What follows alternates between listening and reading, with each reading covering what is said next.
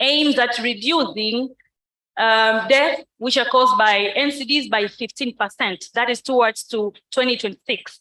And these deaths are the ones we call the premature death, which are from the age 30 to 69.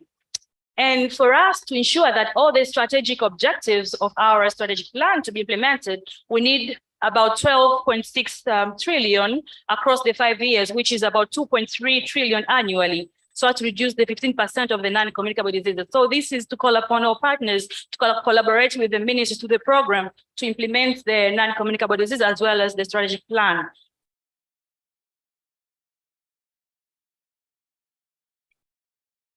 I'll quickly go through our strategic plan has indicators and targets. We have what we want to achieve by 2026, which includes the relative reduction in raised blood pressure, relative reduction in prevalence of the blood glucose, and so forth, as well as the risk factors such as the tobacco use or alcohol use. And the mission of this strategic plan counts to have healthy community free from NCDs, and it has principles across the issues on universal health coverage, multi-sectoral approach, as well as evidence-based. That's why we even have the scientific conference along with this week. So coming to our strategic outcome, what does our strategy mainly have? We have about 4 outcomes. First one is the leadership, governance, multi-sectoral collaboration, and accountability for prevention and control of the non-communicable diseases to have it being strengthened. So here we talk about us having guidelines, having the non-communicable disease coordinators across the country, us reporting our activities towards the government to the higher level, such as the parliament. And coming to the outcome strategy number 2 is to have national capacity for non-communicable disease prevention, health promotion approaches targeting all modifiable risk. So this here, we talk about all the interventions that addresses the alcohol use, addresses the prevention of the tobacco use, issues on nutritional, issues on physical activities, as well as the environmental factors that could impact the health of a society. And again, the other outcome number 3, this is to have the health systems being reoriented and strengthened to address the non-communicable diseases across promotion, preventive, as well as curative and rehabilitative services. So here we talk about our facilities to have staff who are trained, staff with capacity to provide the non-communicable diseases services, as well as to have supplies and medical equipment to our health care facilities. And the outcome number 4 is to have national capacity for non-communicable diseases surveillance and research for evidence-based planning, monitoring and evaluation are strengthened. So this is where we talk about our data monitoring systems, our data capturing tools, as well as the research on the non-communicable diseases. So I would quickly go to what the program has is in line with the strategic objectives. And maybe I could just show you in the part of coordination, what has the program done in collaboration with the partners from the ministry itself across with other partners. So we have the National Parliament Committee on AIDS, tuberculosis, and drug use. This committee now is having a role to oversee issues on non-communicable diseases. And whenever the parliamentary sessions occur, we do go and report the ministry done in the program.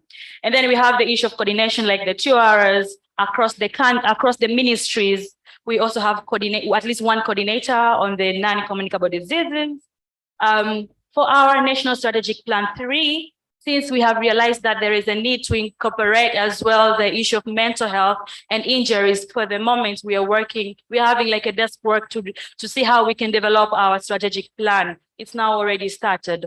And the issue on non-communicable diseases communication advocacy strategy is already in draft. And with this one, we want to shed a light on what to be done across all levels of the country, from the national down to the community, on how to communicate on the non-communicable diseases.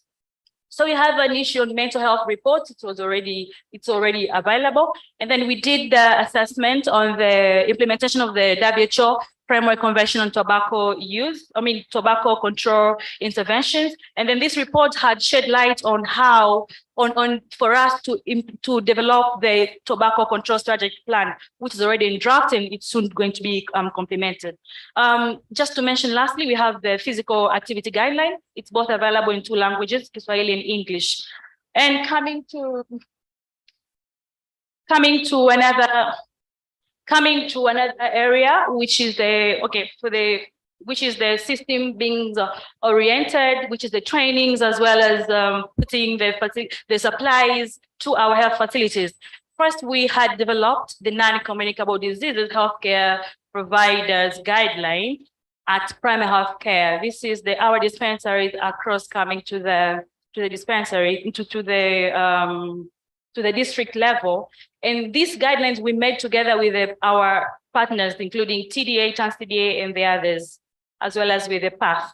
So what we want to do, and for the moment, what we want to do is to reach about 660 health facilities.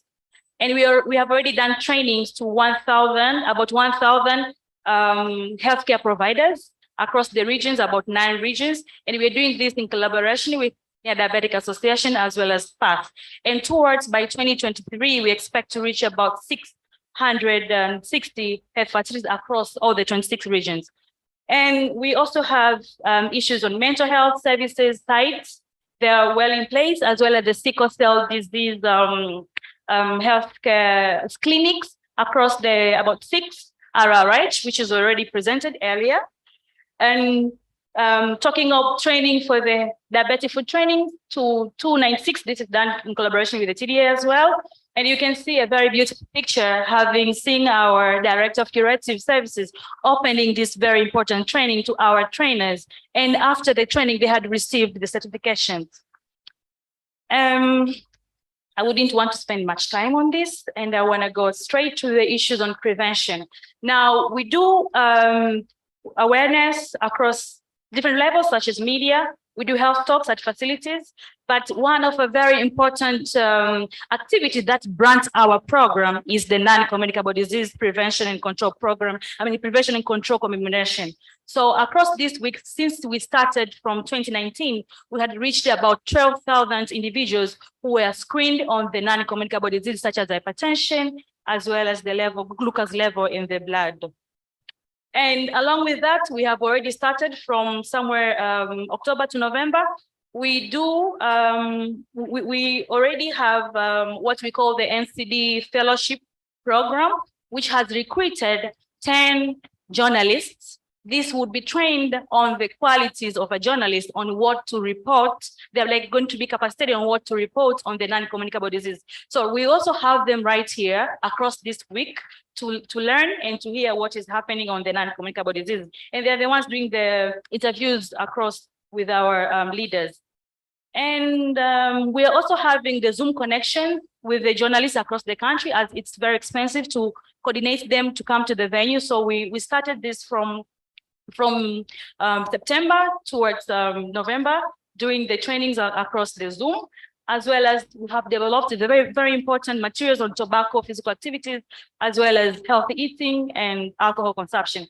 And now coming to the sector, as in we joining hands on what our Samia launching the Afya Yangu Mtaji Wangu, which is continuing. Now the Ministry of Health, in collaboration with other institutions in Dodoma, we are doing jogging at least every Saturday, each morning of each Saturday. So the ministry itself has 2 jogging clubs, already have members, and they do meet at least once in each week on Saturdays. So you can see what to do. Now, lastly, I would love to just show lightly on what we're doing on the data. We had developed the National Institute Research Agenda. It was already launched. As well, we are working on data integration from NCD registers into the existing platform, which is the District Health Information System.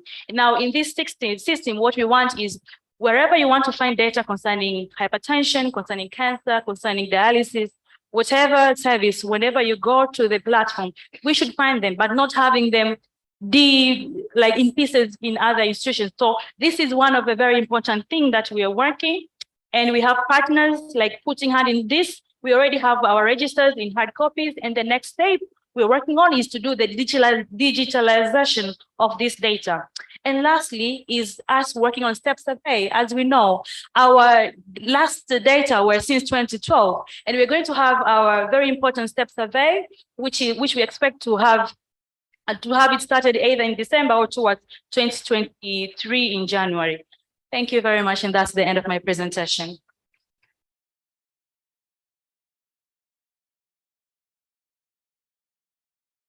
Shall we give her another round of claps?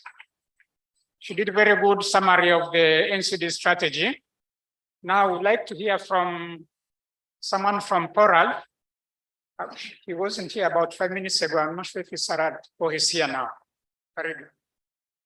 So something on the primary health care. Karibu sana, Dr. Kengia.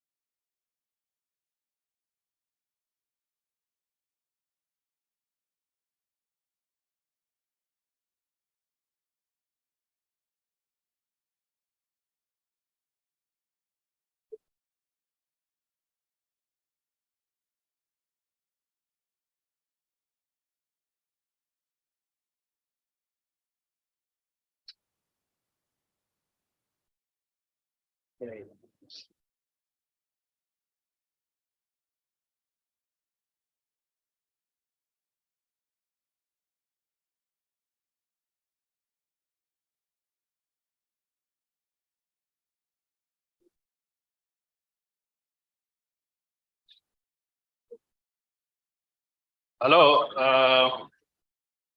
the chairman, dear delegates. I'm going to present on behalf of PIORAC, and here is we'll be discussing about the inclusion of NCD, in particular to primary health care. So my name is already displayed there. So the content of the presentation will be like what you can see in the slide over here, covering the background, governance, and leadership, financing, human resource, self-delivery, community system, and some recommendation and way forward. So we cannot discuss about primary health care if we do not discuss about the role of PIORAC. So the PIORAC role is in particular, we coordinate the implementations. So we are linking also the Ministry of Health as a sector ministry that is responsible for providing the guidelines and standards.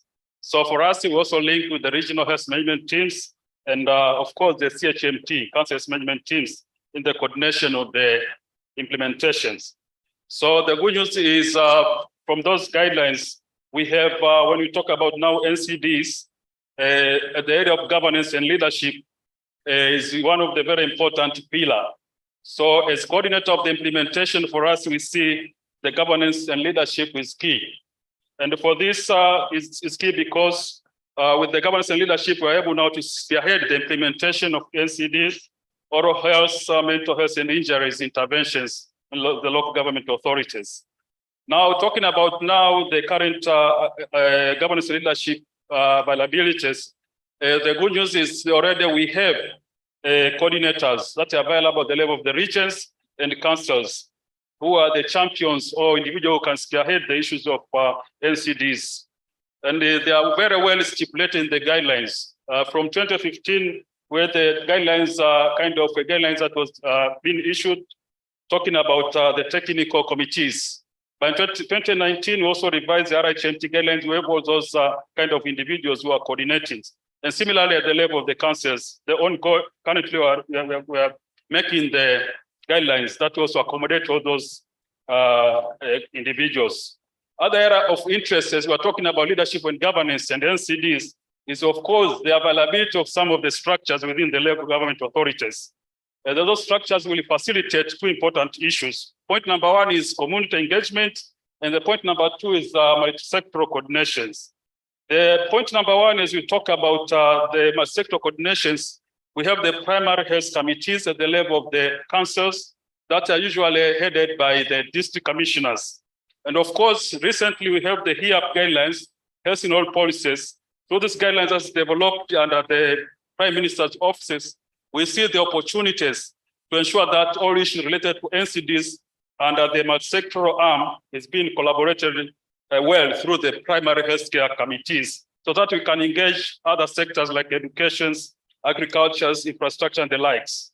Other important pillars, as we are discussing the governance structures for community engagement, usually we have the Council Health Board and the Health Facility Governing Committees that are part and parcel in the process of making the plans at the level of the councils. So those are the areas that we see are important when we are discussing about NCD in relation to governance and leadership. The important area that we can invest upon. Of course, other areas of interest when we talk about NCD that is being also coordinated at the level of the PORAC is the financing aspect. And we're talking about the financing aspect here. We are talking about how are we able now to capture the resources to be used for NCDs. Of course, through the Ministry of Health, we have the tools that are already currently available. Talking about here the CCHP, comprehensive council plans, and the facility plans. So these plans, they have 13 priority areas. And the good news is one of the priority areas for the NCD that covers all aspects of oral health, mental health, injuries, and other classical NCDs. For example, for now, for the financial year 2022-2023, we are able to analyze the budget that went into the NCDs, covering all aspects for the preventive to care and treatment and rehabilitations. So we had around 3.3 billion that was allocated for the NCD. Of course, the biggest portion went to oral health that covered 24.2%. Because of the data of 2021, there's a bit increase in the burden of oral health. But under this area, we need also to appreciate that there's a contribution of the partners that, of course, they are going to present later their contribution that might not be captured through the CCHP and S facility plans. So this one is the display of the areas that we did analyze when it comes to the financing the NCD aspect. You can see there, for example, for injury there is around 10.86%, but for mental health is 6.2%. I'm talking about of the total of 3.3 billion that was allocated for NCDs. Of course, talking about other blocks, we know that we have the issue of health infrastructure expansions through which we can invest in terms of access. But of course, the issue of quality is becoming increasingly important as we are discussing about universal health coverage, quality, and of course, financial risk protections.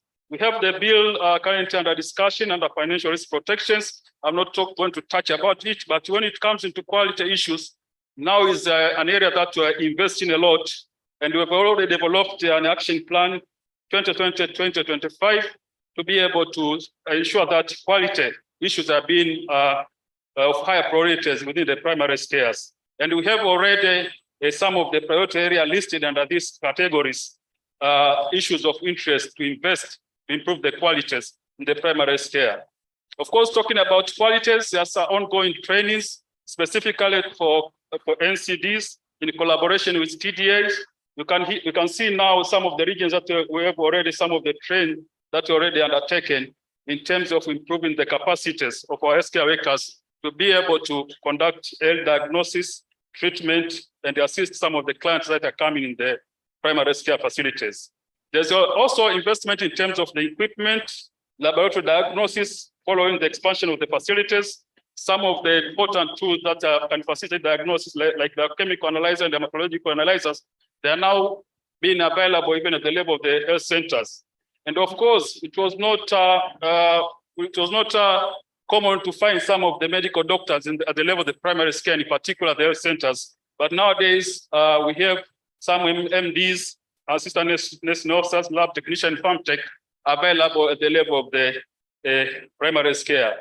Because of that, then that means even the level of technical skills and capacity in terms of managing patients who are coming in the primary cares becoming increasing significant because of the availability of those staffs who are highly trained, coupled with the ongoing on-job training that we're also doing together with the TDA. Of course, the other area that is of discussion is the community health system that is having a number of areas. One of the areas that we need to think about to invest in the issues of community healthcare workers. So we have already the modules that is talking about NCD in the community health workers. We can invest further to see how better we can improve the community aspect, in particular the area of the preventions. Of course, we cannot forget about the issue of school health program that we also need to invest.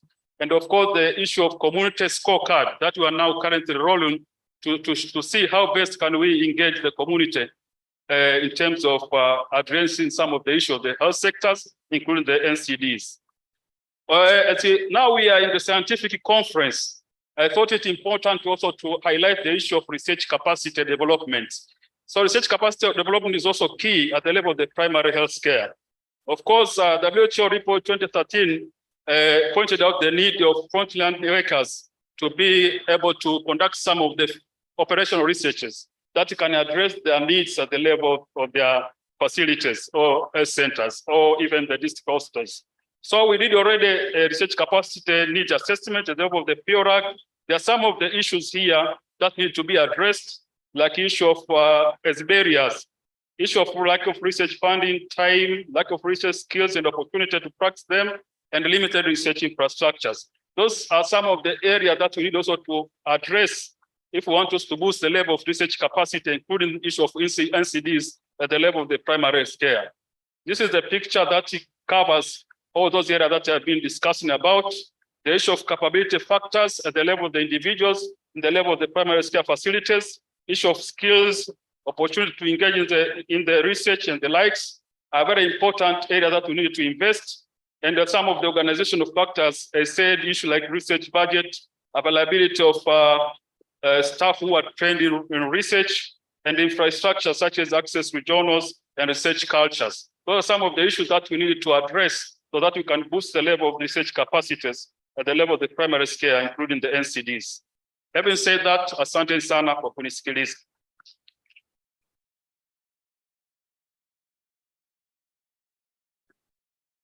Thank you very much. That's the two presenters are from the government. Now we have the partners, and we will start off with Rachel Nungu.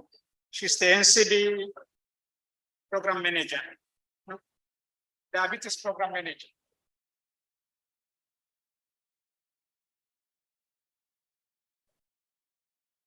Good afternoon, everyone. In front of you is Dr. Rachel Nungu. I'm from Tanzania Diabetes Association. I'm going to present a bit about the program that are under TDA, the short form for Tanzania Diabetes Association, and my fellow Dr. Renatus will come and present other programs. So the National NCD program, it started in 2019. It's a 5 years program that is expected to end in 2024, and it's being implemented by Ministry of Health through the NCD program, PRH, and TDA as implementing partners. And it is being funded by WDF, World Diabetes Foundation, and Novo Nordisk. The important stakeholders for the program is the government, as I mentioned, and we have MOHAS who have been collaborating in different activities, including this scientific conference and research agenda. But we also have other NCD stakeholders, such as those who are working in health facilities and the community.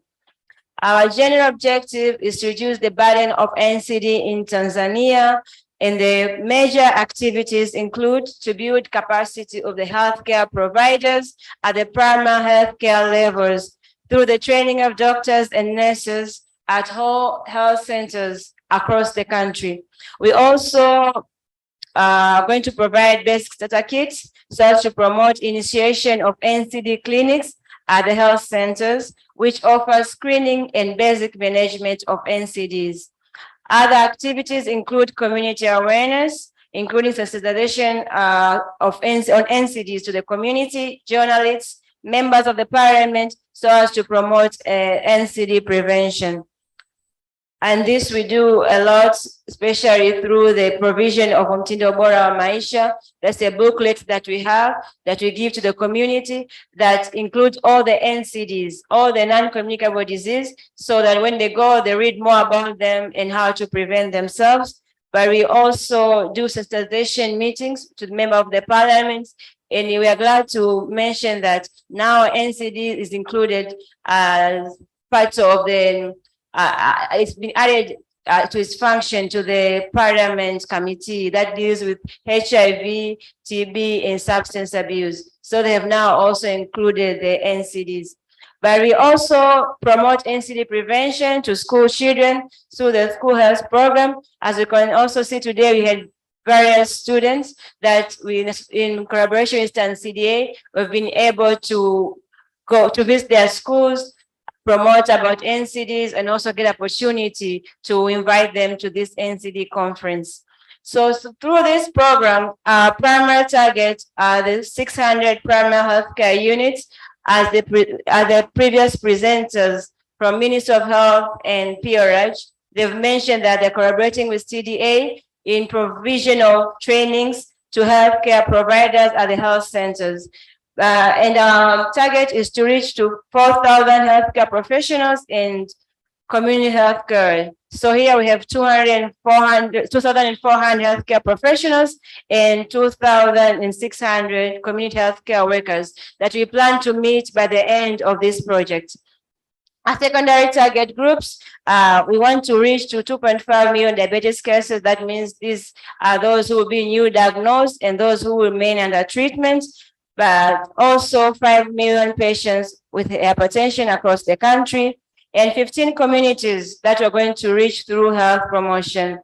So I'll talk more about the NCD training that we've been doing with collaboration, the Ministry of Health and PRH, and our training cascade. As you can see, we usually start with sensitization of RHMT and CHMT, so that they can understand our aim when we want to train these healthcare providers from the health centers. So we start with the higher levels because we want to recruit the TOTs. We want to get trainers from the regional and district levels who will go and train those under the lower levels, like the health centers that we are focusing on. In this way, when we have more trainers, it's good for us so that we know that they will continue training other cadres even when the program is not there. So the first part of the sensitization, we do recruitment of TOTs, and then we do TOT trainings. And from here, the TOTs, they go and do training to healthcare providers within their regions. But now we are doing this in different zones. And so far, we have been able to cover 9 regions, as was mentioned with the previous presenters. And during our trainings, we make sure these trainers and trainees, they go and give feedback to the RHMT and CHMT and their community in general. So far, achievement, we've been able to develop the NCD training materials. These include the facilitator's guide, desk guide that the healthcare providers can use in their clinics when they are seeing patients. So they have the desk guide with all of the NCDs, all the disease, so that they can also revise when they are meeting their clients. And so far, we've been able to train 167 TOTs across the country. That is from all 26 regions. But we've been able to train 974 healthcare workers, of which 491 are doctors and 484 are nurses. And these are from the 9 regions. So we still have 17 regions to go before the end of 2024. And we hope that by doing what you are doing, we'll be able to improve the quality of care, and also most important, to focus more on prevention so that the community can be prevented from acquiring NCDs. Thank you so much. That was about NCD program. And I also would like the next presenter who will present about other programs that are under TDA.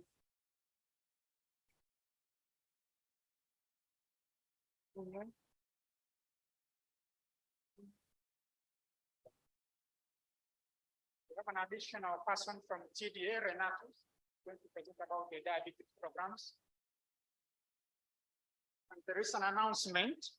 Someone with the card T804 CDS, you left the lights on. T804 CDS, the lights of your car are on. Hello, a very good afternoon to you all. My name is Renatas Fabiano, and I work as a project manager with the Tanzania Diabetes Association. And I'm going to take you through two short presentations. So in addition to the comprehensive national NCD program, Tanzania Diabetes Association, in partnership with various stakeholders, is also implementing the project coordination project, which is a 3-year project funded by the World Diabetes Foundation. And the overall objective is to reduce the limb amputations among people who are living with the diabetes. As we understand, diabetes foot ulcer is one of the commonest chronic complications of diabetes, particularly type 2 diabetes. And there has been a significant number of people whose limbs are being amputated because of the diabetes foot ulcer. So in this project, we intended to reduce the limb amputations which are associated with diabetes. And these are the specific objectives, which include increase the quality of diabetes care, and also to raise awareness on the diabetes complications in the general population, to capacitate healthcare providers so that they are able to provide the diabetes foot care services, as well as capacitate leisure and diabetes clinics for their annual review of the diabetes foot services. So the target is to reduce limb amputation by 50%. According to the baseline survey that was conducted by the Ministry of Health and the PRH, which was concluded last year, up to 70% of non-traumatic amputations are associated with diabetes. And we intended to strengthen the capacity to provide diabetes care services in at least 34 clinics across the country. Also provide the facilities with diagnostic equipment so that they are able to do the assessment and take care of the diabetes foot complications. And also at least 120 healthcare providers of different cadres are expected to be trained in this particular area, who will be able to provide screening of foot among those who are living with diabetes to a total of 30,000 people. So these are the stakeholders, as I mentioned, the government itself, the WTF, who is the funder, also professional bodies. We work with academic institutions, including the MUHAS. These are different various activities that have been implemented during this project, where the team is in place. There's been several stakeholders meeting, and we have developed the training manuals, treatment guidelines, and the other IEC materials, which will be distributed to the community, but to the facilities as well. Also intended to train healthcare workers. As of now, 156 trainers of trainee have been trained. 80 doctors have been trained at the regional hospital levels, and 216 nurses have been trained in the area of diabetes foot care. We continue with procurement of the equipment, and this will be distributed to all of the facilities.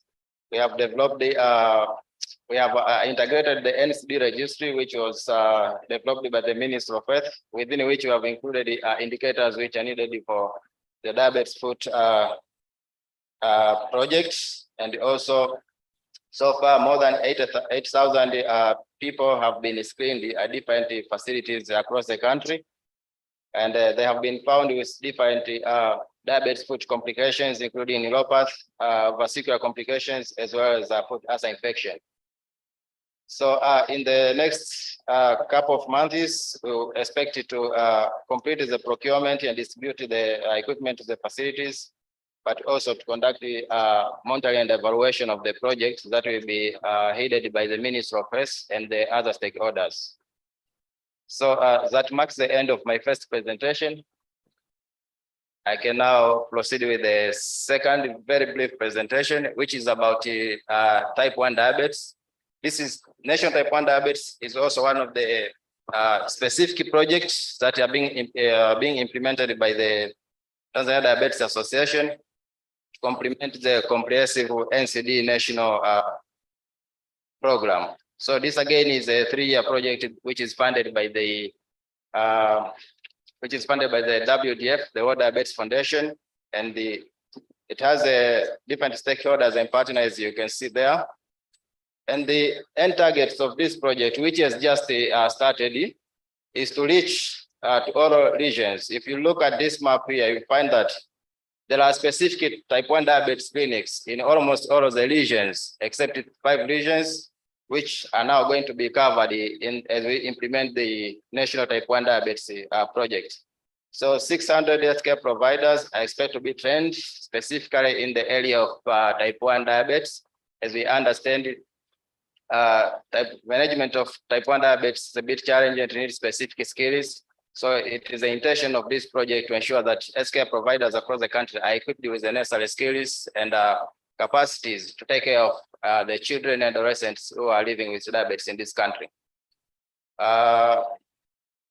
So capacity building, we also want to go further to empower patients themselves, their families, and also engage in schools so that they can be able to support and help these children and adolescents who are living with diabetes wherever they are, whether they are at home or they are in school. And also we continue with efforts to create community awareness about type 1 diabetes, as we are doing right now. And that marks the end of my second presentation. Thank you for your attention.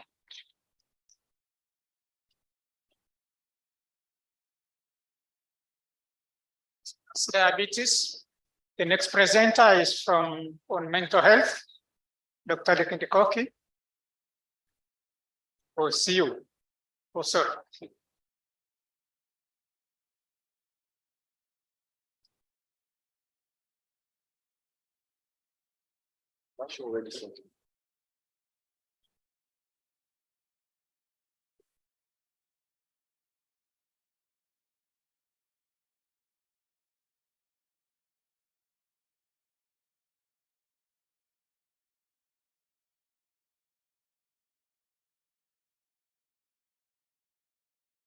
Good afternoon. I am Samuel Lekindikoki from Muhimbili University of Health and Allied Sciences. But I've been requested at the capacity of professional associations to present about what came out of the first mental health forum and dialogue, which was done last month in Dar es Salaam. So thank you so much, TDA, for including the mental health component in this talk. And I think it is very important to talk about mental health. Before going there, maybe I can say a few things. One, mental health has been lagging behind for many years. And we know there are so many things that pushed us to that space, including stigma.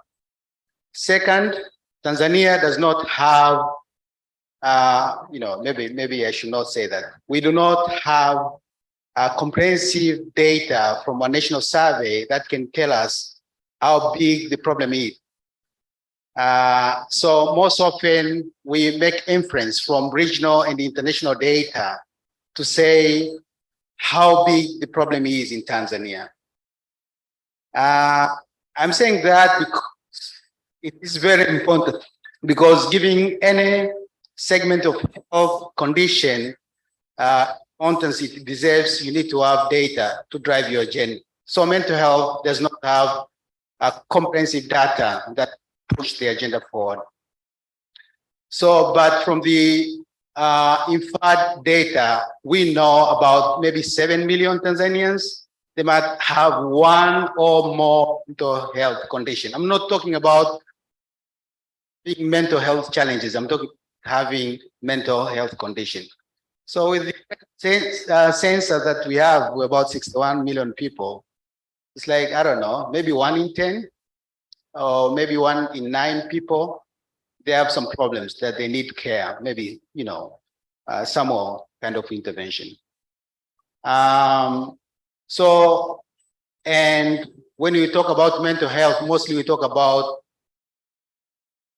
BDT and we don't talk about mortality. So, you know, if, you know, I'll prefer talking about people not dying and not just morbidity. So mental health is about cost associated with morbidity and not mortality.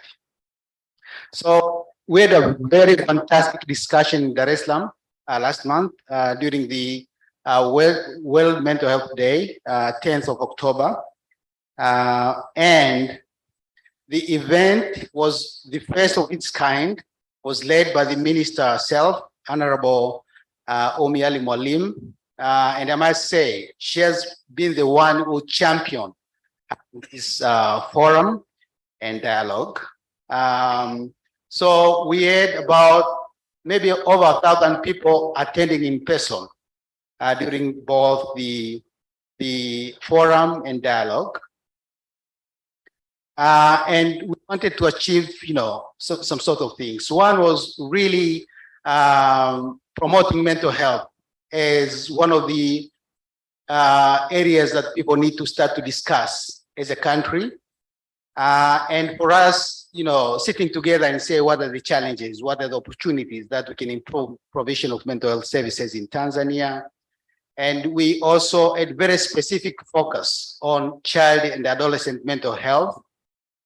Because we know global data, you know, shows that 60% of burden of mental health belongs to children and adolescents. And then we had an opportunity to really discuss about enabling environment, what are the policy-related issues, what are the laws-related issues, guidelines, regulations, and also evidence-based programming and human resource for mental health. So quickly,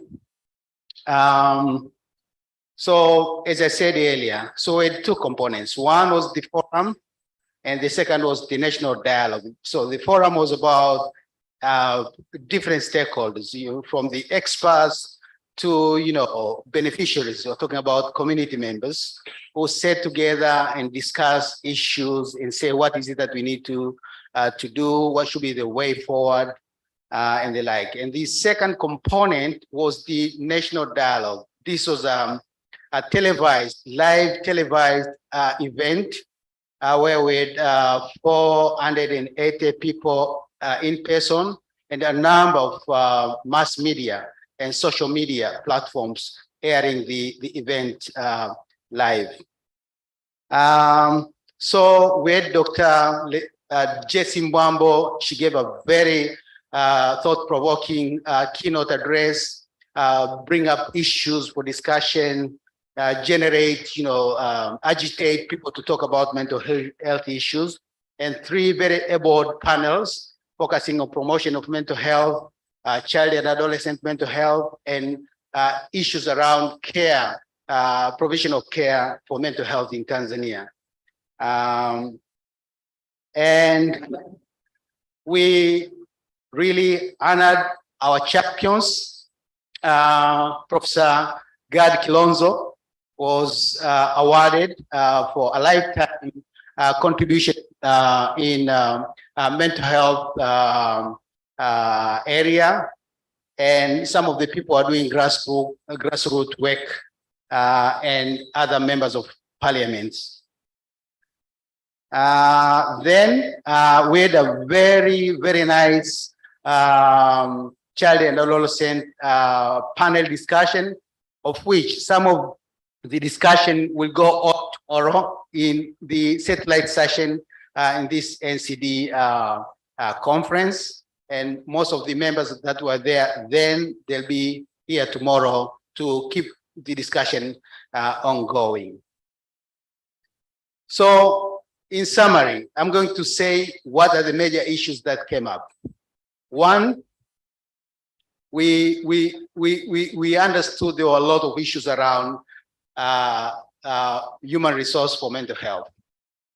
And what we said, there is an urgent need to increase capacity of human resource for mental health. We're talking about teachers because we're talking about challenges our kids have in schools. We're talking about social welfare officers who are the providers of psychosocial care and support. We're talking about psychologists and counselors, nurses, clinicians, and some of the structures that are, in place that is providing community level services. And we say we really need to fast track the inclusion of psychologists in the government scheme of service. Currently, the government does not employ psychologists. Maybe they can be employed as social welfare officers, psychologists. And also we said, looking at human resource for mental health, the number of people enrolled within different programs at the university and secondary level training, the number is dwindling. And then there's a need to really increase the enrollment to make sure that we have enough human resource for mental health. Then number two, there was an urgent call to increase access to mental health prevention and responses. Just in a nutshell, we know that a lot of people struggling in silence. People have mental health issues, but they do not go for care. So mostly it's because of stigma. People can't picture themselves going to see a psychiatrist, a psychologist with mental health issues. So we need to address stigma through massive nationwide mental health awareness creation. And also one of the barriers identified was cost associated with utilization of mental health services. Mental health conditions are chronic in nature. So it requires a lot of financial investment to really help people with mental health services. So the call to include mental health services within the insurance coverage, the government insurance scheme. Number three was increased availability of mental health services. So one was cadres that provide, and two, improve access to medication, medical supplies, and infrastructures. If you go across the country, the infrastructures for provision of mental health services actually are appalling, and there's a need to really making sure that the spaces available to provide health services are in good shape. Around legislation, and these are the documents that can act as enabling structural factors. Those are called to review some laws to address online platform abuse, because there was a strong feeling that a lot of risk for mental health issues. Then there was a call to really address the medical legal issues of suicide. Of recent, as you may recall, there's been a lot of violence reported, self-inflicted violence and violence perpetrated to other people. So suicide is a big deal in Tanzania. And we know that suicide is, taking your life is, trying to take away your life is a criminal offense in Tanzania. So there was a call to look at the medical legal aspect of suicide and make sure that we treat suicide as a medical condition and not as a legal problem.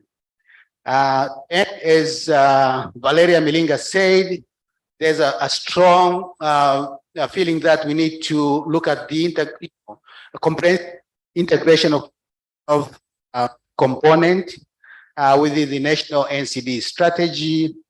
A discussion is underway, I know about that has to happen, and having costed operational mental health plan, stroke strategy that can pave the way for moving the mental health agenda in Tanzania. So also, Tanzania lagging behind most of other East African countries when it comes to evidence. Ethiopia, they have huge data to understand the situation of mental health. Tanzania have a report that somehow gave us an understanding of what is it like with mental health in Tanzania, but we don't have concrete data to understand some of these magnitude and determinants. So the call was, we need to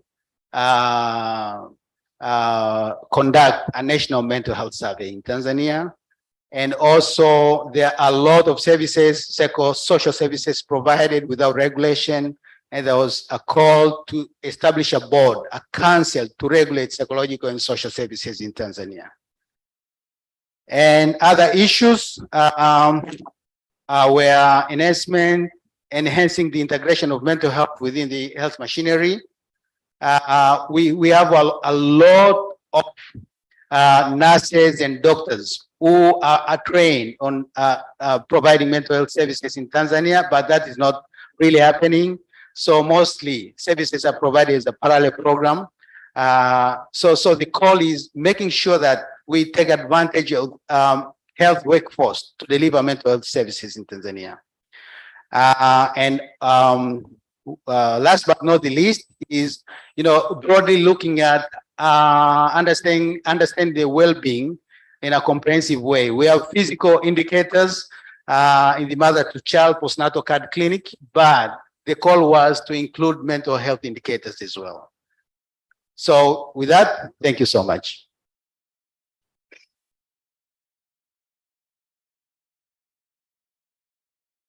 Thank you for the good presentation. This mental health is not being left behind. Our next presenter is on accidents, emergencies from Moi. William Mugisha.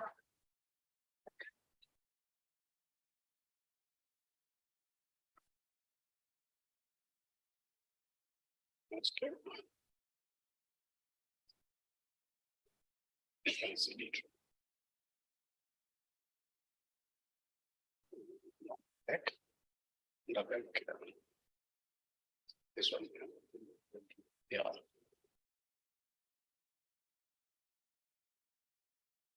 Hello, good afternoon. So I'm Dr. William Gisha, an orthopedic and trauma surgeon from Moi, but also an NCD master trainer on the trauma modules. So first, I'd like to appreciate the TDA and Ministry of Health programs for having invited me to present on the trauma and the injuries, giving a vision of the situation in the country. So the topic is on the escalating trauma-related mobilities and mortalities in Tanzania.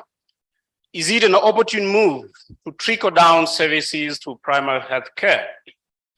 So very briefly, I will talk of the problem of trauma and injuries in the country, but also the global perspective.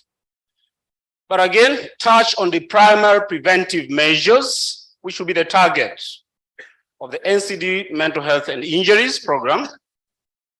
And more importantly, again, touch on the contemporary approach in the secondary prevention, and then look on the way forward. So injuries, and especially road traffic injuries, are a public health problem globally, but also in our country.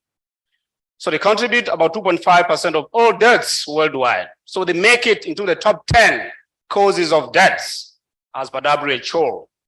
So only next to cardiovascular disease, cancers, and respiratory disease. They actually cause more mortalities, about 3 times higher than malaria, than maternal deaths, and even some of the other infectious diseases. So injuries are really a problem. Worst of it, 90% of the road traffic injuries occur in the low and middle income countries. As you can see from this WHO global report on road safety, Africa and especially sub-Saharan Africa contribute significantly in the morbidity and mortalities from road traffic injuries. So we can see in Africa, the figure is 26 deaths per 100,000 population, as opposed to the average world average of about 18 deaths per 100,000 population. But in Europe is even more lower, about 10 deaths per 100,000 population.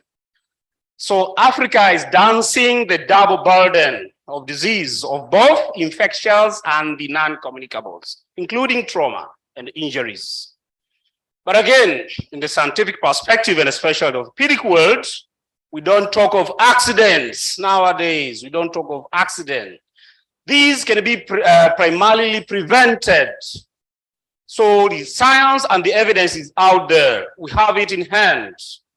Infrastructure, overspeeding. If you don't follow the traffic rules, you'll end up in crashes. So these are crashes. They are not accidents. You see, a V8 driving along this container, a crash will occur. It is known. So if such happens, it's not God-given. It is a crash, a motor traffic crash. Somebody driving from Dar es Salaam to Mbeya wants to get there by a car in 2 hours. That can never happen. So what happens is a crash, simply a crash, motor traffic crash, not an accident. It's not a God-given. And such things you see in the motorcycles, reckless driving. So these are known facts. So in Tanzania, we did know this, ranks in the top 10 of countries which have very high rates of mortalities from road traffic injuries by WHO. Nigeria has about 3 times the population of Tanzania as of now, 200 million population. But the death rates per 100,000 population is even low. So because they have taken actions and measures in preventing road traffic injuries. But again, the control of mortalities and morbidities. So the average from trauma registry is that we have about 8 to 9 deaths per day, giving a figure of about 3,000 deaths per year from road traffic injuries. So it's really a problem that we need to address and take measures and efforts. So as we talk of diabetes and other NCDs, that are the lifestyle changes in the past decades has increased the prevalence of diabetes and hypertension. So the same is happening. The same is happening in trauma and injuries. Socioeconomic factors have changed in the past decades. So there is a 44% rise in road traffic injuries and a 64% increase in deaths from road traffic injuries as well. Because socioeconomic factors have contributed to that. Anybody can have a border, anybody can have a car, and with restricted infrastructure. So about 40% are from road traffic injuries in hospitals, but again, up to 70% of road traffic injuries are contributed by motorcycles. To prevent injuries primarily from not happening is a multi-sectoral approach. It needs an integrated approach. We need to involve the ministerial level, but again, the police forces and other stakeholders. But again, we need to activate and improve our Tanzania Emergency Preparedness Response Plan, which started in 2012. And as we know of the recent plane crash and what transpired. But again, involve both non-governmental and government organizations. So we need to take efforts there. Improved infrastructure is a known scientific fact that crashes will go down. We know of the recent Wami Bridge construction, the 8-lane construction from Kimara to Kibaha in Dar es Salaam should not be news at this juncture, because we know such planes and lanes in the roads, especially the main trunks, will help reduce mortality and morbidities from road traffic crashes. So on the right-hand side is the Texas highway with about 30 lanes. So with 30 lanes plus, with speed limits and improved traffic system, very low mortalities and morbidities will lead from such crashes and the just interchange, of course. So this should not be news.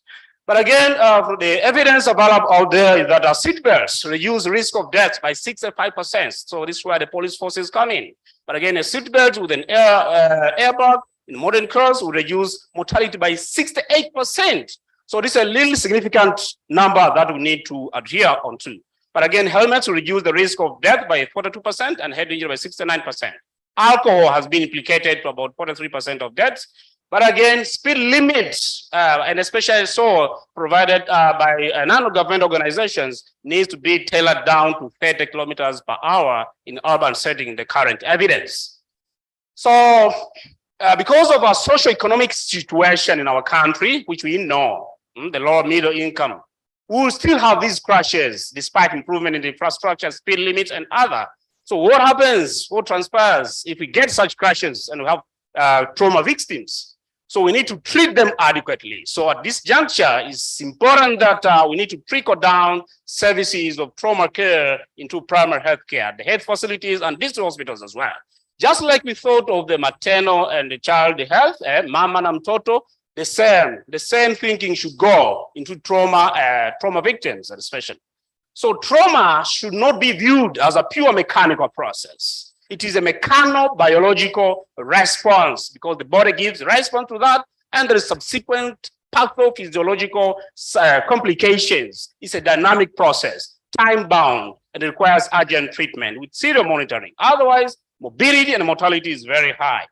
So at this juncture, we need to incorporate and invest at the primary healthcare with all plenty of gadgets, staffing, and the technical know-how through training, and of course, improve the trauma referral systems. These are the gadgets in secondary prevention, treating of trauma victims, and especially post-traumatized patients.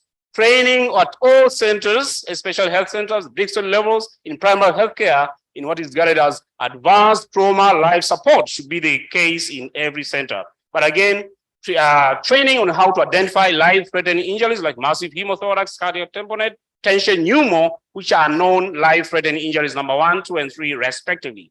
Airway management, breathing management, circulatory management, these are the gadgets that need to be present at every aspect of the primary health care. So primary health care centers should not be referral points. They should treat and optimize polytraumatized patients optimally.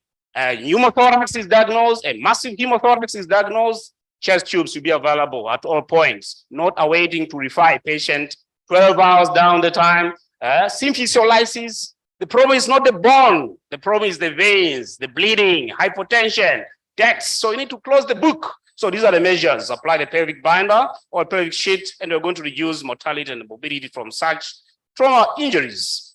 So trauma and injuries contribute significantly to the morbidity and mortality in our country.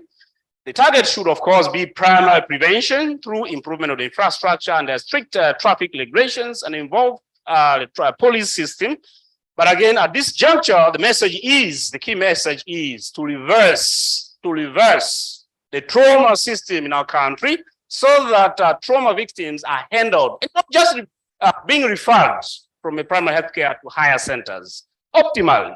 So primary healthcare centers should not be referral points. Optimal treatment and interventions should be done before referral. And of course, at this juncture, we need a proper operational plan and planning which is specific to injuries and trauma in our country, just as the ministry has shown a way already through establishing NCD mental health and injuries strategies. Thank you very much.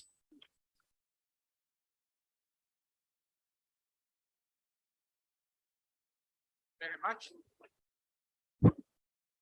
Now we have 5 minutes left. Unfortunately, we started late because there were media people there talking to our officials, but I'm told we have to finish by 1. So I'll give 2 minutes to each of the others, the remaining presenters. 2 minutes. The next one is BBA Saidi on air pollution.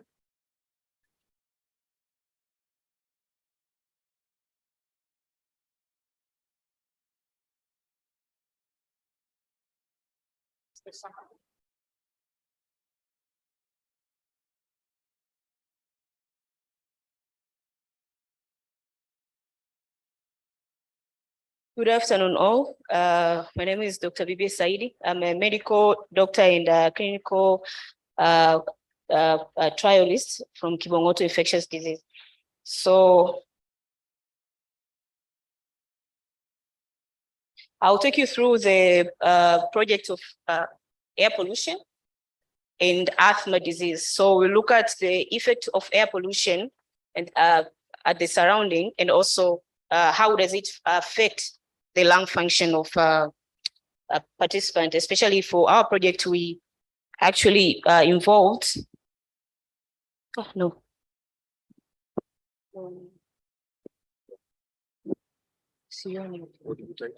Air pollution.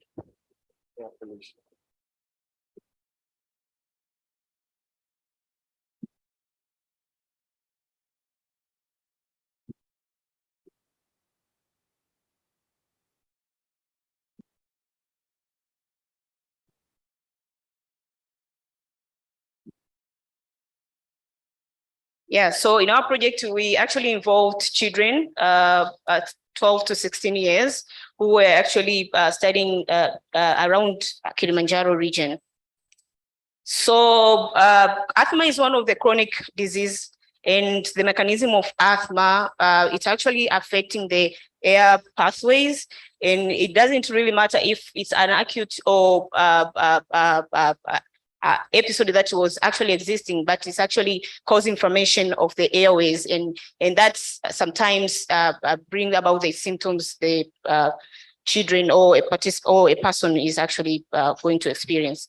So as we know, in the air, we actually have different particles that contribute to air pollution, and most of the particles are particulate matter, and that is particulate matter 10, which is air pollution of diameter of 10, and particulate matter of 2.5, which is the finest air pollution. That is actually one of the components of air pollutant.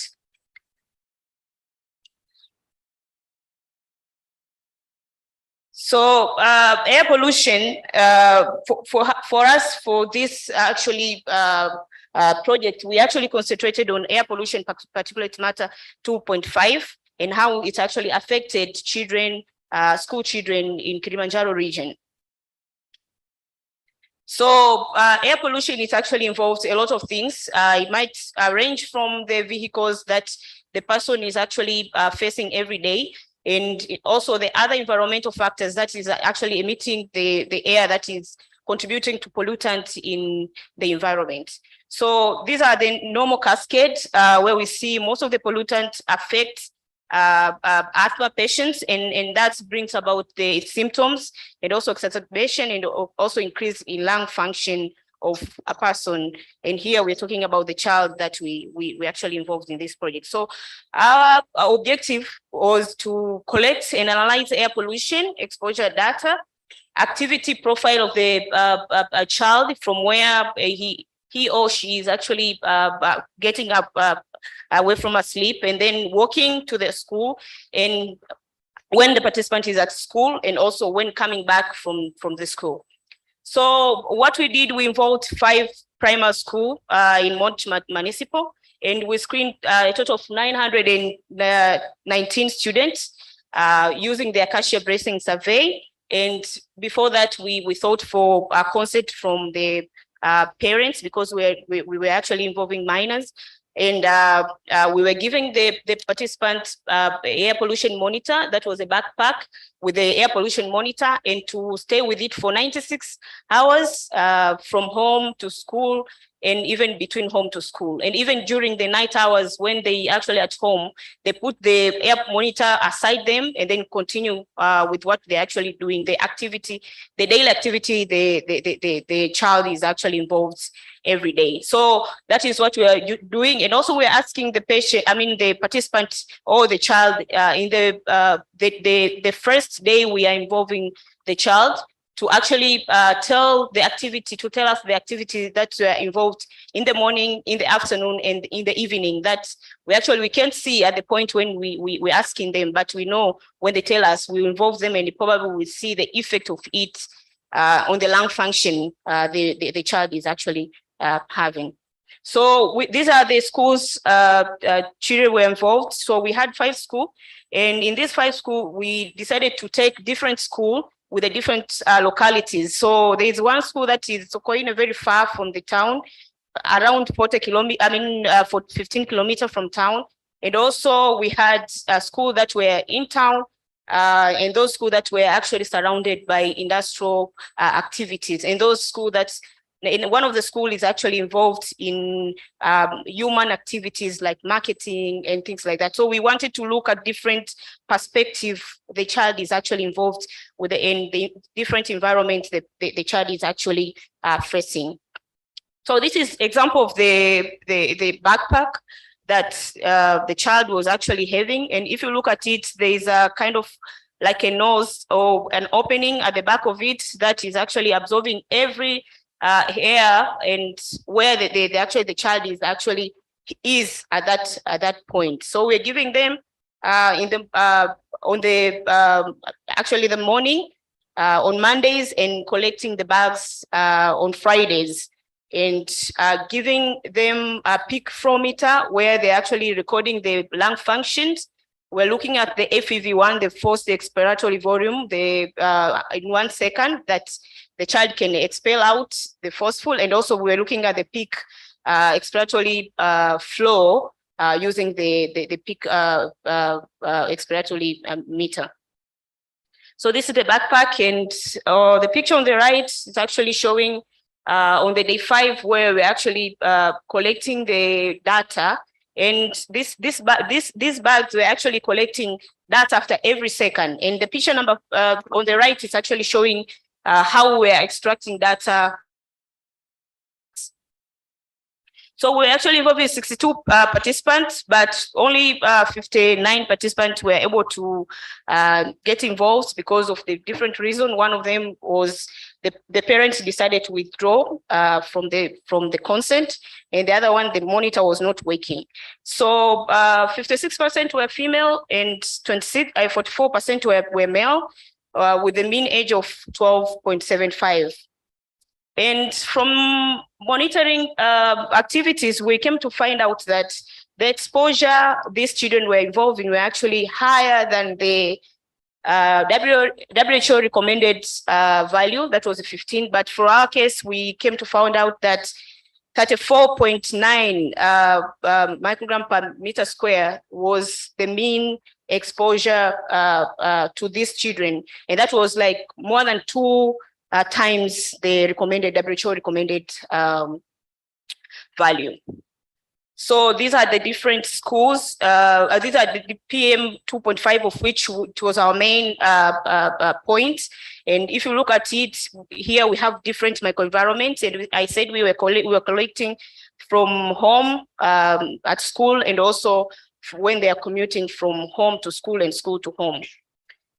So these were the finding, and if you look at it here, we can see the commuting is actually contributing a lot of air pollution exposure, and it had a very big meaning. But if you look at the all-time exposure, you see there are 2 schools that were involved more, and this was Mandela and Azimio.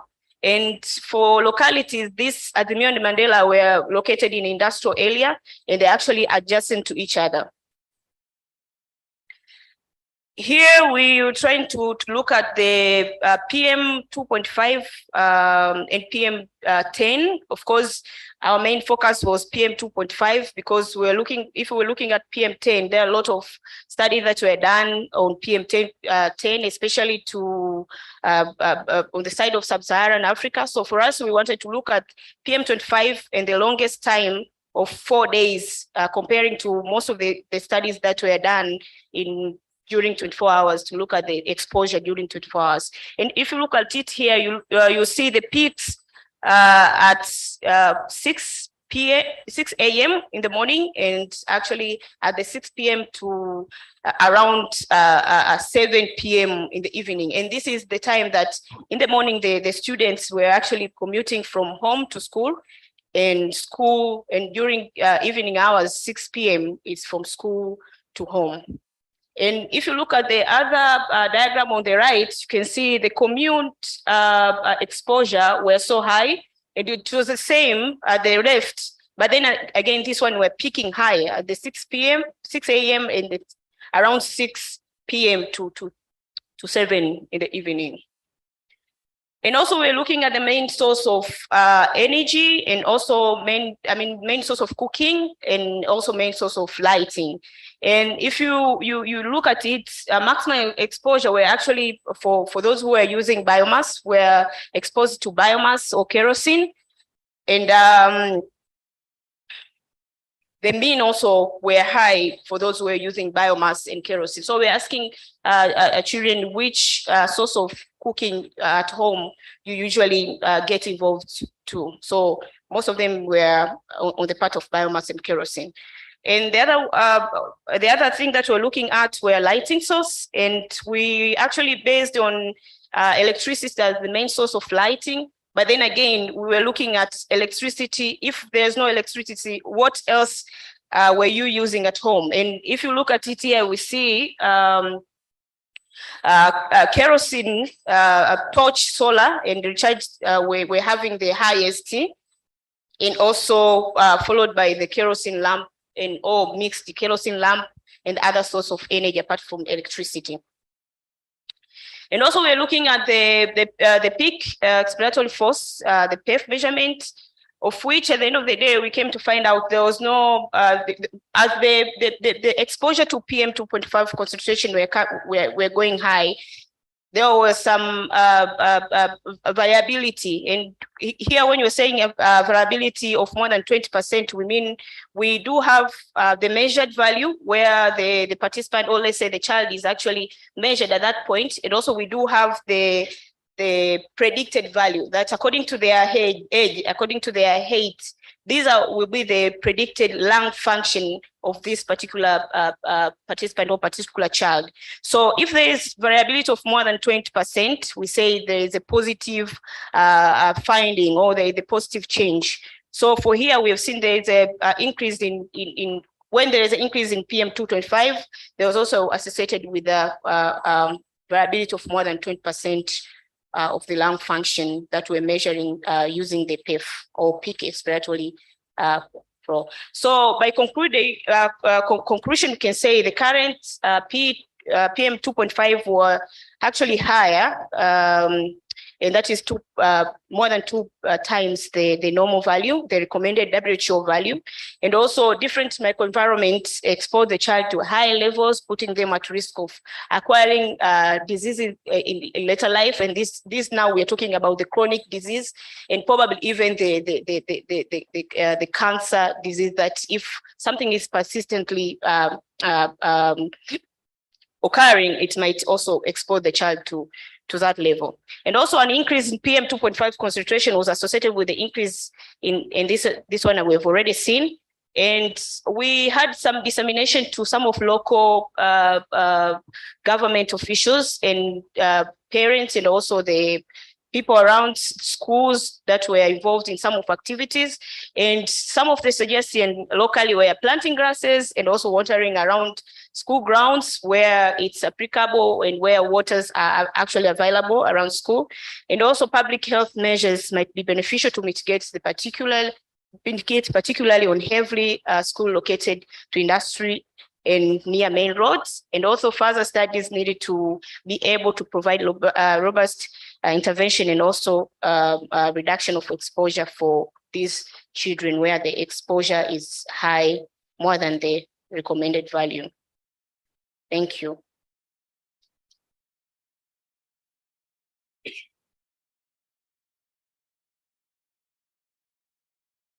Yeah, a little bit behind when it comes to air pollution. I'm glad to see that they are now coming up. So thank you very much. Last but one presenter.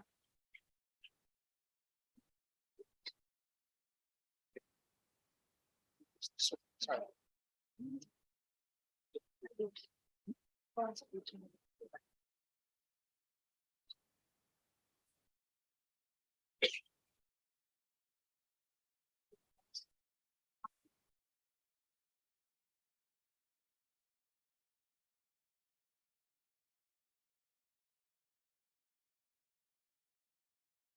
Good afternoon. So I know I'm aware we're running out of time, so I promise to take 3 minutes, but I would like to dedicate my 1 minute to a very tragic incident that we had on Sunday. So I would like to request everyone, if possible, could stand up and at least give 1 minute of silence, those colleagues that we have lost and the other people that we have lost in our tragic accident on Sunday. So can we please observe 1 minute of silence? Thank you.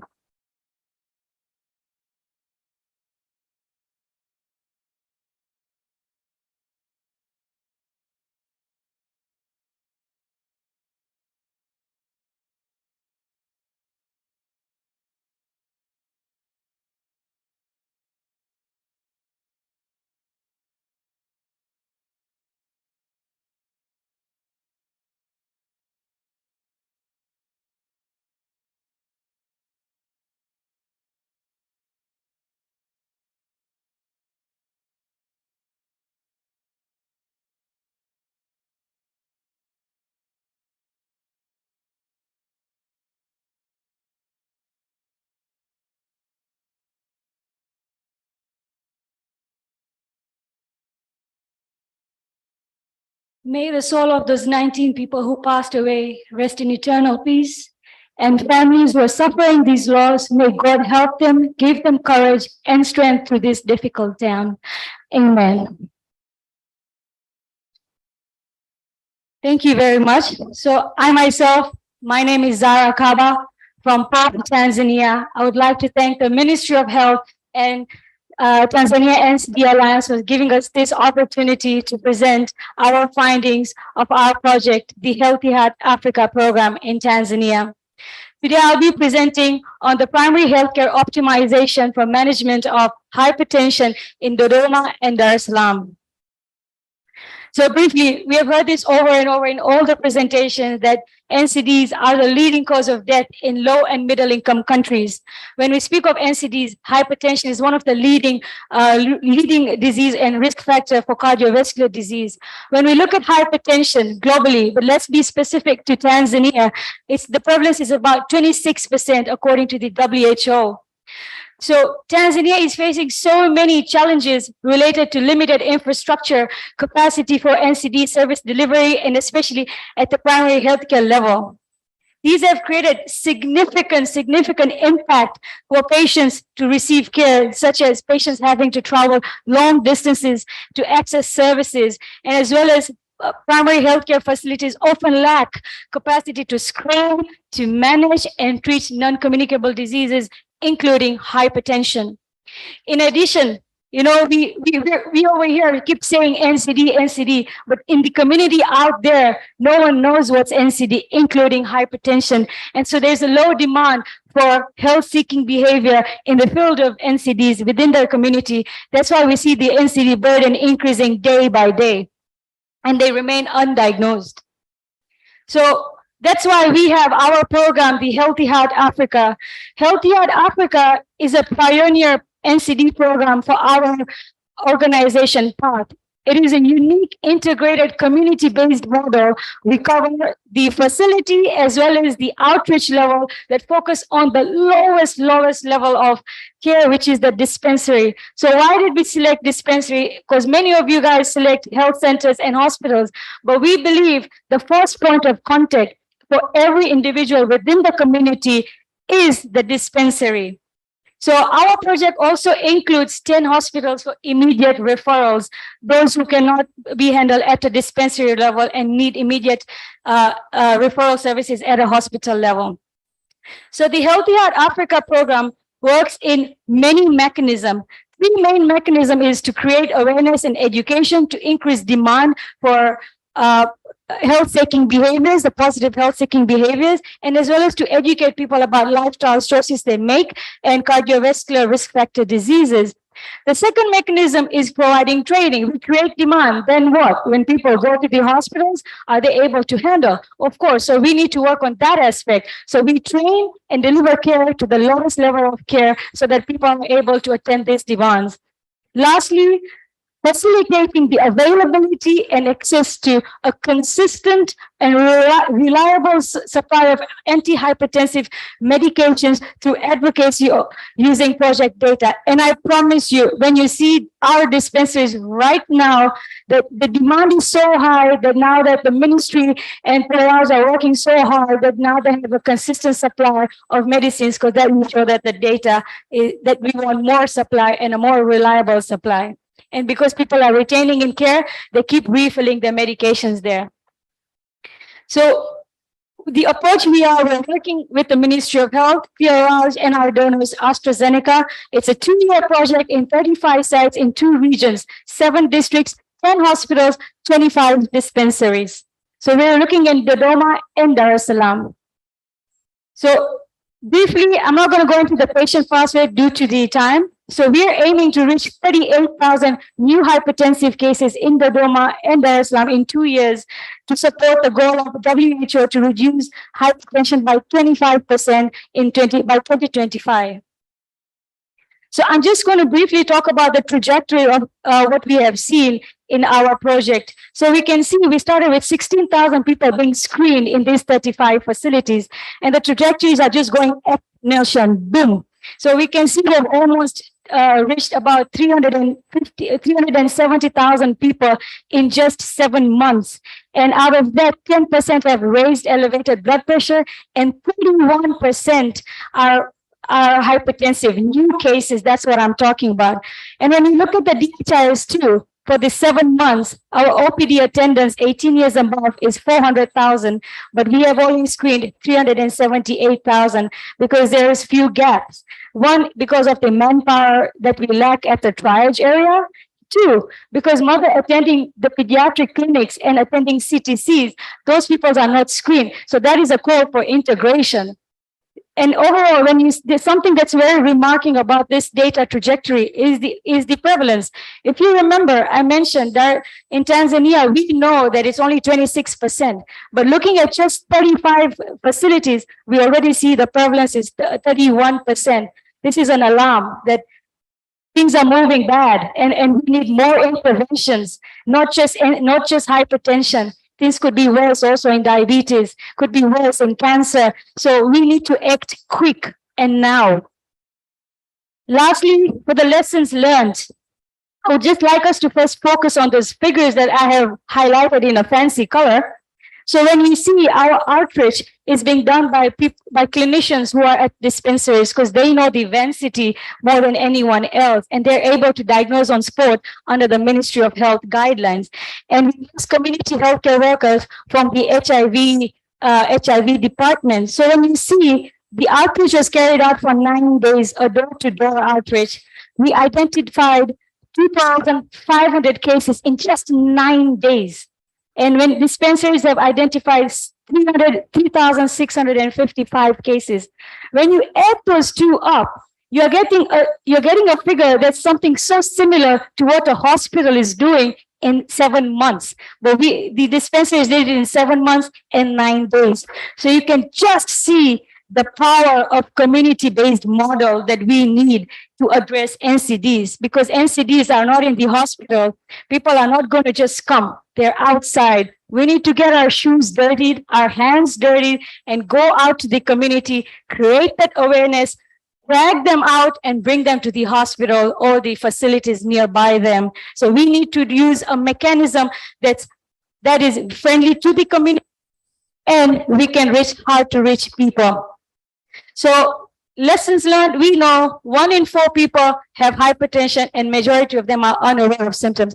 And I promise you, each one of our clinicians can testify to this. When they go out, you see people with 290 having a nice Fanta, walking around like nothing has happened, laughing, but they're hypertensive, they're unaware of it. So we need to act quick. Number 2, integration. Integration is key.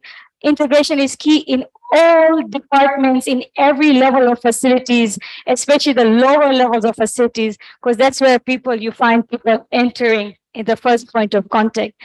And lastly, I can't emphasize enough, please, let's strengthen the referral linkage system, because if dispensaries are unable to do it, we refer them at a higher level. If people are in the outreach activity, things are out of hand, we need to refer them immediately to the dispensary or wherever necessary.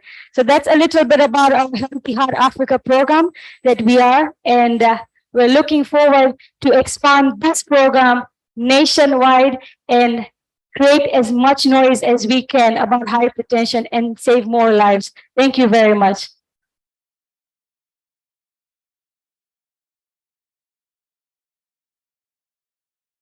You will agree with me that that's a good lesson for us working on diabetes, hypertension, what to do at the community level. Our last presenter, she's going to take only 2 minutes. Good afternoon. Dr. Lee Kindikoki, are you here? I think I'll need a session on mental health from 10 minutes to 2 minutes. Meaningful involvement. Good afternoon, everybody. My name is Happy Nchimbi. I'm the project manager for Tanzania NCD Alliance. And I'm going to talk a bit on meaningful involvement of people living in the NCD. So since morning, we have had a lot of programs, research on NCDs, but also improving health systems. But whom are we targeting? We usually target people living with NCDs, but these are the last group being considered, especially in decision-making, but also in different programs. They are usually not involved, but they are very important stakeholders. So we understand the meaning of people living with NCDs, but we usually left out the relatives and caregivers because it's almost the same as the way the patient is suffering. They usually also seek the same. So what people living with NCDs? First of all, we have been working with people living with NCDs for a very long time. It's a strong group. They are experts of their own conditions, but they are individuals with rights, needs, hopes, responsibility, and aspirations. So within Tanzania NCD Alliance, we usually conduct different trainings because we know it's important for them to be trained, especially on condition they have, but also on networking. We usually invite people to play important role in different projects, but also we usually recruit people living in the NCD to take responsibilities of a project. Non-involvement means designing and implementing a project without engaging people living with NCDs. We have had a lot of research, and after research, getting the results, we usually plan or intervene to prepare a different project, but we never involve them, giving them the results so that they can be part during the implementation. So within the Tanzania NCD Alliance, within our vision, it encompasses the importance of improving the welfare of people living with NCDs. We usually involve them in different meetings. They are part of the TANCDA Board of Trustees, but they usually participate in different meetings. And in 2021, we launched agenda of people living with NCDs, and their main key areas were first, human rights and social justice, prevention. They really want to be involved in prevention aspect so that people can understand the lived experience by them sharing the experience, treatment, care, and support, and meaningful involvement. Since I was given 2 minutes, I've used one, and the other one, please, Dr. Anisette, type 1 diabetes, come and give us your experience in 1 minute, and why is it important for you to involve?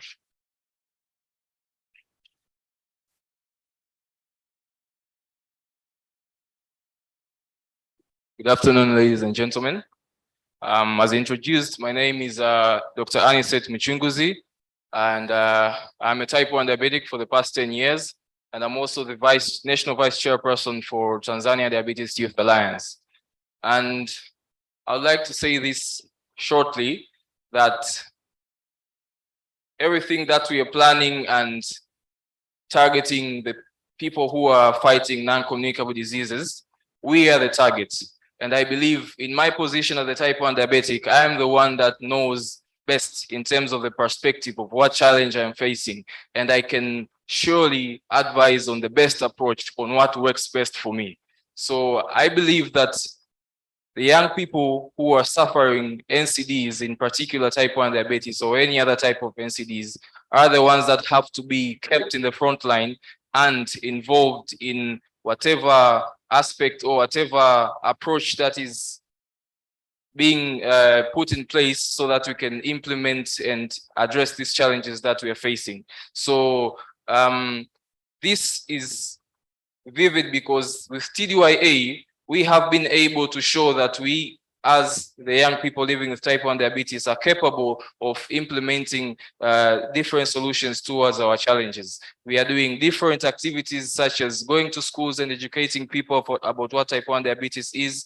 We are going into the media and having social media campaigns on what are the true challenges and what has to be addressed as far as type 1 diabetes is concerned.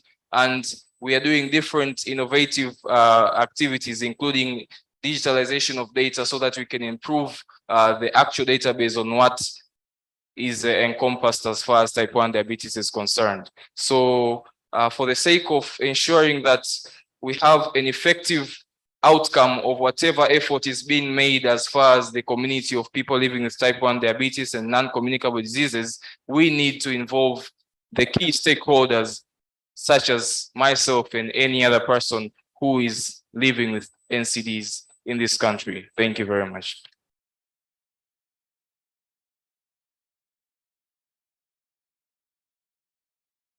So we've gone through all the major NCDs except cancer. But I can assure there is also a cancer program going on. We don't have time to discuss that. And since we don't have any more time left, we are supposed to be having our lunch now. The guest of honor is around, so we are supposed to, immediately after lunch, we're supposed to have the opening session. So I wouldn't like to, there's no time for questions. I'm sorry about that. So we break off for lunch. And after lunch, we should be ready for the opening session. Thank you very much for the presenters. Let's give them claps. And for all of us, thank you very much for attending. Clap for yourselves.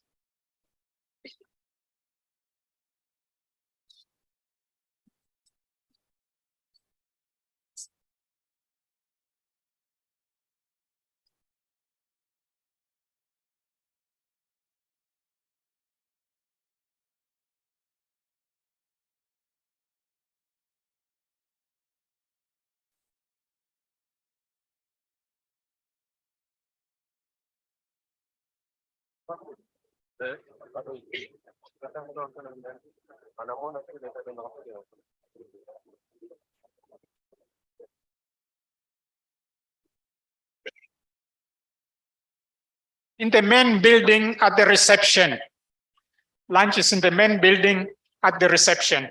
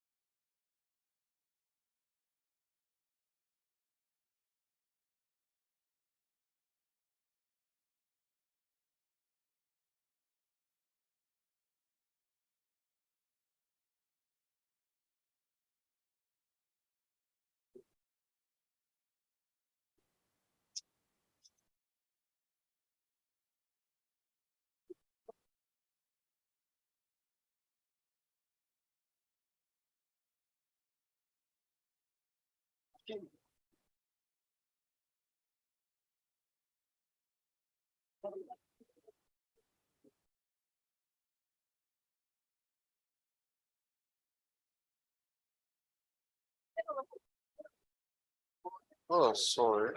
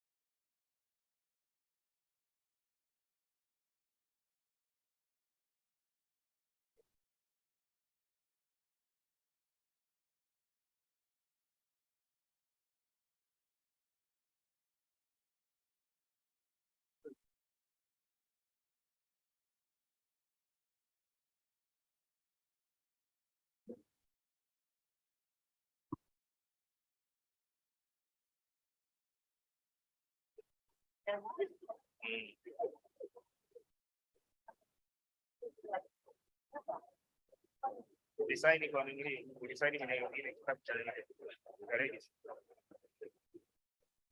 Sawa, mimi ni sababu. Mimi ni kazi ya baada ya elimu na speech. Naona ile story kwa saa 8 kamili.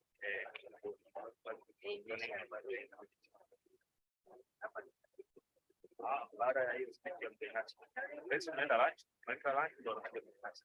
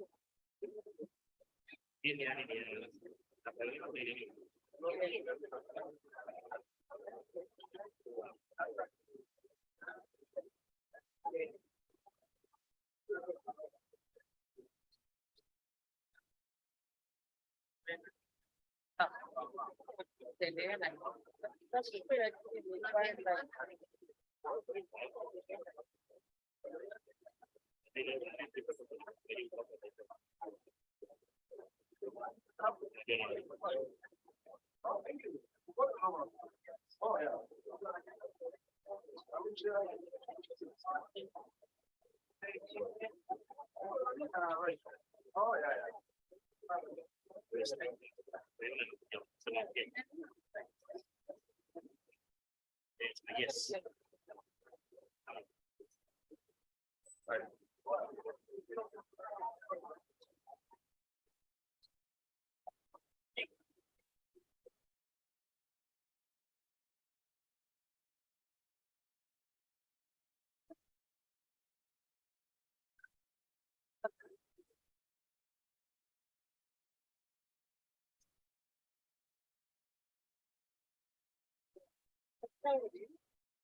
Right.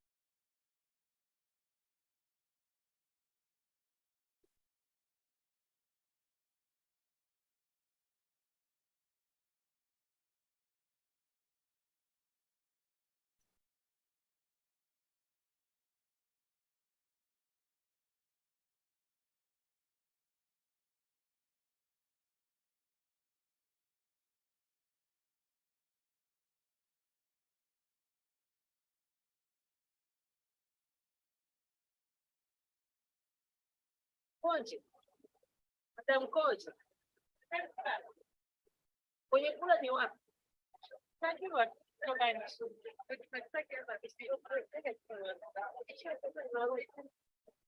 wachagua vile. Ndio opening.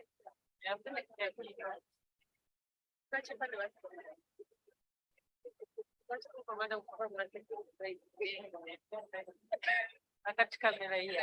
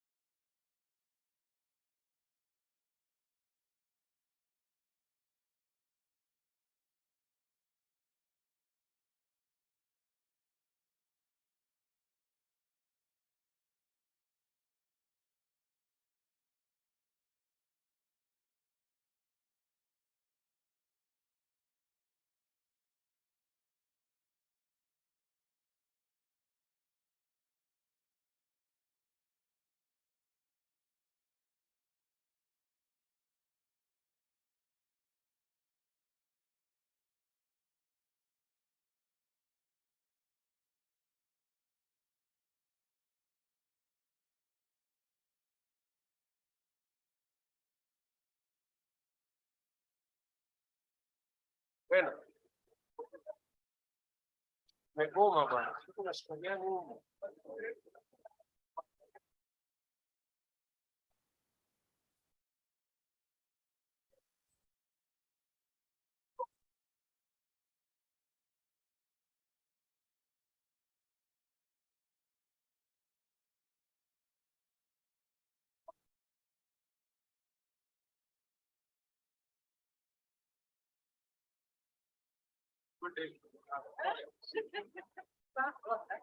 Mimi mnaningojea?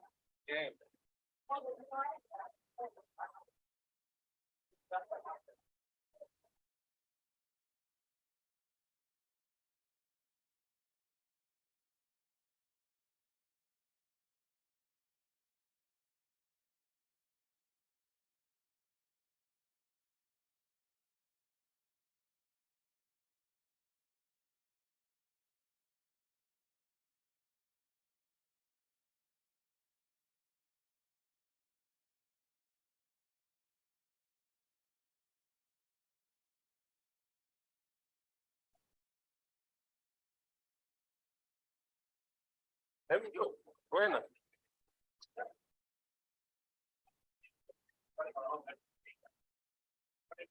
Watani. Mimi sina. Naenda pale reception naomba exercise. Ndio.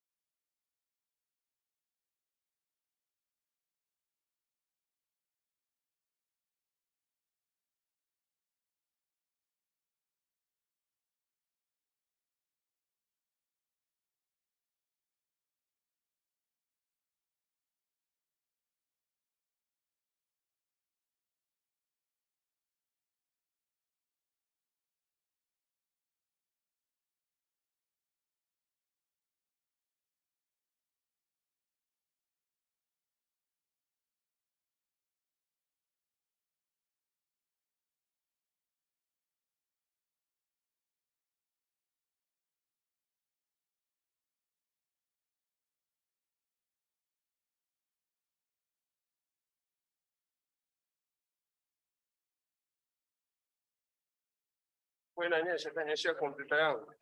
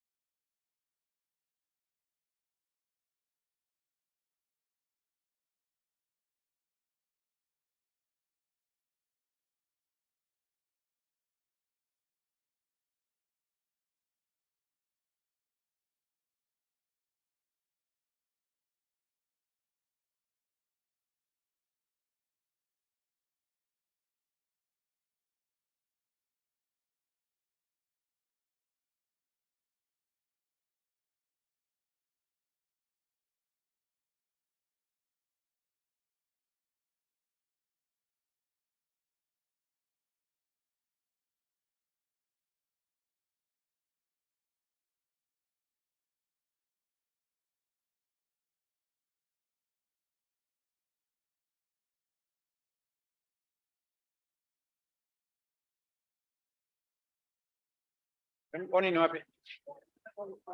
So I'm on. I didn't know that I'm on. Colleagues, can you please occupy your seats? Colleagues who are standing at the posters area. Can you please come in front so that we can start this session and try to finish early? Mwanza is there waiting for us.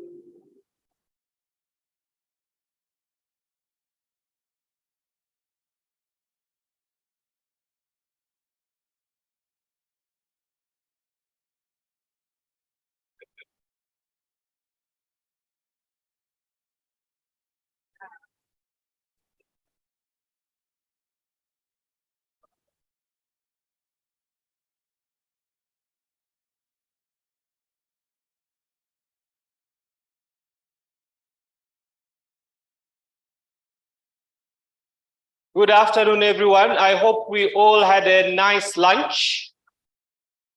Can I ask all of you kindly please take your seats so that we can proceed with the opening ceremony. Please take your seats. We will have time to go through the posters later. Please, everyone entering the main hall, please take your seat.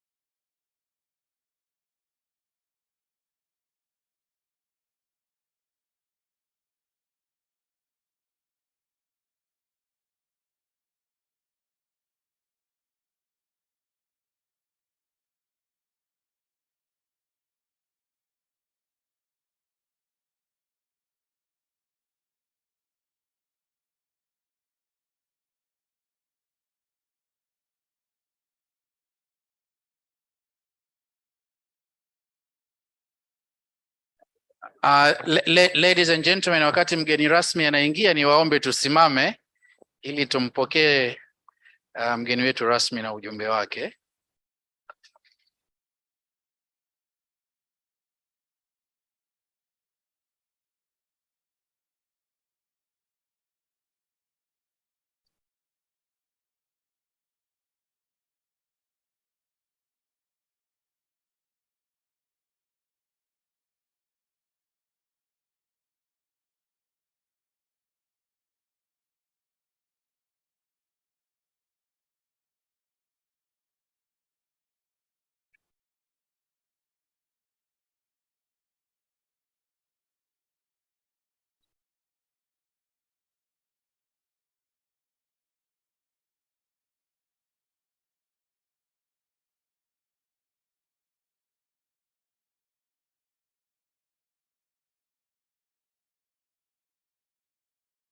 Naomba mkae.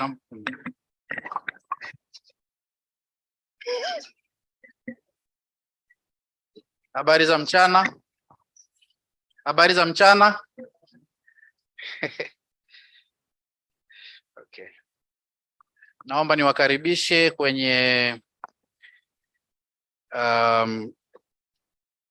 shughuli rasmi ya ufunguzi wa hii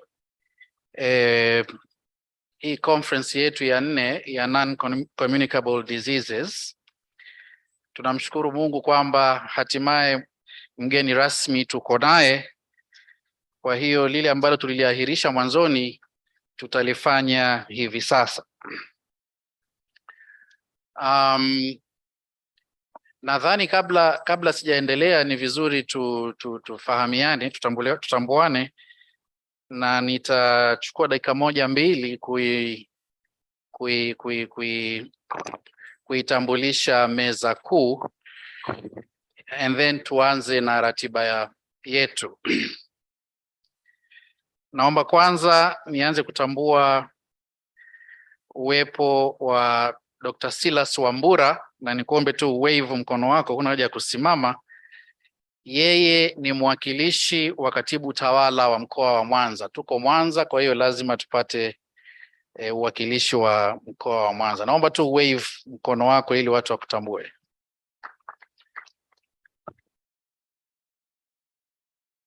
Alafu ni muombe mwenyekiti wa kongamano la kisayansi hili, ambaye pia ni DVC ACK wa Chuo Kikuu cha Afya na Sayansi Shirikishi Muhimbili, Profesa Apolinari Kamuhabwa, na yeye wave his hand. Lakini pia tunaye Profesa Peter Rambau, ambaye ni makamu mkuu wa Chuo Kikuu cha Kikatoliki cha Afya na Sayansi Shirikishi cha KUHAS. Asante sana Profesa. Naomba pia nimtambulishe Profesa Andrea Pembe, ambaye ni makamu mkuu wa Chuo Kikuu cha Afya na Sayansi Shirikishi Muhimbili. Naomba tu wave mkono Profesa.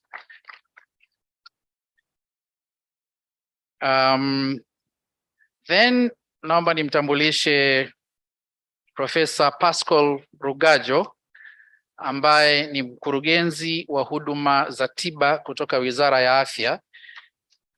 Tuko naye.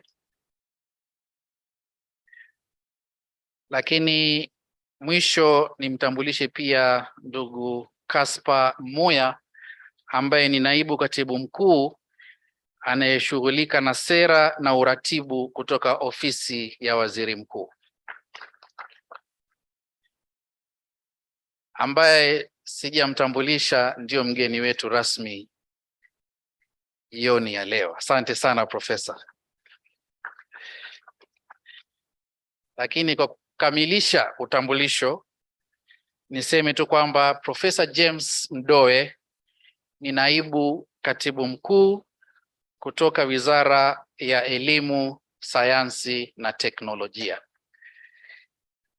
Karibu sana sana sana Profesa, na pole kwa matatizo ya usafiri ambayo umeyapata. So, shughuli yetu hii ya ufunguzi tutajitahidi kuifanya iwe fupi kadri ambavyo itawezekana, na niombe tu kwa ambao watakuwa wanawasilisha mada zao, pamoja na kwamba imeainishwa hapa ni dakika ngapi kila mtu amepewa, lakini ukiweza kuzipunguza hizo dakika, nadhani utatusaidia zaidi. Kwa hiyo tuanze sasa na neno la ukaribisho kutoka kwa wenyeji wetu, ambapo nitamuomba mwakilishi wa katibu tawala mkoa wa Mwanza aje alitoe kutukaribisha rasmi katika mkoa wetu wa Mwanza. Karibu sana.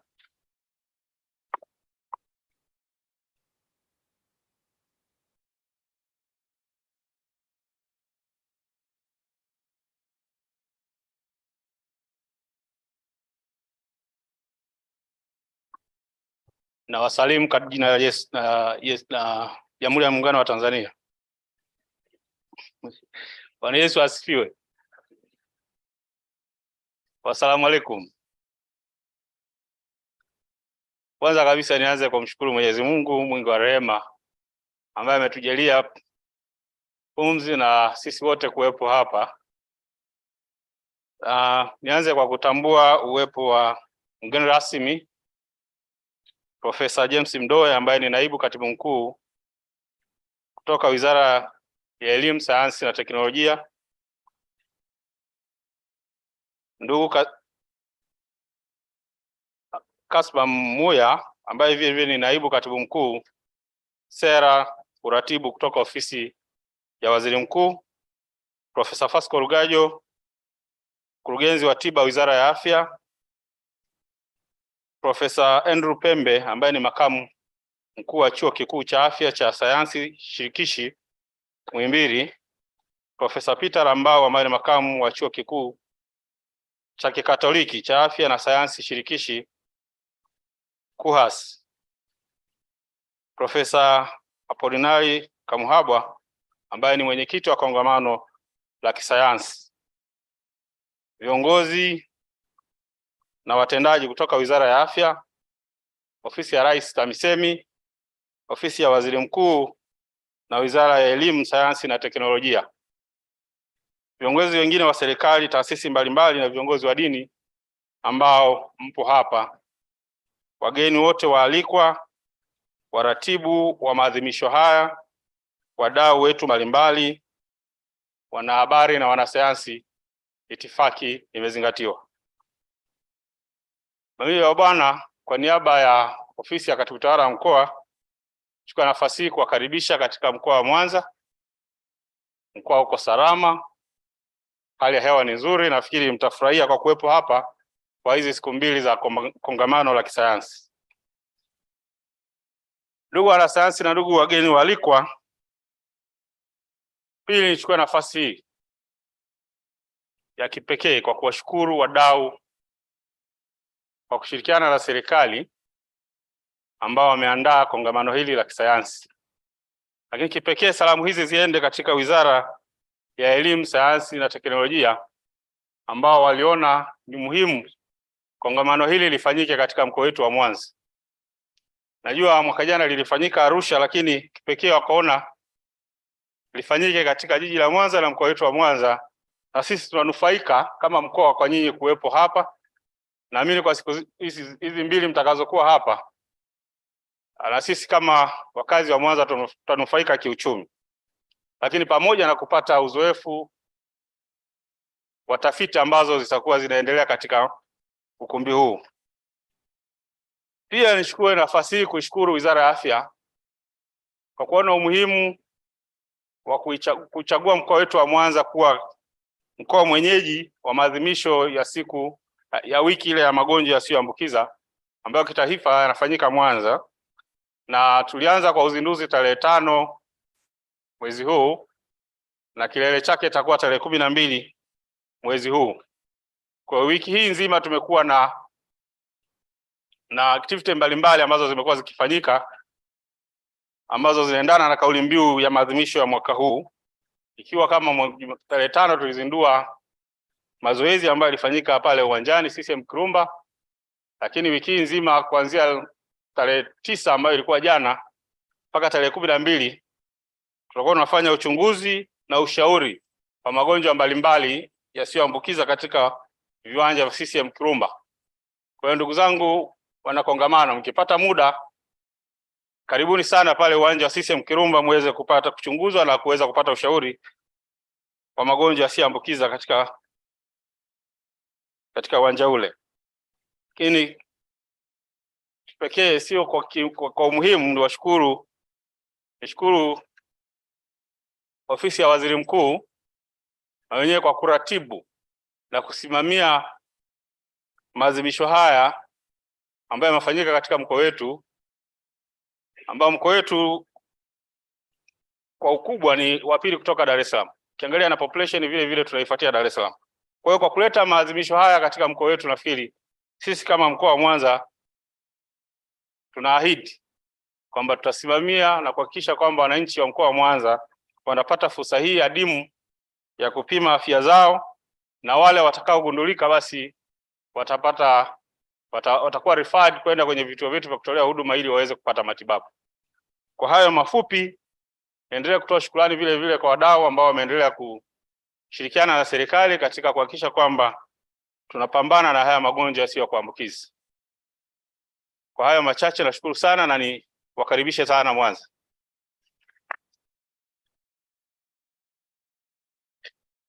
Asante sana Dr. Wambura. Mgeni rasmi, baada ya kutambulisha meza kuu na baada ya kupata ukaribisho kutoka kwa wenyeji wetu wa mkoa wa Mwanza, naomba niseme wengineo waliopo hapa ni viongozi na watendaji kutoka Wizara ya Afya, Ofisi ya Rais TAMISEMI, Ofisi ya Waziri Mkuu na Wizara ya Elimu, Sayansi na Teknolojia. Lakini pia tunao viongozi wengine wa serikali, viongozi wa taasisi mbalimbali na viongozi wa dini. Na kuna wageni waalikwa, kuna waratibu wa haya maadhimisho na kuna wadau wetu mbalimbali wa maendeleo ya kitaifa na kimataifa. Lakini pia miongoni mwetu kuna wanahabari, kuna wanasayansi na kwa ujumla wake kuna washiriki. Kwa mheshimiwa mgeni rasmi, nalisema hili ili kama itawapendeza wanaofuata hapa kuja kutoa mada, basi tuchukulie kwamba hii oda ya uwepo wao tumeitambua rasmi, lakini kama itawapendeza msije mkasema Profesa Bakari anavunja utaratibu. Kama itawapendeza na mtakubali wenyewe, mnaweza mkafanya hivyo ili mtakapokuja hapa moja kwa moja mnaenda kwenye hotuba zenu. Na mwisho wa siku kuna neno huwa tunasema itifaki imezingatiwa. Basi tuzingatie itifaki. Naomba sasa nimkaribishe mwenyekiti wa kongamano la kisayansi Profesa Polinari Kamuhabwa. You have 5 minutes.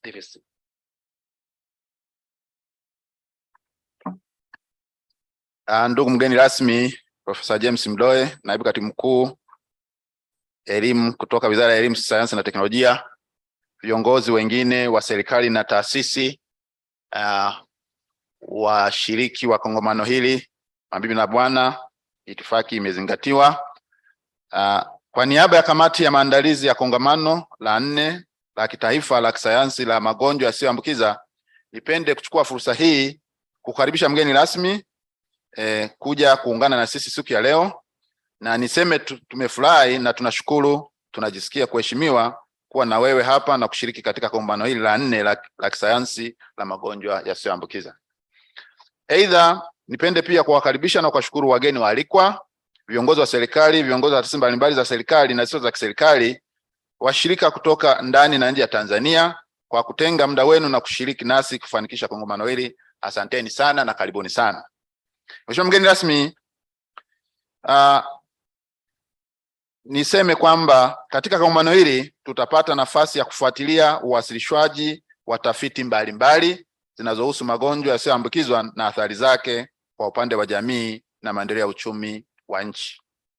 Sambamba na hilo, kama jamii ya wanataaluma na wadau wa sekta ya afya na sekta anuai zinazohusika na mapambano dhidi ya magonjwa yasiyoambukiza, tutapata fursa ya kushiriki matokeo na kubadilishana mawazo na wataalamu na wadau kutoka sekta mbalimbali za nchi duniani kote kwa minajili ya kudhibiti magonjwa yasiyoambukiza na hatimaye kuboresha afya kwa ujumla wake kupitia tafiti zinazofanyika na zinaendelea kufanyika.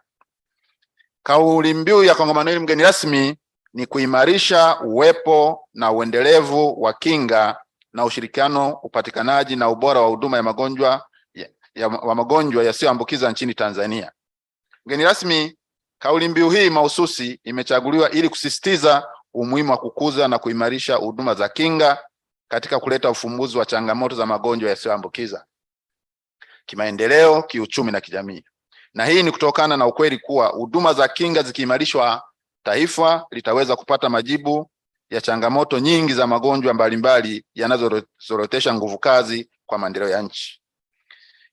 Mgeni rasmi, sambamba na kauli mbiu na madhumuni ya kongamano hili, mwaka huu kama miaka iliyopita, kongamano limevuta washiriki wanaofanya kazi na wagonjwa na jamii kwa ujumla, pamoja na watekelezaji kutoka sekta mbalimbali zisizo za afya ambazo zinahusika kwa njia moja ama nyingine na suala hili la magonjwa yasiyoambukizwa. Kama tunavyojua ni suala mtambuka. Hivyo kwa kutambua hilo na kuzingatia kwamba suala hili ni la kudhibiti na kuzuia magonjwa yasiyoambukiza ni suala mtambuka, chaguo la jopo la wachokoza mada, discussant na majadiliano katika kongamano hili limezingatia uwepo wa sekta mbalimbali na umuhimu katika suala hili zima la kupambana na magonjwa yasiyoambukizwa hapa nchini Tanzania. Mgeni rasmi, katika kongamano hili tutakuwa na mada kuu mbili, yaani keynote address ambazo zitatolewa siku ya kwanza, yaani siku ya leo, na ya pili itatolewa siku ya kesho. Mada ya kwanza itatolewa mara tu baada ya ufunguzi rasmi wa kongamano hili na itawasilishwa na Profesa Elad Renz ambaye ni profesa wa tiba kutoka chuo kikuu cha Marburg nchini Ujerumani. Mada yake ni kuhusu mzigo wa magonjwa yasiyoambukizwa barani Afrika, hususan kusini mwa jangwa la Sahara, athari za mabadiliko ya hali ya hewa na viumbe hai, yani the burden of non-communicable diseases in sub-Saharan Africa, the impact of climate change and biodiversity. Mada ya pili tutaanza nayo kesho asubuhi na itawasilishwa na Profesa Francis Furia ambaye ni profesa mshiriki kutoka idara ya afya ya watoto katika chuo kikuu cha afya na sayansi Muhimbili. Mada yake ni magonjwa yasiyoambukizwa kwa watoto na vijana rika, usituache nyuma, yaani non-communicable diseases in children and adolescents, do not leave us behind. Profesa Lenze na Profesa Furia ni wataalamu waliobobea katika maeneo yao, hivyo tutapata fursa nzuri ya kuelimika na kupata kionjo cha baadhi ya masuala yatakayojadiliwa katika siku hizi mbili. Ndugu mgeni rasmi, tafiti za magonjwa yasiyoambukiza zitawasilishwa, zimeainishwa katika dhima ndogo 4 zifuatazo, yani sub themes. Ya kwanza ni vihatarishi na ukubwa wa magonjwa yasiyoambukiza na magonjwa mengine yanayoambatana, kuzingatia uhamasishaji, kuzuia na mikakati ya ushiriki wa wadau. Ya pili ni mbinu endelevu za huduma na matibabu ya magonjwa yasiyoambukiza na magonjwa yanayohusiana na hayo. Ya tatu ni mbinu za teknolojia na ubunifu juu ya kuzuia na matibabu ya magonjwa yasiyoambukiza, na ya 4 ni afya ya akili, magonjwa ya urithi na kuzorota, kuzuia matibabu na udhibiti. Kongamano hili limevutia washiriki zaidi ya 400 kutoka ndani na nje ya nchi ya Tanzania. Aidha, napenda kuwashukuru na kutambua mchango wa wadau wote mlioshiriki, ikiwa ni pamoja na ambao mlituma tafiti zenu. Na nichukue fursa hii adhimu kuwakaribisha tena wadau wote mliohudhuria kushiriki na kuchangia matokeo ya tafiti katika kongamano hili la 4 la kitaifa la kisayansi la magonjwa yasiyoambukizwa la mwaka 2020 na 2022 hapa jijini Mwanza. Ndugu mgeni rasmi, siku ya mwisho ya kongamano hili, yaani kesho, tunatarajia kufanya majumuisho ya matokeo ya tafiti zilizojadiliwa na kutoa mapendekezo ambaye itatupa mwelekeo au dira ya mapambano dhidi ya magonjwa yasiyoambukiza nchini na duniani kwa ujumla. Tunaamini kwamba kutokana na uweledi, ujuzi, uzoefu na hali ya watafiti na washiriki, kongamano hili litakuwa na manufaa makubwa na kutuwezesha kupiga hatua moja mbele katika kuzuia na kudhibiti magonjwa yasiyoambukiza nchini. Mwisho, mgeni rasmi, naomba kushukuru taasisi mbalimbali tulizofanya nazo kazi kwa karibu kabisa katika maandalizi ya kongamano hili, ikiwa ni pamoja na Wizara ya Afya kupitia mpango wa taifa wa kuzuia na kudhibiti magonjwa yasiyoambukiza, Chuo Kikuu cha Afya Chuo Kikuu cha Kikatoliki cha Afya na Sayansi Shirikishi KUHAS, Chama cha Kisukari Duniani WDF, Chama cha Kisukari Tanzania TDA, Muungano wa Taasisi Zinazopambana na Magonjwa Yasiyoambukiza Tanzania NCD, Taasisi ya Taifa ya Utafiti wa Magonjwa ya Binadamu NIMRI, Hospitali ya Taifa Muhimbili, Taasisi ya Mifupa Muhimbili, Taasisi ya Moyo ya Jakaya Kikwete, Taasisi ya Saratani ya Ocean Road na hospitali ya taasisi nyingine zote zilizoshirikiana kwa karibu katika kuandamana kwa kongamano hili. Mgeni rasmi niseme Chuo Kikuu cha Afya na Sayansi Muhimbili kimekabidhiwa kazi ya kuratibu makongamano haya na Wizara ya Afya, na ni washukuru wenzangu wa Chuo Kikuu cha Afya na Sayansi Muhimbili kwa kazi kubwa ambayo mmeifanya kwa kushirikiana na wadau wengine. Ndugu mgeni rasmi, wageni waalikwa, washiriki, mabibi na mabwana, asanteni kwa kunisikiliza na karibu katika kongamano hili. Asante sana. Asante sana Profesa Kamuhabwa. Mheshimiwa mgeni rasmi, kama unavyofahamu, mwenye jukumu la msingi la kudhibiti magonjwa yasiyoambukiza ni Wizara ya Afya, lakini wakaona hawawezi kufanya kazi hii peke yao, lazima washirikishe wadau wengine, na miongoni mwa wadau ambao waliona kwamba ni muhimu sana washirikiane nao ni vyuo vikuu ambavyo viko chini ya wizara yako mgeni rasmi. Kwa hiyo kama tulivyoelezwa na Profesa Kamuhabwa, taasisi mbili za elimu ya juu, vyuo vikuu KUHAS na MUHAS, ndio waliopewa kazi hii na Wizara ya Afya. Kwa hiyo nichukue nafasi hii sasa hivi kumkaribisha makamu mkuu wa chuo kaimu wa KUHAS ili aweze kutoa salamu zake kutoka KUHAS. Karibu sana Profesa.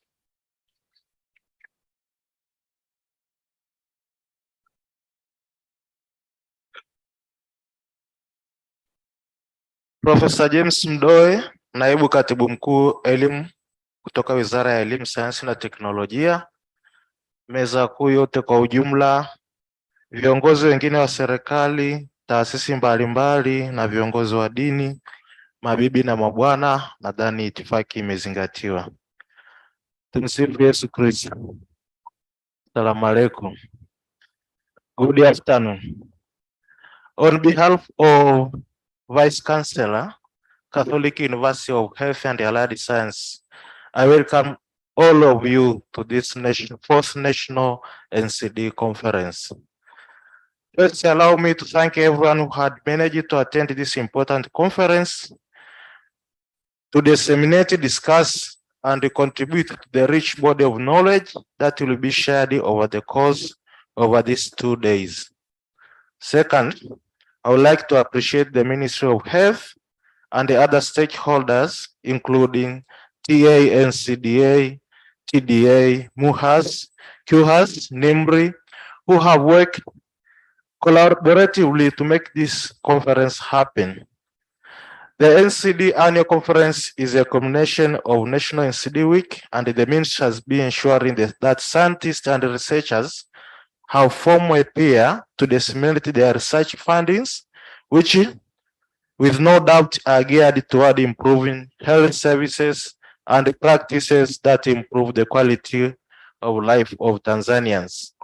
Having thanked the Ministry of Health, who also happened to be the biggest sponsor of this conference, I would like to extend our sincere gratitude to all our sponsors who have contributed funding, material support, and expertise to ensure that the year's conference is well facilitated.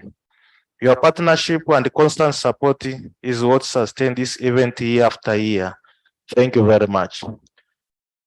We also appreciate the researchers who have been working hard and have been able to submit their work to be featured and discussed in this forum. I urge them to keep on doing the good work. And finally, I give a vote of appreciation to NCD Scientific Conference Coordinating Committee and its subcommittee and the leadership of Professor Polnari Kamuhabwa and Professor Stephen Shana. The committee was charged with organizing and coordinating all aspects of this conference, and they have done their stellar job to make everything happen. Your efforts are truly appreciated. And lastly, on behalf of QAS, I appreciate the opportunity given to us to partner in the organization and significant participation in this conference. Welcome all of you to Mwanza. Karibuni sana. Thank you. Yeah, thank you very much, Professor Rambao. Sasa naomba nimkaribishe makamu mkuu wa Chuo Kikuu cha Afya na Sayansi Shirikishi Muhimbili, Professor Andrea Pembe, naye atoe neno la ukaribisho kwenye kongamano hilo. Karibu Andrea. Ndugu mgeni rasmi, kama ambavyo mwongezaji amesema, na mimi pia nilikatazwa kusema protocol observed wakati mgeni rasmi akiwepo. Kwa hiyo naomba tu nitaje jina lako, mgeni rasmi Professor James Mdoe, kama ndio mgeni rasmi katika ufunguzi wa kongamano letu la magonjwa yasiyoambukiza.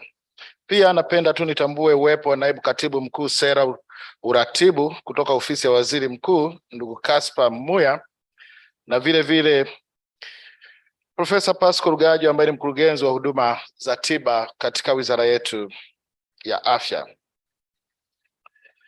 Kwa niaba ya Chuo Kikuu cha Afya na Sayansi Shirikishi Muhimbili na kwa niaba yangu binafsi, ninayo furaha kubwa kukukaribisha na kukushukuru Mheshimiwa mgeni rasmi katika kutufungulia kongamano letu. Naomba pia nichukue fursa hii kuwakaribisha wageni waalikwa wote, viongozi wa serikali, viongozi wa taasisi mbalimbali za kiserikali na zile ambazo si za kiserikali, na washiriki wote wa kongamano hili, kwani kufika kwenu hapa leo ndiyo mafanikio ya siku hii muhimu sana kwetu sote, kwani kutatoa dira katika tafiti, sera, miongozo na njia za kutumia katika kukabiliana na tatizo hili la kuongezeka kwa magonjwa yasiyoambukiza hapa nchini na katika nchi zinazotuzunguka. Napenda tu kusema karibuni sana sana nyote. Ndugu mgeni rasmi, awali ya yote napenda kuchukua nafasi hii kuipongeza serikali ya Jamhuri ya Muungano wa Tanzania ikiongozwa na rais wetu mpendwa Mama Samia Suluhu Hassan kwa kupitia Wizara ya Afya kwa kuona umuhimu wa kuwa na wiki mahususi kila mwaka ya kuelimisha na kujadili mikakati mbalimbali ya kuzuia, kukinga na kudhibiti ongezeko la kasi la magonjwa yasiyoambukiza hapa nchini. Kipekee kabisa napenda kutoa shukrani za dhati kwa Wizara ya Afya kwa kukiamini Chuo Kikuu cha Afya na Sayansi Shirikishi Muhimbili na kukasimisha jukumu la kuandaa kongamano la kisayansi la pili ambalo lilifanyika mwaka 2020 jijini Dar es Salaam, la tatu ambalo lilifanyika mwaka 2021 jijini Arusha, na hili la 4 ambalo lilifanyika hapa mjini Mwanza. Kwetu sisi kama Chuo Kikuu cha Afya na Sayansi Shirikishi tulipokea jukumu hili kwa heshima kubwa na tulitekeleza kwa ufanisi mkubwa na mafanikio makubwa mpaka hapa ambapo tumefikia leo. Lakini napenda tu kusema mafanikio haya hayajapatikana kwa sababu sisi tumeshiriki peke yetu. Waandaaji walikuwa ni wengi na tulikuwa na ushirikiano kwanza kabisa na Wizara ya Afya yenyewe ikiongozwa na kitengo cha magonjwa yasiyoambukiza, ofisi ya Rais kupitia tawala za mikoa na serikali za mitaa, ofisi ya Waziri Mkuu, taasisi ya taifa ya magonjwa ya binadamu, taasisi ya afya Ifakara, vyuo vikuu na vyuo vya afya vyote hapa nchini, na katika kongamano hili Chuo Kikuu cha Kikatoliki cha Afya na Sayansi Shirikishi KUHAS. Pia tulikuwa na chama cha kisukari Tanzania, chama cha kupambana magonjwa yasiyoambukiza Tanzania, chama cha magonjwa ya ofisi ya wakuu wa mikoa, waganga wakuu wa mikoa yote ambako tumefanyia makongamano haya. Tunathamini sana ushirikiano ambao tulipewa, na ninapenda tu kuwashukuru kwa kuwa nasi bega kwa bega katika kuandaa makongamano yote. Ndugu mwenzi rasmi, jukumu mojawapo la Chuo Kikuu cha Afya na Sayansi Shirikishi Muhimbili ni kufanya tafiti mbalimbali ambazo zinalenga kutatua changamoto mbalimbali katika sekta ya afya kwa lengo la kuboresha afya ndani ya Tanzania na nje ya mipaka yetu. Tunafanya tafiti hizi kwa kushirikiana na wizara mbalimbali kulingana na dhumuni la tafiti, taasisi za utafiti na zisizo za kitafiti, vyuo vikuu vya ndani na nje ya nchi, ili matokeo ya tafiti zinazofanywa na taasisi zote yaweze kueleweka na kutumika na watunga sera katika kazi yao muhimu ya kutayarisha miongozo kwa jamii ili kujikinga, kubadilishana tabia na kutumia huduma, na pia watoa huduma za afya na wadau wengine katika kutekeleza kazi wanazozifanya kwa maeneo husika ya kitaalamu.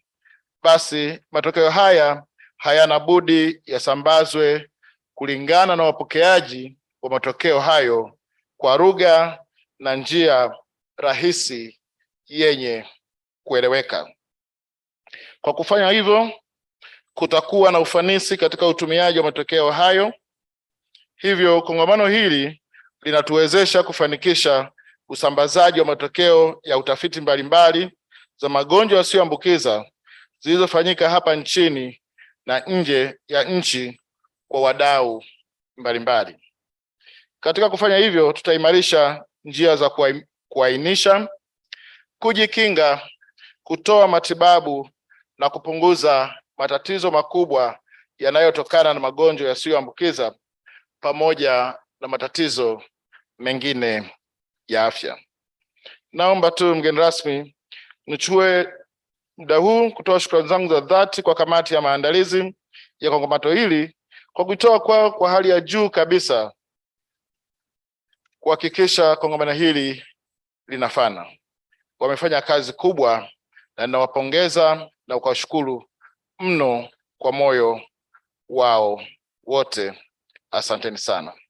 Kwa haya machache, naomba niseme nawashukuru sana kwa kunisikiliza. Asante sana Vice Chancellor wa MUHAS. Mgeni rasmi sasa ninamkaribisha Profesa Pascal Rugajo, mkurugenzi wa huduma za tiba kutoka Wizara ya Afya, aje atoe salamu zake. Najua hili mzigo hili liko kwenye mabega yako hili. Asante sana mshereheshaji Profesa Bakari, niruhusu nipunguze lakini sio kufuta kabisa protokoli yote. So Profesa Mdoe, naibu katibu mkuu elimu, Wizara ya Elimu, Sayansi na Teknolojia. Ndugu Kaspar Muya, naibu katibu mkuu sera na uratibu kutoka ofisi ya Waziri Mkuu. Dr. Silas Wambura, mwakilishi wa katibu tawala mkoa wa Mwanza. Profesa Andrea Pembe, makamu mkuu wa Chuo cha Afya na Sayansi Shirikishi Muhimbili. Profesa Peter Rambau, makamu mkuu wa Chuo Kikuu cha Katoliki cha Afya na Sayansi Shirikishi KUHAS. Profesa Apolinari Kamuhabwa, mwenyekiti wa kongamano hili la kisayansi. Dr. Ndeki Aurio, mwakilishi wa mkurugenzi wa Taasisi ya Taifa ya Utafiti wa Magonjwa ya Binadamu. Viongozi na watendaji wote kutoka Wizara ya Afya, Ofisi ya Rais TAMISEMI, Ofisi ya Waziri Mkuu na Wizara ya Elimu, Sayansi na Teknolojia. Itifaki imezingatiwa. Ninawasalimu kwa jina la Jamhuri ya Muungano wa Tanzania. Kwanza kabisa, mgeni rasmi, naomba nimshukuru Mwenyezi Mungu kwa kutukutanisha katika siku hii njema ya leo. Pili, nipende kushukuru wewe binafsi kwa kukubali kuwa mgeni rasmi katika ufunguzi wa kongamano hili la kisayansi hapa jijini Mwanza. Tunatambua unayo majukumu mengi, lakini umeamua kuungana nasi kutokana na kuona umuhimu wa jambo hili. Pokea salamu nyingi kutoka kwa management ya Wizara ya Afya, salamu kutoka kwa Mheshimiwa Umi Mwalimu, waziri wetu wa afya, salamu kutoka kwa katibu mkuu Wizara ya Afya Profesa Abel Makubi na mganga mkuu wa serikali Profesa Tumaini Nagu. Wote wanatambua na kuthamini uwepo wa kongamano hili na wanakushukuru kwa kuweza kufika na kuwa mgeni rasmi katika tukio hili. Ndugu mgeni rasmi, serikali ya awamu ya sita chini ya uongozi thabiti wa mama yetu Mheshimiwa Mama Samia Suluhu Hassan, Rais wa Jamhuri ya Muungano wa Tanzania, imefanya mambo makubwa sana katika sekta ya afya. Watanzania watakumbuka namna serikali ilivyoboresha upatikanaji wa afua mbalimbali za huduma ya afya katika awamu zote, lakini lazima tuseme ukweli, katika awamu hizi za hivi karibuni tumepiga hatua kubwa sana ya kufikisha miundombinu, afua, utaalamu na watumishi katika sekta mbalimbali na vituo mbalimbali vya afya. Mheshimiwa mgeni rasmi, ongezeko la magonjwa yasiyoambukiza limechochewa na vihatarishi vinavyorekebishika au kwa kitaalamu modifiable risk factors, ambavyo ni mtindo isiyofaa ya maisha kama vile matumizi ya tumbaku, lishe duni, matumizi ya vilevi kupita kiasi, kutoshughulisha mwili na kutofanya mazoezi ya viungo mara kwa mara, uzito uliokithiri pamoja na kiriba tumbo au kwa kitaalamu obesity. Utafiti wa mwaka 2018 unaonyesha hapa nchini watu wazima milioni 2.6 au asilimia 4.7 wanatumia tumbaku. Aidha, utafiti wa mwaka 2012 ulionyesha kuwa matumizi ya pombe kupita kiasi ni asilimia 29.3 na kuna asilimia 34.7 ya watu wana unene uliokithiri, kwa kitaalamu overweight na obesity. Mheshimiwa mgeni rasmi, nipende kumpongeza sana Mheshimiwa Tulia Ackson, mbunge na spika wa Bunge la Jamhuri ya Muungano wa Tanzania, kwa kulipa kipaumbele swala la mapambano dhidi ya magonjwa yasiyoambukiza, ajali na afya ya akili. Na sasa ameipa kazi kamati ya kudumu ya Bunge ambayo inashughulika na ukimwi na kifua kikuu, pia kusimamia masuala ya magonjwa yasiyoambukiza, ajali na afya ya akili. Na naomba tuzingatie kidogo nomenclature. Saizi hatusemi tu magonjwa yasiyoambukiza, tunasema magonjwa yasiyoambukiza, ajali na afya ya akili, viende kwa usambamba huo. Mheshimiwa mgeni rasmi, nipende pia kutoa shukrani zangu za dhati kwa Mheshimiwa Waziri Mkuu wa Jamhuri ya Muungano wa Tanzania, Mheshimiwa Majaliwa Kassim, ambaye ndio aliyezindua programu ya kitaifa ya kuzuia na kudhibiti magonjwa yasiyoambukiza, ajali na afya ya akili. Na sasa kwa kutambua kuwa udhibiti wa magonjwa haya utafanikiwa tu iwapo sekta zingine za afya zitalipa kipaumbele swala hili, ameamua kuratibu swala hili mwenyewe. Wote tunafahamu kwamba magonjwa yasiyo ya kuambukiza itabidi tupambane kuhusisha sekta zote, sekta mtambuka, na sekta zote zinaripoti chini ya ofisi ya Waziri Mkuu. Kwa uratibu huu huko mahali sahihi, na leo hii tunashukuru kuwepo hapa kwa Dr. Kaspa Muya ambaye anasimamia uratibu na sera katika ofisi ya Waziri Mkuu. Mheshimiwa mgeni rasmi, Wizara ya Afya kupitia idara ya huduma ya tiba inaratibu kitengo na mpango wa taifa wa kuzuia na kudhibiti magonjwa yasiyo ya kuambukiza, ajali pamoja na afya ya akili. Inatekeleza afua mbalimbali ili kuongeza nguvu na kuweza kufikia malengo ya kudhibiti magonjwa haya. Kwa pamoja, inatupasa tuunganishe nguvu zetu katika kuzuia vihatarishi kama tulivyosema modifiable risk factors, ambayo ni kudhibiti matumizi ya vilevi kama vile sigara na pombe, kuhamasisha jamii kushiriki katika mazoezi walau nusu saa kwa siku mara 3 kwa wiki, na kupambana na tabia bwete, kuzingatia mlo wenye mlinganyo sahihi na kufuata kanuni bora za lishe, ikiwa pia ni pamoja na kuepuka madhara yatokanayo na uharibifu wa mazingira na tabia nchi. Mheshimiwa mgeni rasmi, hii kauli mbiu ya wiki ya magonjwa yasiyo ya kuambukiza, ajali na afya ya akili mwaka huu inasema badili mtindo wa maisha, boresha afya. Lengo lake kuu ni kuitaka jamii ya Tanzania na wadau wote kushirikiana katika kubadili mtindo wa maisha ili kuwa na afya bora na yenye kuleta tija kwa taifa letu. Mheshimiwa mgeni rasmi, kwa maneno haya machache, napenda kukushukuru kwa kuitikia wito wa kuwa mgeni rasmi katika kufungua kongamano hili la kisayansi katika wiki ya maadhimisho muhimu ya kuzuia na kudhibiti magonjwa yasiyoambukiza, ajali na afya ya akili. Asante kwa kunisikiliza.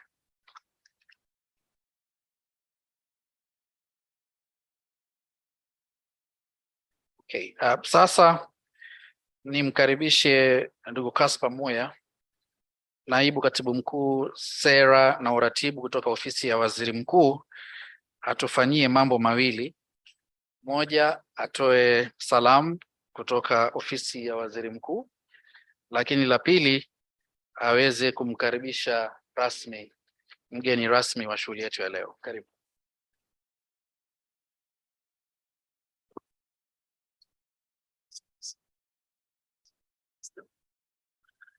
Jamhuri ya Muungano wa Tanzania.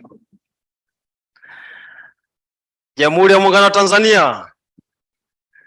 Najua wanasayansi mambo haya hayajazoea sana haya. Kwa najaribu kidogo kulazimisha. Profesa James Mdowe, naibu katibu mkuu Wizara ya Elimu, Sayansi na Teknolojia, ambaye unasimamia sekta ya elimu. Viongozi mliopo meza kuu na washiriki wa kongamano hili kwa nafasi zenu, naomba wote kuwatambua uwepo wenu na ninathamini sana uwepo wenu. Kama mlivyotambulishwa, mimi ni naibu katibu mkuu ofisi ya waziri mkuu, ninayesimamia sera za nchi hii, lakini pia uratibu wa shughuli za serikali, lakini pia kusimamia bunge letu la Jamhuri ya Muungano wa Tanzania kwa shughuli zake za serikali ndani ya bunge. Leo nimesimama hapa kumwakilisha katibu mkuu wangu Daktari John Anton Kiangu Jingu. Yeye ndio katibu mkuu ofisi ya waziri mkuu, sera, bunge na uratibu, na amenituma kwa mahususi kabisa kwa sababu yeye alipaswa kuwa hapa, lakini kama mnavyofahamu ofisi yetu inaratibu pia management ya maafa. Kwa hiyo alielekea Bukoba kushughulikia jambo ambalo kila mmoja analifahamu. Mheshimiwa mgeni rasmi, katika salamu ambazo amenipatia, ameniomba nikushukuru sana kwanza kwa kukubali kuja kuwa mgeni rasmi katika jambo lake. Nazungumza jambo lake, Profesa Pasco hapa ameeleza vizuri kuwa shughuli za uratibu wa shughuli za serikali Tanzania au Jamhuri ya Muungano wa Tanzania, dhamana yake amepewa Waziri Mkuu wa Jamhuri ya Muungano wa Tanzania kwa katiba yetu ya Jamhuri ya Muungano wa Tanzania, ibara ya 52 kipengele kimoja cha kwanza kidogo. Jambo lolote ambalo linashughulika au lipo kwenye mwelekeo wa kutambuka sekta mbalimbali wanahusika, mara nyingi anayetakiwa kulisimamia ni waziri mkuu.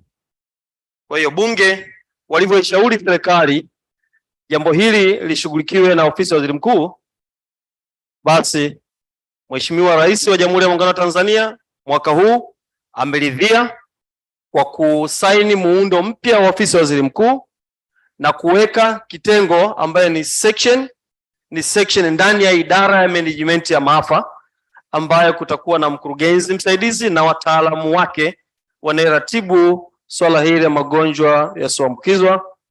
Lakini kama tulivyoambiwa, tuwe na mtiririko wa magonjwa yasiyoambukizwa, ajali na afya ya akili. Nimefurahi kuongezewa kazi. Hii ni dhamira ya dhati ya serikali yetu ya kujua madhara yanayotokana na magonjwa yasiyoambukizwa ambayo yanaathiri uchumi wetu kama nchi, lakini tukiangalia takwimu hata dunia, na nyie mnathibitisha kuwa kweli linaathiri maisha ya mtu mmoja mmoja, ya kifamilia, hata nchi. Sasa tusipokuwa na nguvu ya pamoja na tukaratibiwa kuleta matokeo, kwa kweli tutajikuta rasilimali fedha ambazo tunazitafuta kujenga uchumi katika nchi yetu zinatumika katika kutibu watu waliopatwa na magonjwa haya yasiyoambukizwa. Katika kongamano hili, bahati mzuri, mimi ni mara yangu ya pili kushiriki. Nilishiriki Arusha na leo hii ninashiriki tena. Ninawaomba sana. Nimesikia hapa Profesa Poronari anasema baada ya kesho utaandika taarifa inayopelekea mwelekeo wa kujua sasa way forward ni nini, baada ya kusikia elimu ya kutosha yenye utafiti, ili kujua sasa tunaishauri nini serikali. Naomba, wala sielekezi, naomba taarifa hiyo itufikie ofisi ya waziri mkuu. Ninaeleza hili kwa sababu hiyo taarifa kwetu ndio itakuwa ni chombo cha kusimamia katika kufuatilia utekelezaji. Lakini pili, wataalamu mliopo wa Wizara ya Afya, ikiwapendeza, kaeni chini vizuri, muandike andiko lililotokana na tafiti yenye uhalisia wa nchi yetu. Tunaathirika vipi kwenye shughuli za kiuchumi, afya za watu, mahusiano yanayotokana na magonjwa yasiyoambukizwa, lakini pia ajali na afya ya akili, ili tuweze kushauriana na viongozi wakuu wa wizara zote kwa kupitia vikao vya kimkakati vya watoa maamuzi, tuweze sasa kuonyesha mwelekeo wa nchi yetu katika kupambana na magonjwa yasiyoambukizwa tunasimama vipi. Andiko hilo litatusaidia kujenga uelewa kwanza. Nikizungumzia hapo watoa maamuzi, hapa tunazungumzia makatibu wakuu, lakini pia kuna mawaziri. Sijui kama wanaelewa kama unavyoelewa wewe, sina hakika sana, lakini tujiridhishe kama tunaelewa pamoja. Kwa nikafikiria andiko kama hilo, tukipata forum kubwa, tukajaribu kujulisha, tunaweza kuwa na uelewa wa pamoja, tukatengeneza sasa kama tunavyoambiwa hapa, kama kuna sera au kama kuna sheria au kama kuna miongozo itatolewa, na baada ya kujenga uelewa huo, nilikuwa nafikiri tukifanya hivyo tutasimama kwenye mifumo ambayo itatupeleka mbele zaidi. Kesho na kishukutwa, yoyote akitoka kwenye nafasi atakutana na kitu ambacho kufanyia kazi kinachoshughulikia NCDs Tanzania. Mheshimiwa mgeni rasmi, mimi tunaendelea kuomba maprofesa mko hapa. Nilikuwa nafanya tathmini hapa, sio kwa profesa ni mimi tu mbele hapa. Naomba mtu guide haya research ambazo tumezifanya leo tunazijadili hapa, tuziandalie mipango ya utekelezaji, zisikae kwenye vitabu ambavyo kesho na keshokutwa vinatumika kama reference tu. Kama tuna lengo la kujifunza tu ili tuongeze idadi ya waliohitimu, hiyo sasa itakuwa ni kazi nyingine. Lakini kwa sisi watendaji, mimi nafasi yangu kama ni mtendaji, ninapenda sasa ukifanya research, lete matokeo, sasa twende tukae tutekeleze ili hiyo research yako ilete manufaa kwa jamii ambayo hawajasoma hivyo vitu. Nafikiri tukiandaa programs ndogo ndogo, kubwa kidogo, kubwa sana, za muda mfupi, kati, tutaenda sasa kuonyesha mawazo yetu yameingia kwenye utendaji zaidi. Kwa hiyo niko nafikiri tujitolee, baada ya hizo papers tujitolee, tukae chini, tengeneza programs, tuone jinsi gani kutafuta fedha, tuanze utekelezaji. Tunaweza kuondoa tatizo moja baada ya jingine, yawezekana kabisa. Inawezekana mgeni rasmi nikamaliza hapa hotuba ya kwako, sina hakika maana sijaisoma. Nilipewa kazi mbili tu za kutoa, kwanza ya salamu, lakini pili kukaribisha. Salamu za waziri mkuu nimetoa, lakini sasa naomba nimalizie kazi hii ya kukaribisha. Naomba sasa kwa heshima kubwa, kwa niaba ya ofisi ya waziri mkuu, katibu mkuu ofisi ya waziri mkuu, naomba sasa nitumie fursa hii. Mimi ninayesimama hapa mwaka huu nilipewa jukumu lingine kwa barua na kutaja na jina, sio title, jina, kuwa mwenyekiti wa maandalizi wa wiki ya maadhimisho ya wiki ya magonjwa yasiyoambukizwa kwa jina. Na ndani niliambiwa kuna kamati mbalimbali. Kamati mojawapo ambayo ilikuwa inaongozwa na Profesa Poronari na mwenyekiti mwenza kwa ajili ya kuandaa kongamano hili. Kongamano hili ni moja ya shughuli ndani ya wiki ya maadhimisho ya magonjwa yasiyoambukizwa. Kwa hiyo naomba nitumie pia nafasi yangu hii kama mwenyekiti kukukaribisha uje kuzungumza na hadhara hii, na ikikupendeza hapa Mwanza ni pazuri, tumekaribishwa na usalama uko vizuri. Tunaomba utulie tarehe 12 tushuhudie basi kuhitimisha kwa wiki hii pale uwanja wetu wa CCM Kirumba. Karibu sana mgeni rasmi.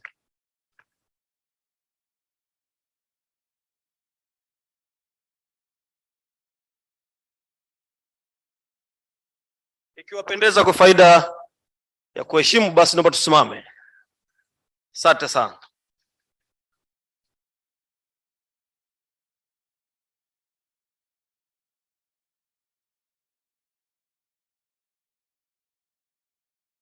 Naweza mkakaa.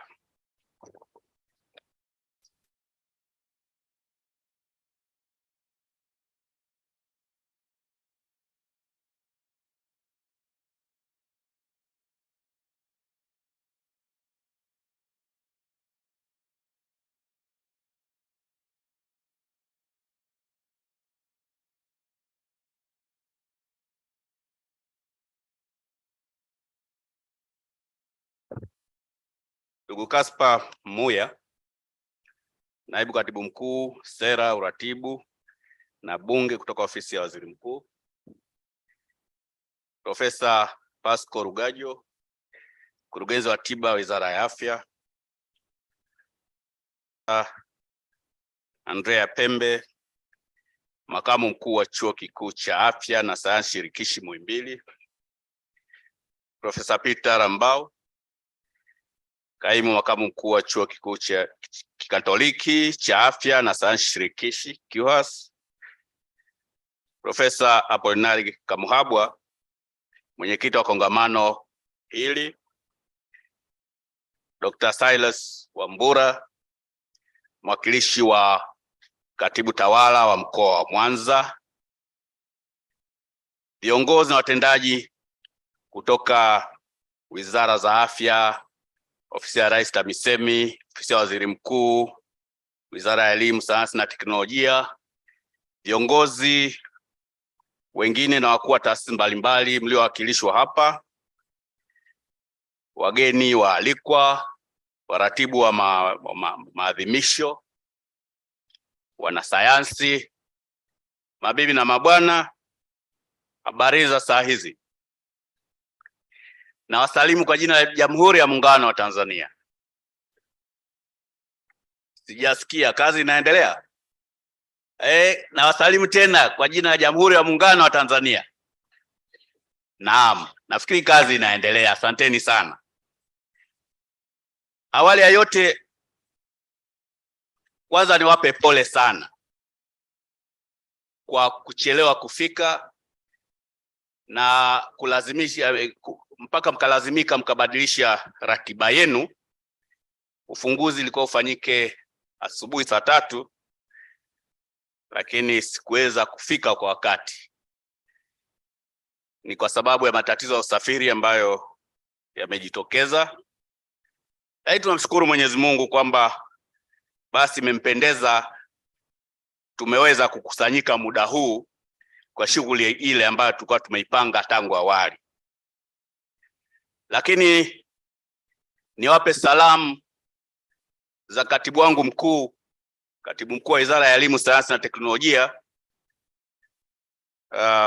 Dr. Francis Michael, ambaye mlimwalika aje afungue kongamano hili. Lakini kwa sababu ya majukumu mengine akashindwa kufika, na ikampendeza kunituma mimi kuja kufungua kongamano hili. Na mimi nimefarijika sana kwa sababu tunakutana tena kwa mara ya pili. Na mimi nilikuwa Arusha, kama utakumbuka ndugu naibu katibu mkuu, tulikuwepo Arusha pamoja, na nikapata nafasi wakati ule wa kufungua kongamano kama hili. Basi imekuwa vyema tena niko nanyi pamoja siku ya leo. Aidha, napenda nichukue fursa hii kuwashukuru wote waliofanikisha maandalizi ya kongamano hili, lakini pia na ninyi washiriki wote kwa ujumla wenu kwa kuhudhuria. Waswahili wanasema shughuli ni watu, si ndio? Shughuli ni watu na watu wenyewe ndio nyie. Msingehudhuria, kamati ya maandalizi ingefanya kazi bure tu, lakini mmehudhuria kwa wingi wenu na mkiwa na mawasilisho yenu, na kwa hiyo shughuli imefana. Asanteni sana. Aidha, natambua ushiriki wa wabobezi katika masuala ya tiba na kinga ya magonjwa yasiyoambukiza, yani non-communicable diseases, wakiongozwa na waganga wakuu wa serikali wastaafu na wadau wengine wakiwemo watunga sera, watekelezaji wa sera na afua mbalimbali, wadau na washirika wetu wa maendeleo, ambao kwa pamoja mtajadili na kisha kutoa mapendekezo ya mikakati mbalimbali ya kuzuia na kudhibiti magonjwa yasiyoambukiza, na tumeambiwa tuseme magonjwa yasiyoambukiza, ajali na afya ya akili. Na naamini kwamba mnazo sasa mbinu za kisasa zaidi baada ya kufanya utafiti, na kwa hiyo mtajadili hayo na kupeana uzoefu. Kipekee nitoe shukrani zangu za dhati vile vile kwa Mheshimiwa Waziri wa Afya kwa kuona umuhimu wa kumwalika Katibu Mkuu Wizara ya Elimu, Sayansi na Teknolojia kufungua kongamano hili. Ndugu washirika wa kongamano, tunafahamu kuwa magonjwa yasiyoambukiza, ajali na afya ya akili yanatuathiri sisi sote, na tumeshuhudia watu ambao maisha yao yamefupishwa kutokana na maradhi ya moyo, kisukari, saratani, magonjwa ya njia ya hewa, magonjwa ya figo, magonjwa ya akili, dawa za kulevya, sickle cell, ajali, magonjwa sugu ya meno na macho na kadhalika. Magonjwa haya yamesababisha hasara kubwa kwa taifa, kwa maana kuyaondoa kunahitaji nguvu kubwa na kunahitaji gharama kubwa. Hivyo ni lazima sisi wote tushikamane, tutafute solution, swali chake suluhu, ufumbuzi wa matatizo au magonjwa haya, ili yasiendelee kuongeza mzigo kwa taifa na kwenye mfumo wetu wa afya kwa ujumla wake. Ndugu washirika wa kongamano waliotangulia kuzungumza, hasa mkurugenzi kutoka Wizara ya Afya ametupa takwimu za namna magonjwa haya yanavyotuathiri. Hali hii kwa ujumla haikubaliki na inatufanya tujumuike katika kujitathmini na kupanga mikakati ya pamoja ili tukabiliane na changamoto hii. Jambo la kutia faraja hata hivyo ni kuwa magonjwa yasiyoambukiza yanazuilika. Hivyo kila mtu ana wajibu wa kujikinga na magonjwa haya. Kati ya mbinu muhimu katika kujikinga na magonjwa haya ni pamoja na kubadili mtindo wa maisha kwa kudhibiti matumizi ya vilevi kama sigara na pombe, kupunguza matumizi ya sukari na chumvi, kushiriki mazoezi ya mwili na hivyo kujiepusha na tabia bwete, na kuzingatia mlo unaofaa kwa kufuata kanuni bora za lishe. Haya mambo yanawezekana na wala hayana gharama kubwa kama ilivyo gharama ya kuponyesha ugonjwa unapoingia. Ni suala la mtu kuamua tu. Wale wenzangu na mimi ambao tuko hapa tunaojifahamu, hebu tuamue, tuachane na tabia bwete. We need to walk the talk. Tusio wataalamu afu na sisi tukawa na tabia bwete. Ndugu washiriki wa kongamano, Napenda pia kutoa pongezi nyingi kwa wanasayansi ambao wamekuwa wakifanya tafiti kwenye swala hili na kutuelimisha njia bora za kujikinga na magonjwa haya. Baadhi yao wapo hapa leo na watawasilisha matokeo ya tafiti zao za karibuni katika kongamano hili na kutoa ushahidi wa kisayansi wa ukubwa wa changamoto zilizopo katika kuzuia na kudhibiti magonjwa yasiyoambukiza, lakini pia na kutoa ushauri wa namna ya kuzitatua. Kwa upande wetu serikalini, kama mlivyomsikia naibu katibu mkuu mwenzangu, tunasubiri matokeo haya kwa hamu kubwa ili atuwezeshe kuwekeza zaidi na kuongeza nguvu katika kukabiliana na magonjwa haya. Sote ni mashahidi wa namna serikali ilivyoboresha miundombinu na kununua vifaa tiba na vifaa vya uchunguzi wa magonjwa vya kisasa vinavyowezesha wanasayansi kufanya kazi zao kiurahisi. Hali ilivyokuwa miaka 10 iliyopita sivyo ilivyo sasa, na nyinyi mtakubaliana nami. Tumeshuhudia maboresho makubwa yaliyofanyika katika taasisi zetu, kwa mfano Ocean Road, NIMRI, JKCI, hospitali ya taifa Muhimbili, hospitali za kanda, hospitali za mikoa, wilaya, hadi zahanati, pamoja na hospitali binafsi pia. Huduma za uchunguzi na utambuzi wa magonjwa kwa maana ya maabara, mionzi na radiolojia zimeboreshwa kwa maana ya miundombinu na vifaa vya kisasa ili kurahisisha utoaji wa huduma ya magonjwa yasiyoambukiza na uwezo wa kufanya tafiti mbalimbali za kisayansi. Nitoe wito kwa taasisi hizi kuwa sambamba na kujiwekeza katika kutoa huduma, waongeze kasi pia ya kufanya tafiti za kisayansi zitakazowezesha wananchi kujikinga na magonjwa haya na pia zitakazowezesha kutoa mbinu mpya za matibabu. Aidha, tutambue kuwa kufanya utafiti na kupata matokeo mazuri ni jambo moja, lakini la pili, lazima tukumbuke namna ya kusambaza matokeo haya ya tafiti hizo ili ziweze kuwafikia walengwa. Kongamano hili ni njia mojawapo, na kwa maana hiyo naendelea kuwapongeza sana waandaaji wa kongamano hili. Hata hivyo, inabidi tuongeze ubunifu zaidi katika kusambaza matokeo ya tafiti, au kwa maneno mengine, namna ya kutoa elimu juu ya magonjwa haya yasiyoambukiza, ajali na magonjwa ya akili. Magonjwa au tuseme afya ya akili. Msamiati bado mpya najaribu kuupata.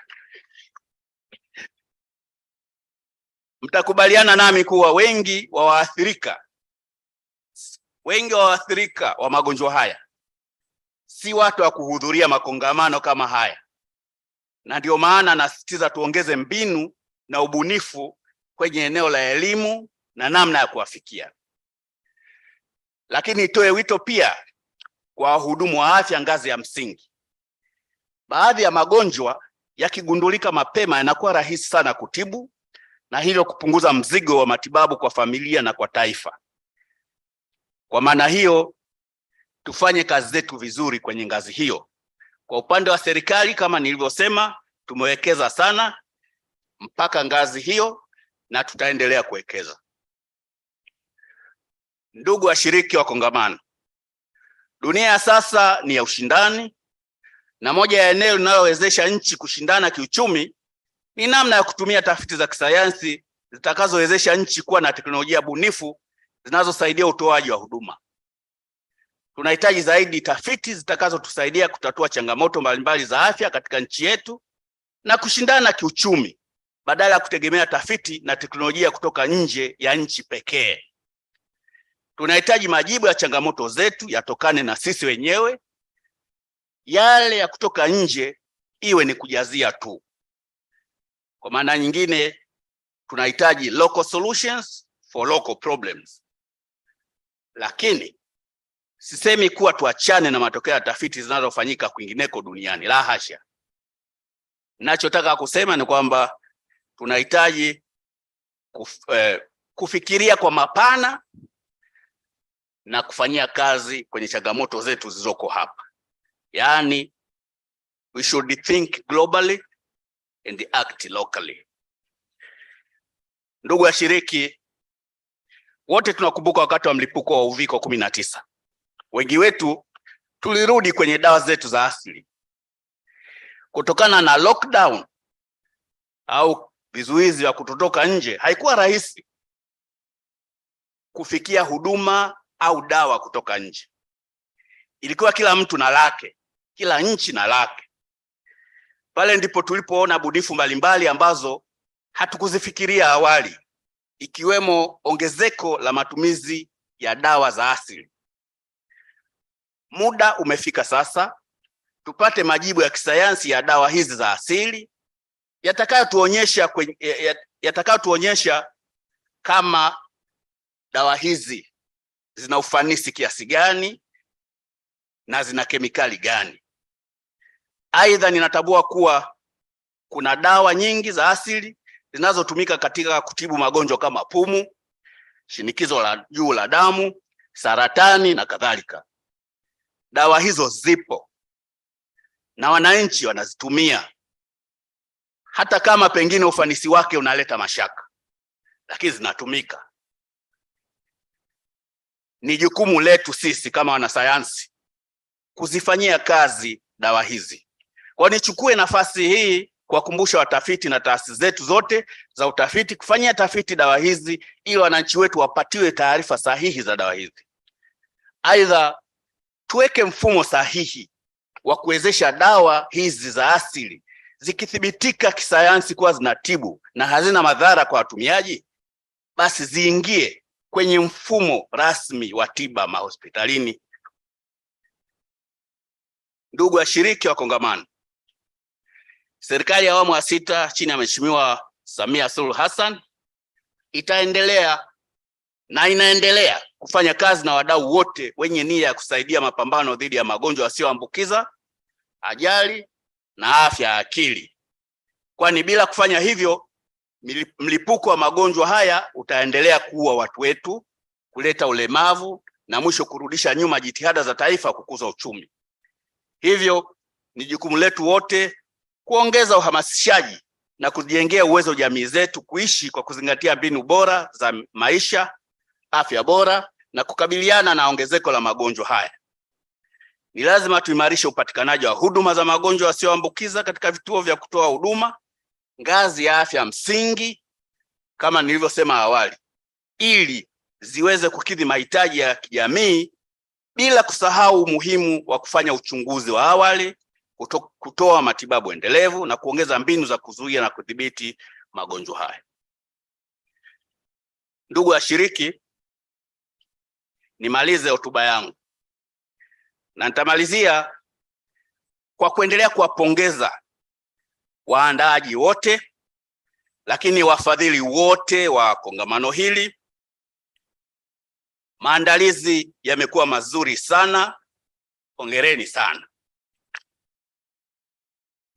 Serikali inatarajia kupata mapendekezo yenu kama mlivyokushasikia, kwa sababu mapendekezo haya yatatuwezesha wakati tunatunga sera na kufanya maamuzi mbalimbali, yatatuwezesha kufanya wazungu wanaita informed decision.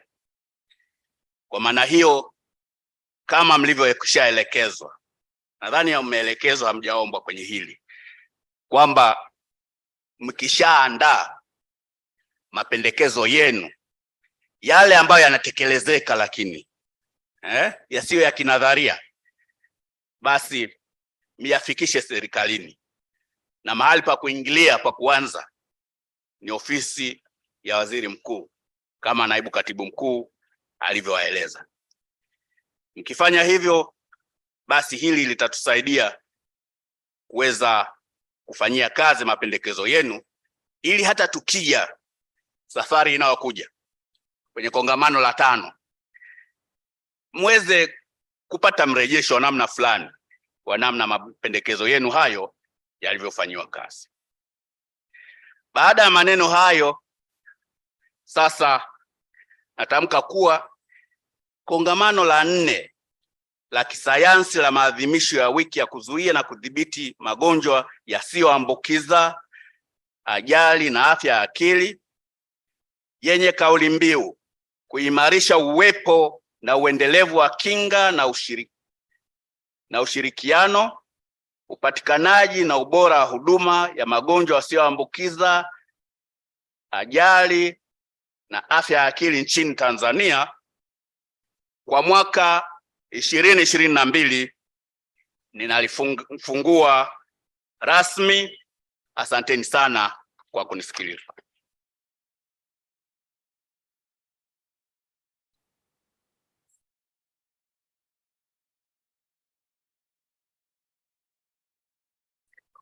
Asante sana mgeni rasmi. Niwaombe msimame ili tuwapongeze manaibu katibu wakuu wawili hawa kwa maneno aliyoyasema. Profesa Rugajo, mambo ni mengi yamezungumzwa hapa, lakini kuna neno uratibu umehakikishiwa litafanyika. Kuna neno la matokeo chanya yanayopimika. Mwenye kuratibu serikali amekuhakikishia kwamba atalisimamia hilo. Lakini pia kumewekwa msisitizo wa aina yake, hasa kwa sisi kwenye taasisi hizi za vyuo vikuu, kuhusu masuala mazima ya kufanya tafiti, ikiwemo tafiti kwenye dawa zetu za asili. Kwa hiyo Profesa Mdoyo, naona umelisisitiza hili na mimi ni kuunge mkono, ninalipenda sana hilo, lakini tufanye tafiti halafu tuwape matokeo myafanyie kazi. Kwa hiyo kwa hotuba hizi nzuri, naomba ni hotuba nzuri na hotuba mujarrab. Hotuba nzuri na hotuba mujarrab. Sasa hilo neno mujarrab nitakwenda kulitafuta wenyewe maana yake ni nini. Naomba tuwapigie makofi kwa kazi nzuri sana. Asanteni sana, naomba tukae. Kinachofuata sasa, naomba nimkaribishe Profesa Steven Mshana kutoka Chuo Kikuu cha Kikatoliki cha Afya na Sayansi Shirikishi KUHAS kwa ajili ya zoezi maalum la kutoa tuzo. Karibu sana Steven.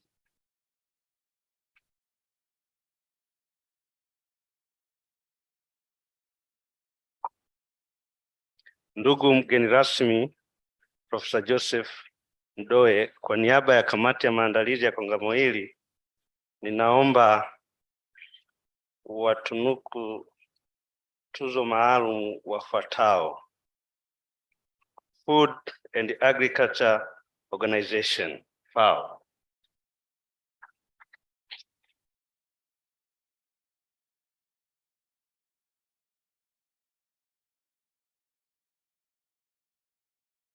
Food and Agriculture Organization.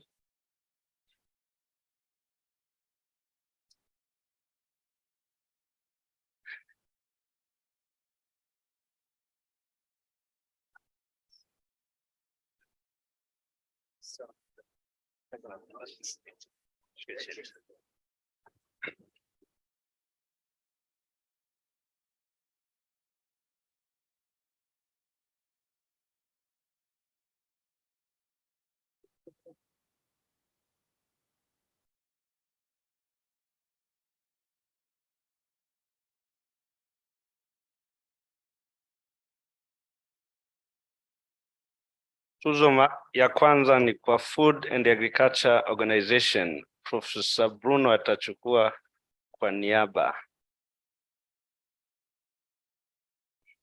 Novartis.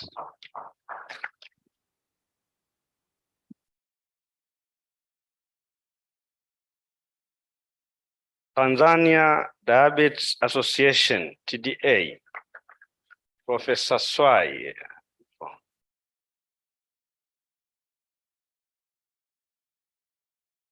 na ya mwisho Tanzania Non-Communicable Disease Alliance.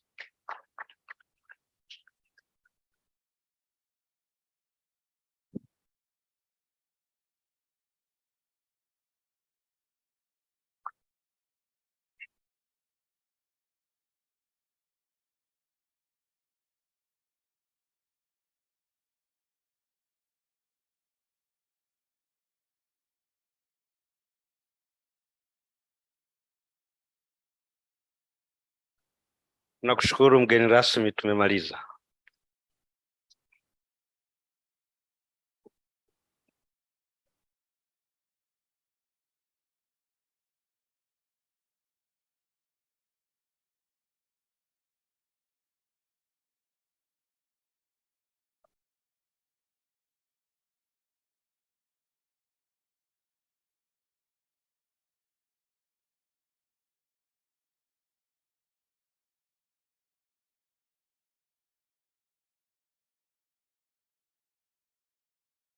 Asante sana. Kinachofuata sasa ni picha ya pamoja na nitamuomba Helen atuelezee utaratibu wa hizo picha zitakavyopigwa. Karibu. Asante sana. Tutakuwa tuna makundi machache ambayo yatapiga picha na picha itapigiwa hapa mbele.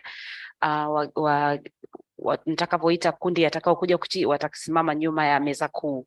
Ni makundi machache ambayo yamepangwa hapa kuja kupiga picha. Naomba niyaorodheshe kwa jinsi ilivyo. Kundi la kwanza watakuwa ni wakurugenzi wa wizara na wakuu wa taasisi mbalimbali waliopo hapa. Wakurugenzi wa wizara na wakuu wa taasisi mbalimbali waliopo hapa. Hapa wizara tuna Wizara ya Elimu, ya Afya, TAMISEMI na alafu kundi la pili itakuwa ni viongozi wa ngazi ya samani. Wa kwanza watakuwa wakurugenzi wa wizara na wakuu wa taasisi mbalimbali, naomba wakaribie hapa, pamoja na viongozi wa ngazi ya mkoa kama wako hapa. Viongozi wa ngazi ya mkoa wa Mwanza wowote waliopo, karibuni. Taasisi mbalimbali zilizopo hapa, wakurugenzi na wawakilishi wao, ndio picha ya kwanza, pamoja na viongozi wa mkoa wa ngazi ya mkoa. Picha ya pili naomba ni wenye viti na rapporteur wa session mbalimbali, wenye viti na rapporteurs, chairs and rapporteurs wa session mbalimbali zinazofanyika za leo na za kesho. Tafadhali naomba msogee mbele. Profesa Msichana, tafadhali naomba ukaribie mbele pia huku. Wewe utakuwa uko permanent hapa nyuma.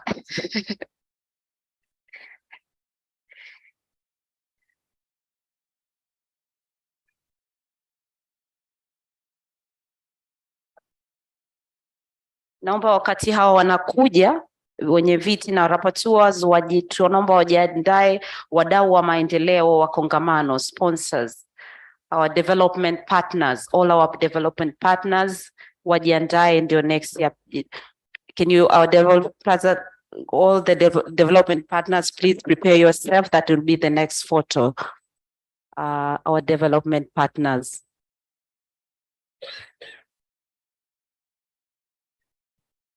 Asante. Can we request our development partners, please, our sponsors, development partners, please, this is your chance.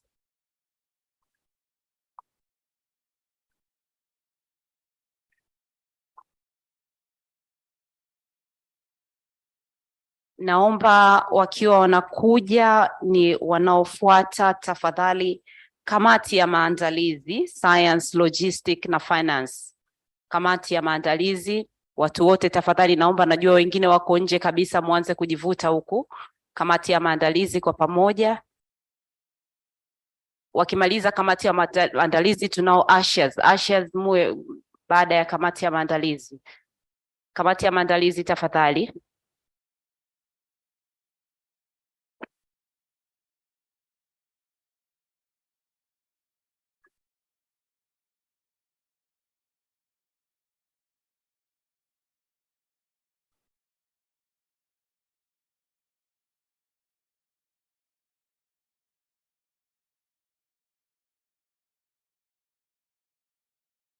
Ashes, naomba mwe next eh?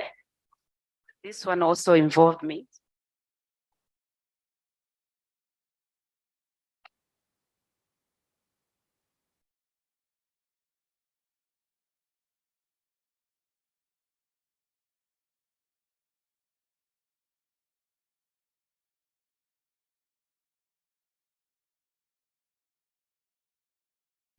Asante, naomba Ashes tafadhali mje mbio, najua nyie mna nguvu zaidi. Grupu ya mwisho kabisa itakuwa kuna wanafunzi kutoka shule mbalimbali za sekondari walioalikwa pamoja na walimu wao. Hiyo ndio grupu ya mwisho kabisa, naomba wajiandae. Wanafunzi wote walioalikwa kutoka shule za sekondari za Mwanza zilizoko hapa pamoja na walimu wao, hiyo ndio itakuwa ni grupu ya mwisho. Naomba mjiandae, mwanze kusogea mbele wakati wanapiga picha hii.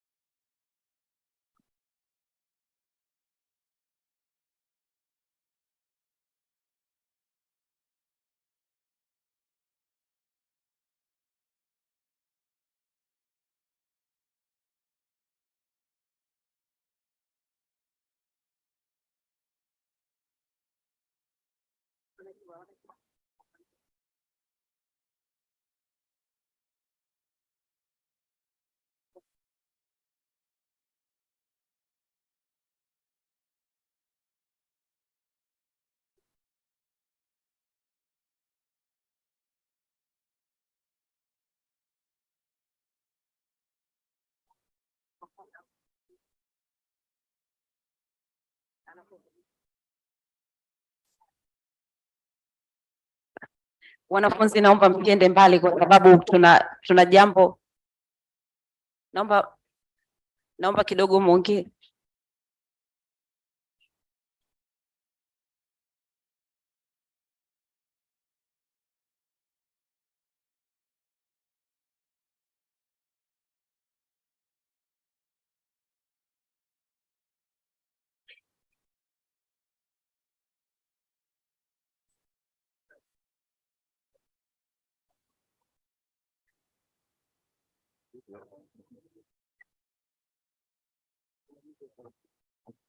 Wanafunzi naomba asante. Wanafunzi naomba tushuke tu hapo chini kwa sababu kinachofuata sasa hivi ni burudani ambayo ni burudani maalum ambayo imetengenezwa kwa ajili, mwanamuziki ameitwa kwa ajili ya kutengenezea muziki unaohusiana na mambo ya magonjwa yasiyoambukiza. Kwa hiyo naomba tusiende mbali ili tuweze kuburudika kwa pamoja.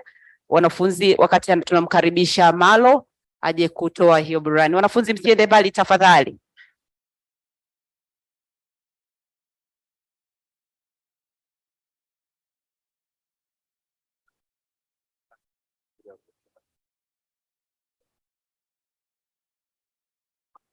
Jamani, tujiandae, poleni na uchovu wa lunch, lakini naamini this is worth it, walking the talk.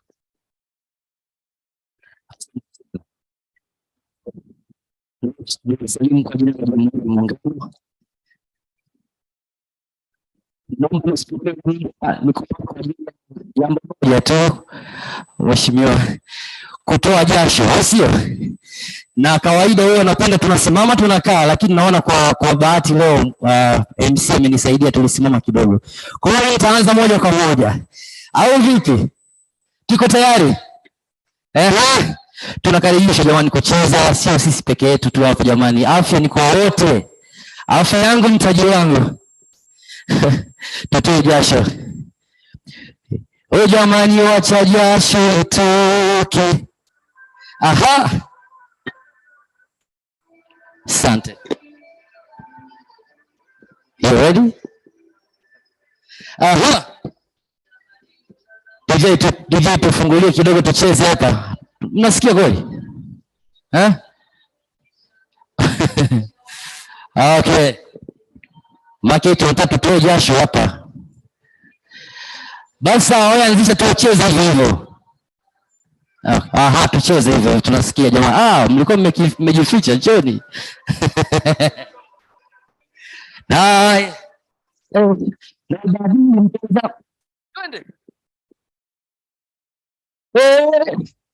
ninataka mtazamo sana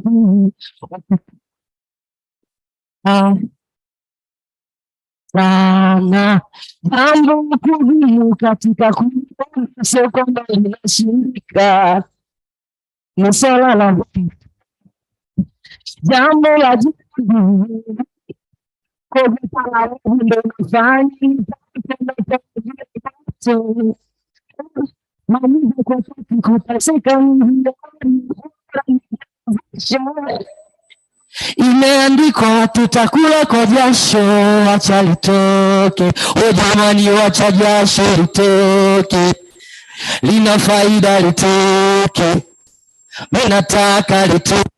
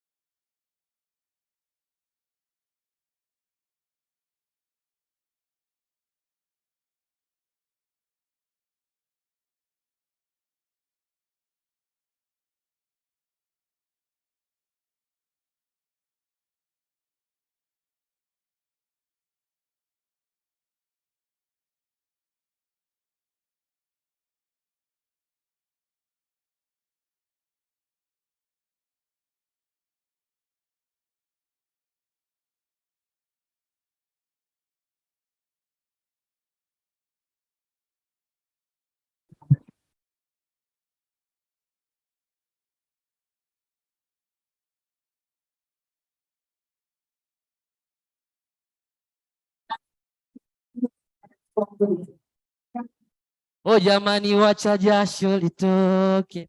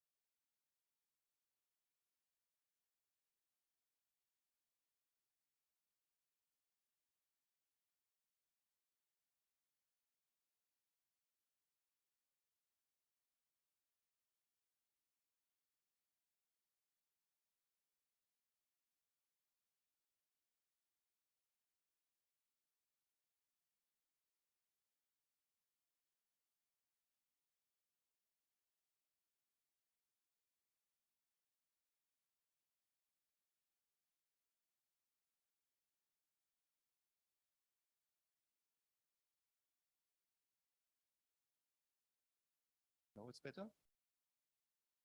Okay, so one of the major consequences of biodiversity, or biodiversity is actually the consequence of our changes in lifestyle conditions. So we are facing urbanization, we are facing industrialization, and urbanization and industrialization and westernized lifestyle is closely associated also with changes in our dietary habits, with the introduction of unhealthy Western diet.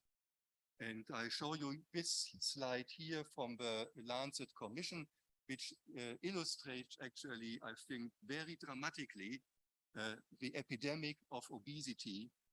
On the left-hand side, the girls, the adolescent girls, and on the right-hand side, the adolescent boys.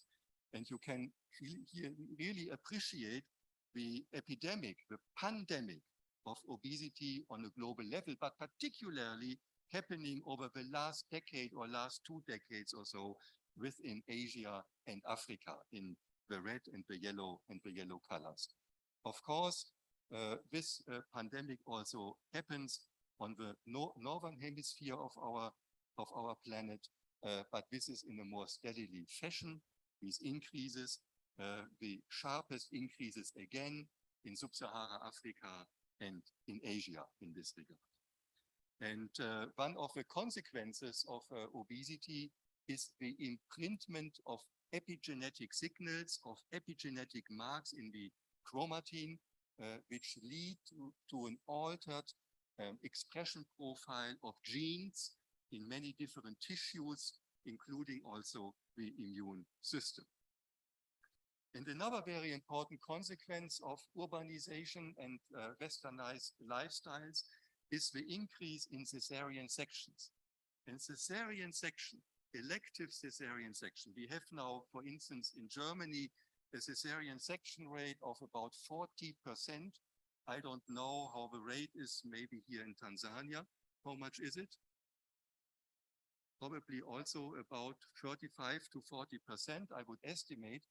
And it is now very clear that the delivery by cesarean section is a risk for the development, for the future development of non-communicable disease. This has been shown in many, many studies now, and this includes as a clinical endpoint the development of food allergies, of allergic sensitization, the development of eczema, but also type 1 diabetes can be linked to cesarean section rate, the development of obesity, in adolescent obesity, but also adult obesity. And even if you talk to cardiologists, they are now looking what happened at birth and how was the delivery done, although the disease develops decades later. And I come to this in a moment. So one of the reasons why cesarean section can be considered as an important modifiable risk factor, it is in our hands to educate and train the women and the families and also the future doctors. One of the reasons why cesarean section is a risk factor in this regard is because babies born by cesarean section harbor a different microbiome compared to babies born via the vaginal route. And this early imprintment of the microbiome in the gut, in the respiratory tract, plays a very, very important role in order to help to develop a normal metabolic and also a normal immunologic function. And when we look beyond birth, looking into the first years of life until school-age children, it becomes clear that under this umbrella of urbanization, industrialization, and westernized lifestyle, we can subsumize many, many of the risk factors which are also modifiable in this regard. That includes the use of antibiotics in early childhood and also in pregnancy. Of course, antibiotics are needed when we have a bacterial infection, but many, many causes of antibiotics are either not long enough, favoring the development of antibiotic resistance, or they are really unneeded because we are facing here a viral infection and not a bacterial infection. So antibiotic use in early life is another risk factor for many non-communicable diseases, for inflammatory and metabolic diseases. Families living now under urbanized conditions are smaller in family size, and the absence of older siblings has been also considered as a risk factor in this regard. Smoking, passive smoking, active smoking, already addressed here in the conference. The Western diet with high consumption of saturated fats and low levels on unsaturated fatty acids like the omega-3 and omega-6 fatty acids, favoring the development of obesity. And infants and children, but also adults, and we have just seen the exercise over here performed by these wonderful medical students you have here in Mwanza.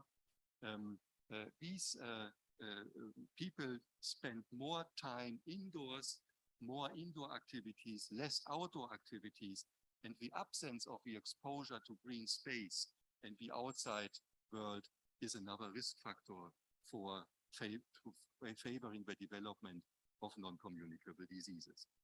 And what is very important is that these risk factors work synergistically with each other. They don't only add up, but they operate in a synergistic fashion. So if an infant, for instance, is born by C-section, has received a number of antibiotic courses during the first 2 years of life, has the absence of older siblings, and the mother received antibiotic treatments during pregnancy for urinary tract infections. So if all of these 4 risk factors, only these 4 risk factors come together, you see the odds ratio for the development of asthma, it is above 10, and that is a huge odds ratio for the development of such a condition and such a disease. Now, urbanization, industrialization, and Western diet is directly connected to the development of climate change. And when we are talking about climate change, we are talking about severe thunderstorms, heavy rainfalls, tidal waves, sandstorms, drought, and wildfires. And all of these, here you see the sandstorm, for instance, on the Arabic Peninsula. Here, the frequency and the density of wildfires on the global level over the last 30 years or so. You see one of the hotspots of wildfire is Sub-Sahara Africa, another hotspot in South America, in California, another hotspot. So these wildfires, these sandstorms are actually risk factors for the development of inflammation, of complications in these diseases. And we have just recently experienced the fires on the Kilimanjaro mountains, and it becomes clear that this is affecting Africa's ecosystem. Whatever the reason is for these wildfires, the underlying reason is the dryness, is the drought in the forests. And this is a major problem. And here you see the development of air pollution, the exposure to PM 2.5 particles. Today we heard already a very nice, a very important presentation linking actually the exposure to air pollution to the development of allergies and asthma. And this needs to be further investigated, further examined, and we need to find ways how to reduce air pollution, particularly also in these hotspot regions. With regard to allergy and asthma, we have now quite a couple of factors firmly linking climate change with the development of these diseases. And this includes the increased severity of thunderstorms, the exposure to greenhouse gases like CO2, the increase in air pollution, the wildfires, the increase in pollen exposure in sand and dust storms, and so on and so forth. So the evidence already linking non-communicable diseases, the development of non-communicable diseases here exemplified for asthma with climate change is real here. The evidence we have Now we need to move to action.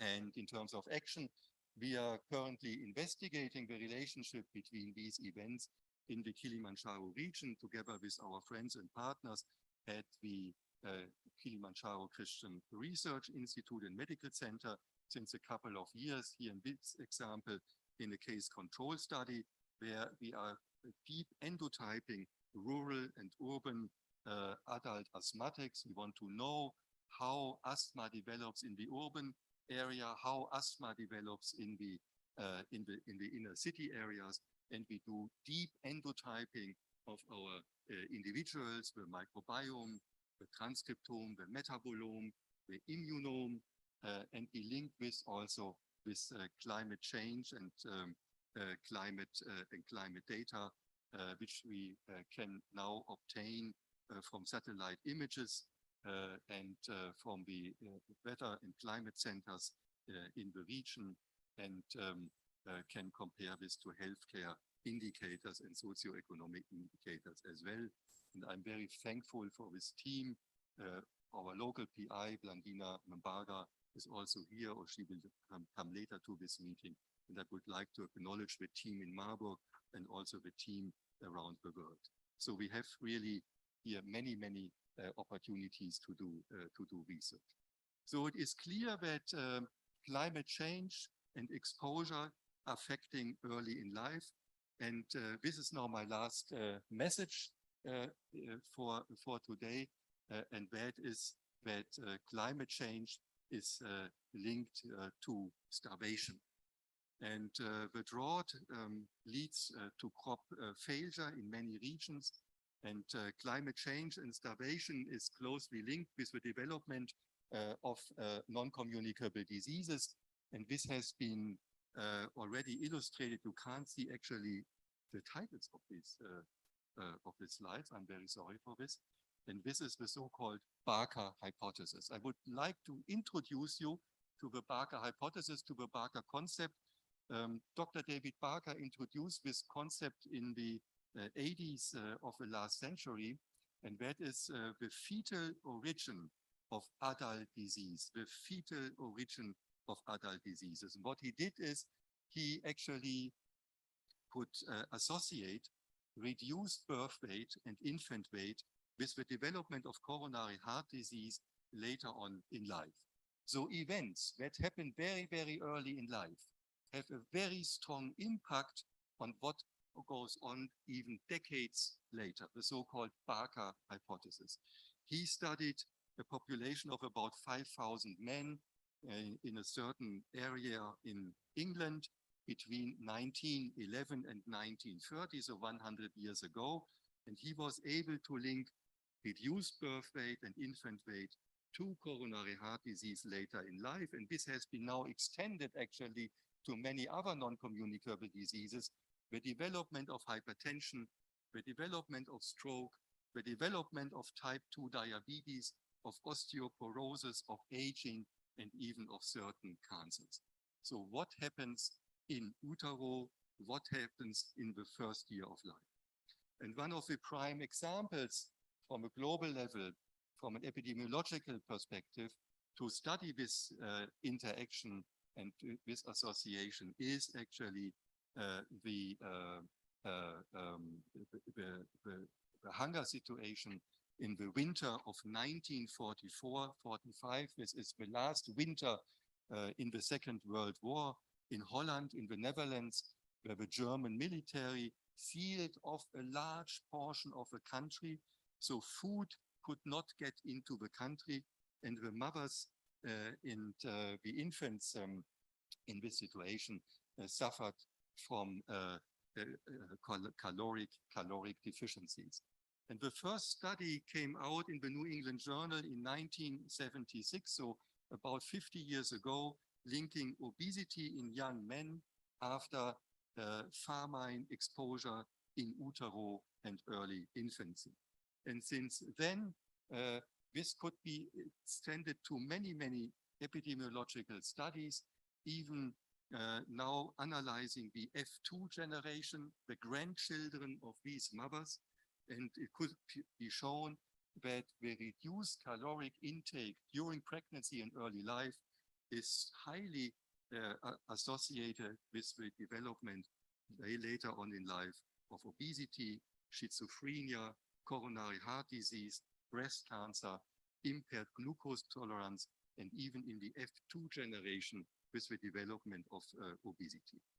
So finally, I think we have now a global concept of understanding the development of non-communicable disease, loss of biodiversity, urbanization, industrialization, Western diet, the climate change, and starvation.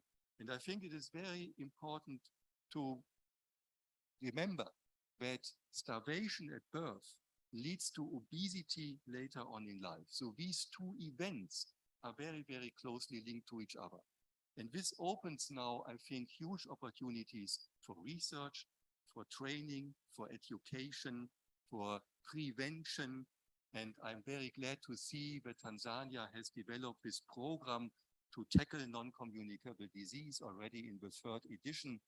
And I can surely affirm you that our partners in Germany, the German Ministry of Economic Development under the umbrella, with the umbrella of the Hospital Partnership Program, is ready and willing to support initiatives here in Tanzania together with you. And these initiatives must lead to better healthcare. And better healthcare, one aspect of improved healthcare is the access to medication.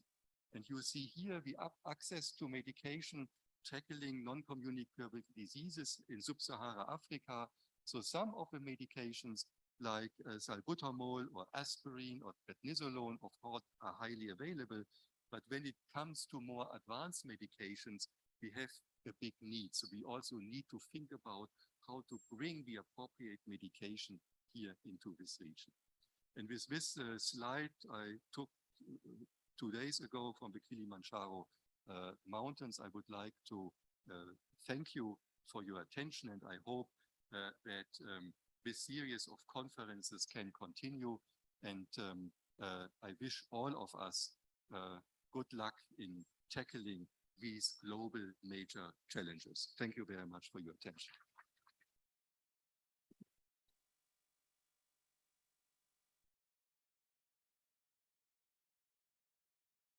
Well, I don't know what to say with this presentation.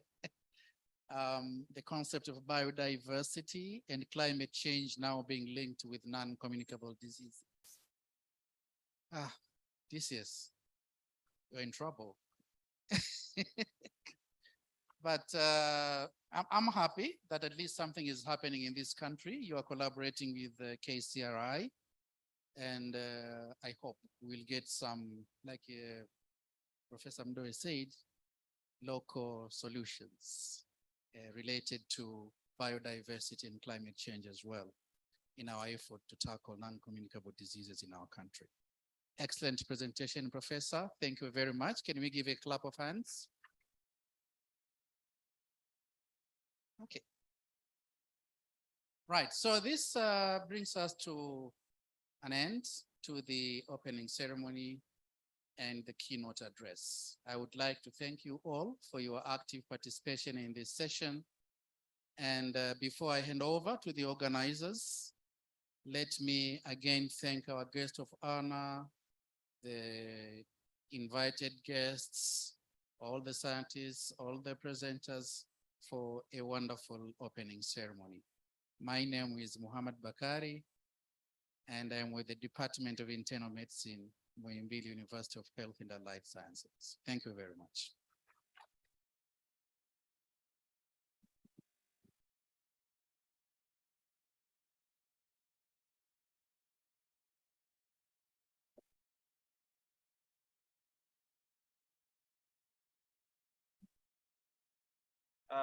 Thank you so much, Professor Bakari, for officiating the opening ceremony and the keynote address. So right now we will break for the parallel sessions, and we'll go again to the venues that we used in the morning. And after the the tea or the healthy break will be served in the venues. So you'll go to the venues, you'll have the tea and proceed with the parallel sessions in the venues. So we can proceed now. Thank you so much.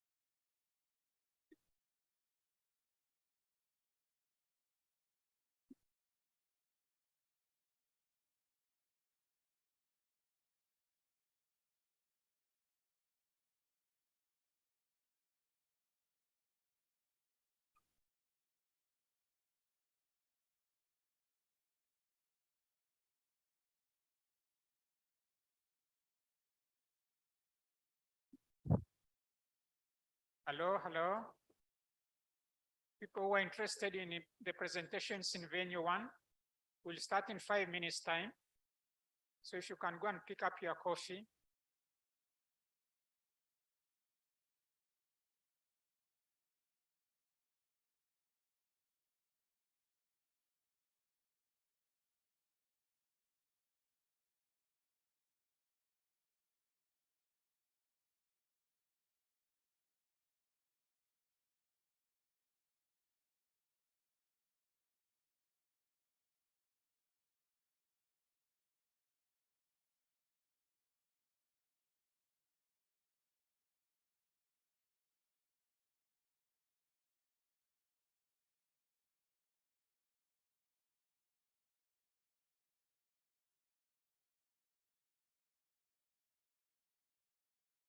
No. Is Mr. Smith Batia around? The last presentation on this session.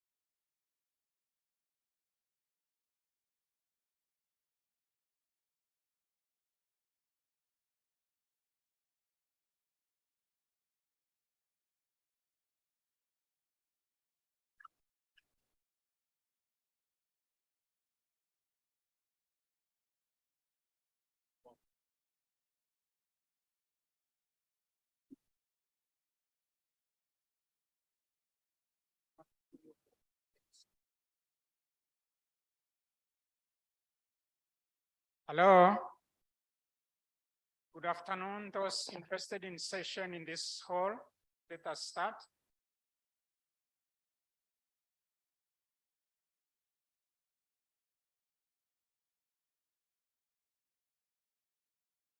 In the conference program book, we are on page 3. We were supposed to have 4 presentations, but the 4th one is not around. We have no contact with him or her. So we have the first 3. And the first one will be the one from Immaculata Casey. She's online. Immaculata, can you hear us? Yes, I can. Good evening, everyone. Thank you. Can I share now?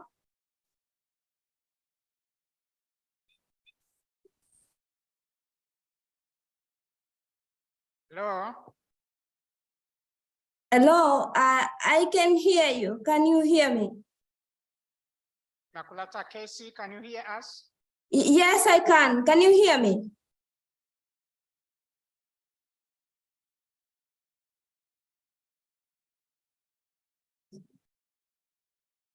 Hello? Hello, Immaculata? Hello, I can hear you.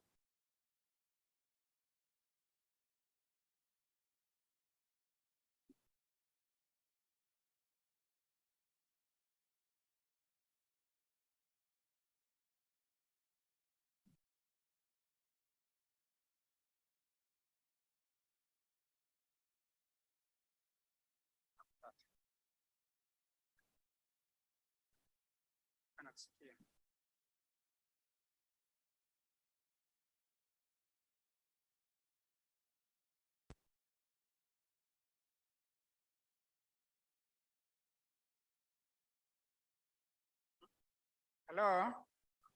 Hello? You can hear us? Yes, I can. Can you hear me? Yes, we can.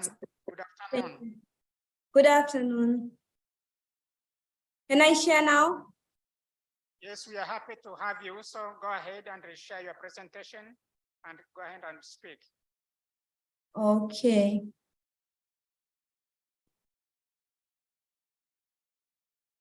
You can see yours. Thank you, thank you.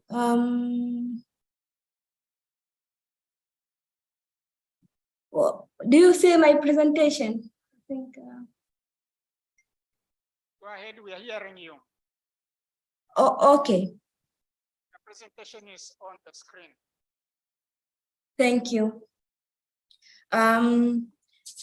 Good afternoon, honorable guest of honor, scientists, and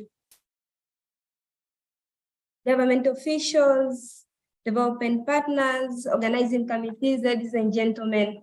In front of you is Immaculata Casey, and this is part of my dissertation work for master's, integrated management of NCD among PHIV. It's a scoping review, and I'm presenting on behalf of my co-authors, my supervisor and mentor. And this is my outline.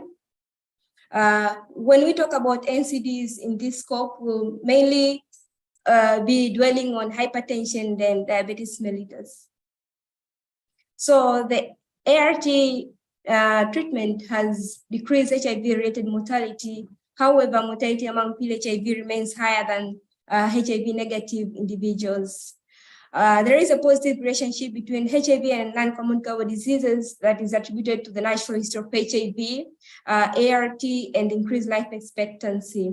And the studies conducted in Tanzania show that the people who are on ART are 2 times at higher risk of developing PLHIV rather than ART naive and those who are uninfected with HIV. Even the studies in neighboring countries suggest the same. So currently there exists a gap of knowledge on whether HIV NCD integration is happening and to what extent. So we see that right now the NCDs are becoming more common among PHIV, and this study or review will provide the status of integration of NCD management in HIV care and treatment in Tanzania. Our objectives, the broad objective was to examine the status of integration of NCD's management in HIV care and treatment in Tanzania, and specifically to review the country's guidelines and strategies towards HIV NCD care delivery, to examine the integration of NCD's healthcare delivery among PLHIV, and to review the providers' knowledge and capacity, again, the practice on NCD's management among PLHIV. So as I said, this was a scoping review, and literature search was conducted from Google Scholar, PubMed, and other important databases, as you see, that were rich in gray literature in this area, and the search terms were these. And it's good to mention that the evidence did not come only from Tanzania. We also looked at other countries with similar contexts, especially those in East Africa. So the articles that were published between 1st January 2003 up to 31st July 2021 were included. We started from 2002 because it's when PEPFAR universal treatment started. Also, we included the unpublished articles and reports as part of gray literature, both qualitative and quantitative articles, but again, we also included articles from other countries, especially sub-Saharan countries with a similar context. The synthesis of our work was done, and through the search, we obtained 183 articles, titles, and abstracts, and among them, 25 duplicates were removed, 153 remained, and among them, 129 did not meet the criteria and were excluded by abstracts. And 29 full evidences were reviewed and analyzed using critical appraise tools like CASPs, and also it was summarized on Excel catalog. Also, we included health system thinking in this. This helped us to understand the current situation, and we also used the WHO health system building blocks, including the leadership and governance, human resource for health, health financing, pharmaceuticals and supply chain, service delivery, and health information system. So we use this to understand where we are right now and what things we should do in each building block to make sure that when we approach the integration, we approach it with the health system thinking. So the findings we obtained a total of 29 articles, and 18 of them were from Tanzania. And as I said, we had journal articles, policy guidelines, and web pages. And also we had 5 from East Africa, and 3 were joint studies between Tanzania and other East African countries, and also had 3 global guidelines that were included. But of note, we found overall that there was less evidence on actual NCD HIV integration, and it's only one article that assessed actual integration that was conducted. The study was conducted in Dar es Salaam, cross-sectional in nature, and one article compared the preparedness of facility in HIV versus NCD healthcare delivery. So most of other findings dwelt on overall preparedness of facilities and offering NCD care for both HIV positive and negative individuals. We took these studies because we wanted to see the overall provision of care that is ongoing, the overall preparedness, and as PLHIV are not excluded from the general population, so we could also benefit from this evidence. And these are our findings. On the part of guidelines and policies, we found that there were guidelines, especially the current HIV guidelines, really advocate integration, but rather there was a slow pace of implementing this. So we were like asking ourselves if the dissemination has been done properly. And on the client's perspective, in the health care delivery of offering NCD's care among PLHIV, we saw that there was low awareness of the increased risk of acquiring NCDs due to inappropriate education, because some of them were told some myths that maybe hypertension is due to too much thinking, and other things went as far as the ongoing counseling that people should eat more to gain weight so that they can look more healthy. So also there was no coverage of health education. And again, looking at their overall clinical outcomes of those clients who are HIV positive and have NCDs, it was very poor adherence, and this was attributed to high pill burden and costs, and also less adherence support. Looking at facilities preparedness, they were actually very low, less prepared, and also few things were done on the screening and management. But again, we saw an opportunity here because primary healthcare presented a great opportunity for successful integration because it's closer to people. But again, the services are closer. There are no bigger departments, so it could be useful to think of that.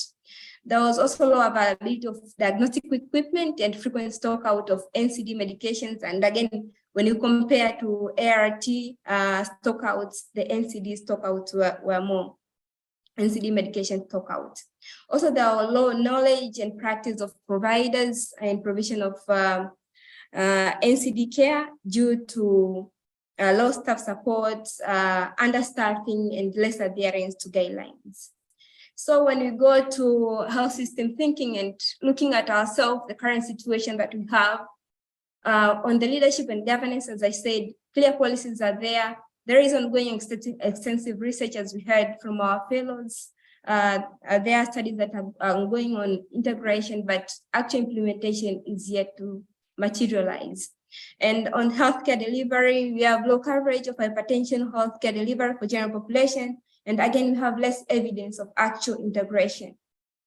And on human resource for health, we see that the human resource capacity is understaffed, undersupported, and also in terms of supervision, training, and incentives to provide NCD and HIV NCD integration care is still very low. And when we look at the pharmaceuticals and supply chain, as I said, we have challenges with stockouts. And health information system, this scope did not get a lot of evidence on this, but anecdotal evidence shows that, because I'm also working on the HIV program, there is a change of HIV clinical M&E tools to accommodate NCDs. So the HIV program is already prepared to accommodate for NCD integration. On the health financing, we see that there are different resources that are available in the country. We have the health insurance, we have vertical program funding, but we really need clear coordination to see that a lot of things are done. And some things are quite cost effective when we look at the awareness raising and demand creation, do not need a lot of money, so we can still do it. And on the discussion, I will dwell mostly on the evidence-based solution that were provided from our articles, but again from other studies that we compared. The first thing that was advocated was health education on hypertension and DM, especially on lifestyle modification, and most thing that was encouraged is to do things that will increase physical activity. Early screening, detection, treatment was found to be more cost effective. So it is something that we could consider taking on board. And also training healthcare providers, mentorship and supportive supervision that was strongly advocated, as you can see, and integrated NCD HIV care could be done leveraging HIV resources, and this has worked well in Uganda. Task shifting to resolve HRH challenges. This was advocated by UNAIDS, but from that other study done in America. So again, strengthening primary healthcare to achieve integrated HIV and management of NCDs has been advocated, and proper coordination of internal funds, example health insurance. Again, political will in directing vertical program fundings to cater for NCD management could be also useful, and embracing implementation science. And I see that in Tanzania, there are efforts to embrace implementation science. We have seen it at MUHAS, but again, in Africa, you see, there are some 2 or 3 universities that have done the same. So we are advocating implementation science because it could be used to make sure that we search for resources, resource allocation, and also do as we learn. Integration has its positive and negatives. So the positive part of integration is leveraging the existing resources.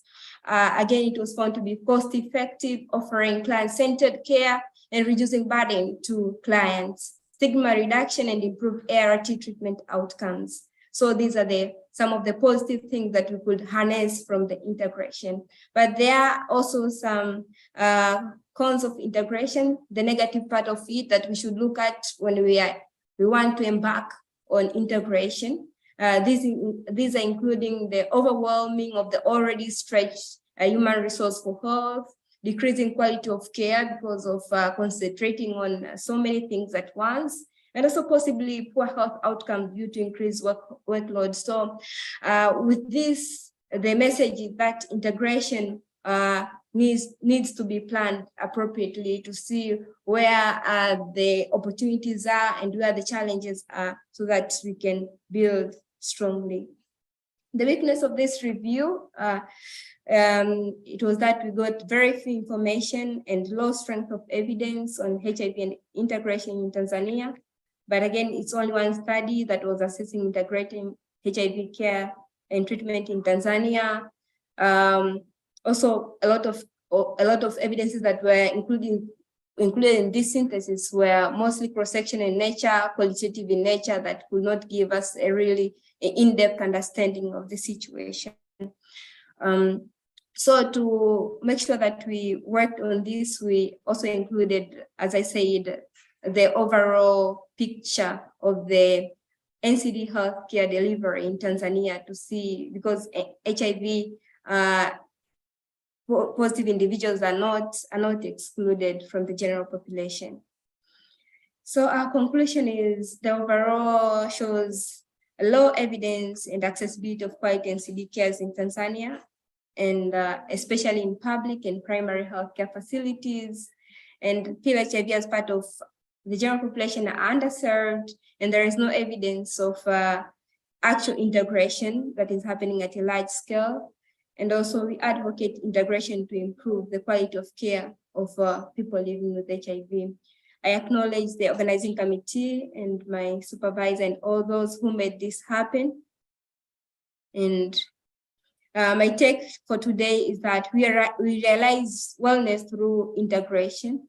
And thank you, Lord. We can integrate in many ways through holding each other hands, supporting each program as it goes, the NCD program and the HIV program. We can support each other, or we can bring our resources together and sharing them. But another way you could get seriously engaged, like seriously married, is like making it one program, making the implementation of NCD HIV at one clinic under one roof. So we can call it like a chronic disease clinic or anything like that. So thank you very much for your listening, and thank you for giving me this opportunity to present my work. Thank you. Let's give a clap of the hands. So we request you to remain online just in case there are questions at the end of the session. Thank you. Now the next presentation is from Gertrude.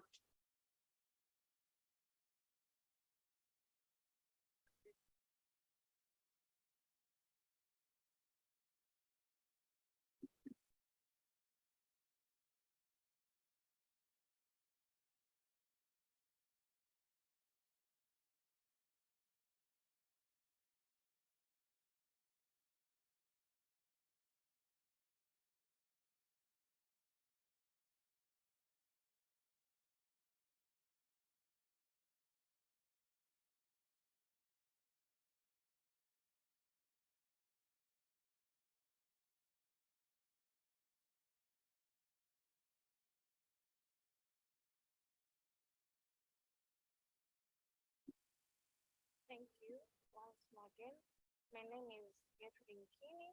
I'm going to present on healthcare providers' perspective on barriers and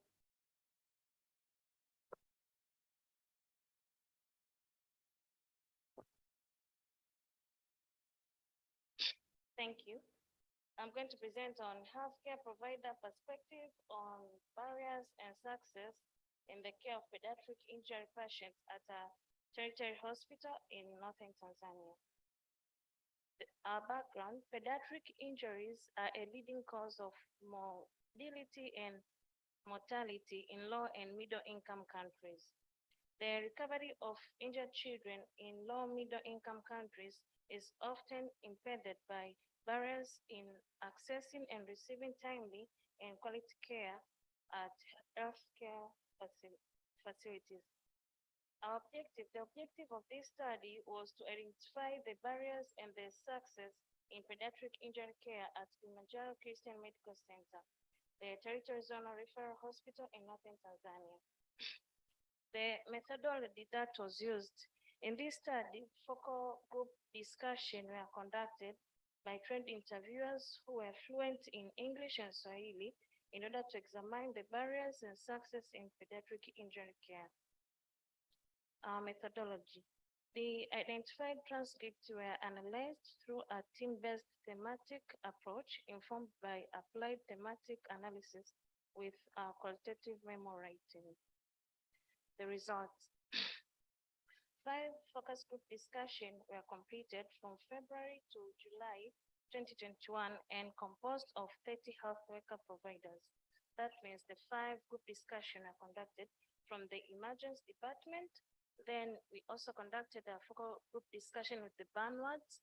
Then we have 2 surgical wards and the pediatric ward. The results. We have the barriers and the success. So I'll start with the barriers.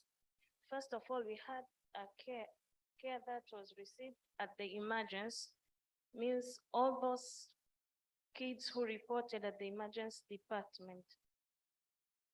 First, we had after the collection of data, we had the training and preparation, pediatric trauma guidelines and resources. And under resources, we had the diagnostic equipment such as medication and oxygen, staffing, and specialists. There are some of the quotes that we had put down that they mentioned in our focus group discussion. For example, in training and preparation, I'm quoting, we aren't really trained to handle this situation, especially for pediatric emergencies. We got trained under the ND, but not specifically for emergencies. More about when you see it, you try to do better the next time. Maybe lack of training, specific children. Another quote that I'll go through in equipment, medication, and oxygen. Generally, we do not have enough equipment to save the children. For example, if you want to intubate a child, if you want to intubate a child, not fitting the child, I can say there are not much equipment for the children. Okay, I'll go for the care received in the ward.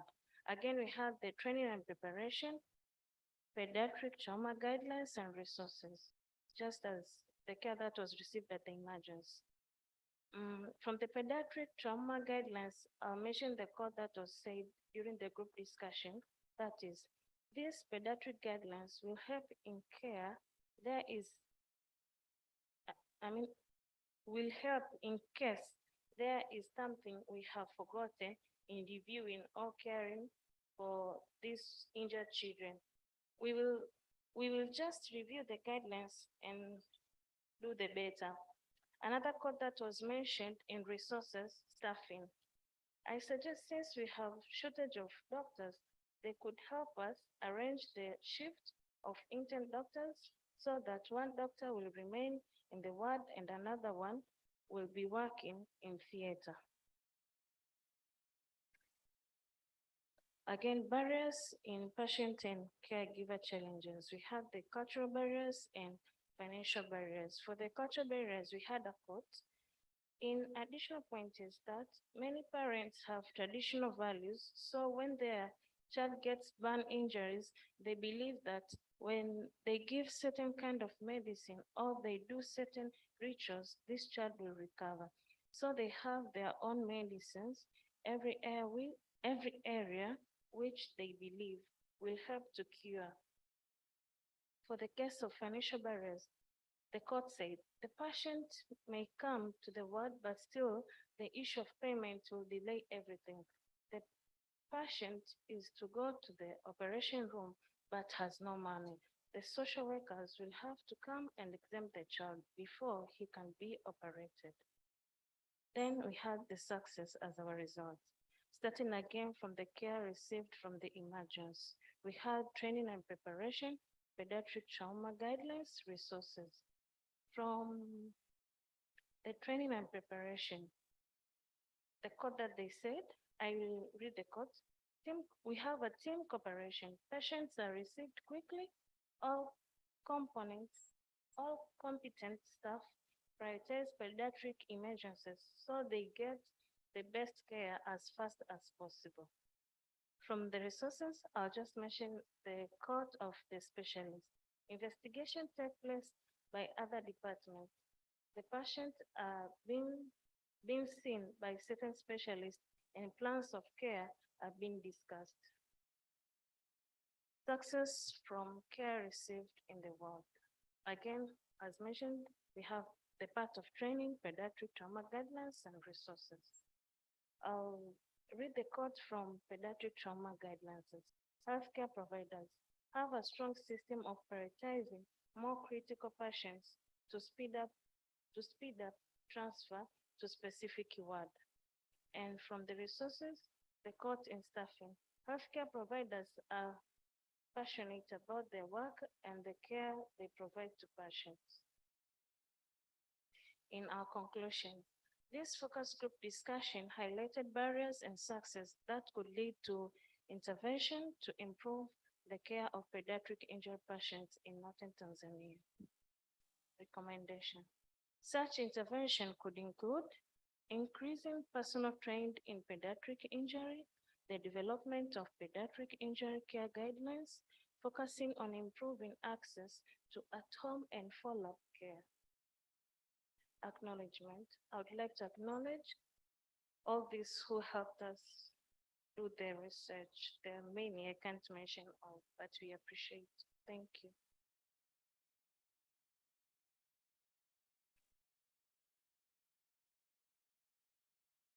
Our last presenter, David.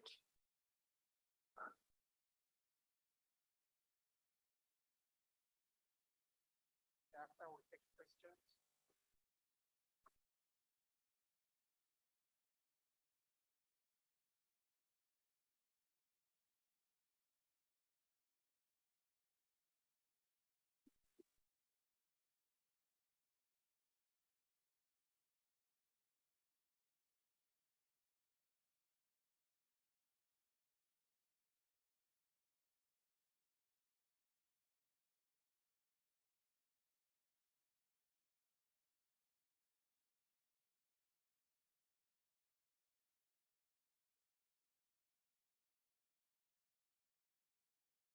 Good evening once again. My name is David. I'm working as a research assistant in the NIMRI Biomedical Research Center. And this evening, I'm happy to give you a short summary of the assessment of glycemic trends in patients with pulmonary tuberculosis. And this was a secondary analysis of the data from the TB sequel cohort. So I'll be presenting this summary on behalf of the TB sequel team and the NIMRI MMRC staff who participated in this study. So shortly, I'll give you a summary of the burden of diabetes mellitus. So globally, almost about 500 million adults are living with diabetes, and in 8 years to come, the burden is expected to rise to around 600 million people in the world. And 3 out of 4 patients with diabetes they live in lower and middle income countries like Tanzania. And diabetes is associated with high mortality, as in last year, it claimed about 6.7 million lives globally. And in Africa, the number of people living with diabetes is expected to increase by 1 to 9% by the year 2045. And again, TB, as we all know,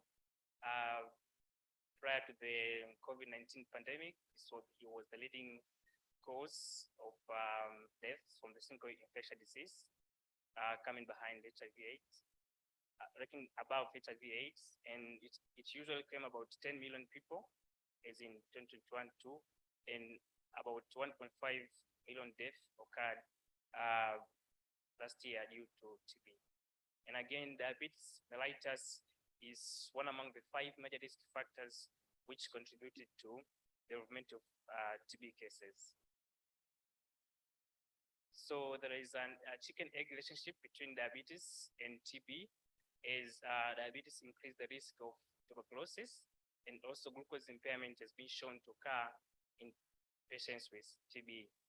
So it is estimated that now diabetes mellitus accounts for more than 10% of TB cases worldwide. And in several studies, it has been shown that now we're having more TB patients with concomitant DM than those who are DM infected with TB infected with HIV. So the objective of this analysis was to assess the proportion of pulmonary TB patients who remain with persistent hyperglycemia at the end of TB treatment, and again, 6 months post-treatment of TB. So the method used was a secondary analysis of data from a prospective cohort of pulmonary TB patients. This is a cohort of about 300 patients in our site, and it's composed of TB patients who has pulmonary TB, and we've been following the patients for a period of 2 years, since 2017 to 2019. And this cohort enrolled adults 18 years and above who are living in Mbeya and Songwe region in Tanzania.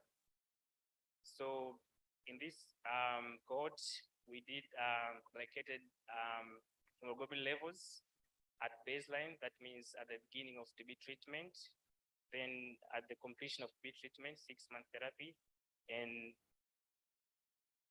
12 months post the diagnosis of TB, so 6 months post TB treatment completion.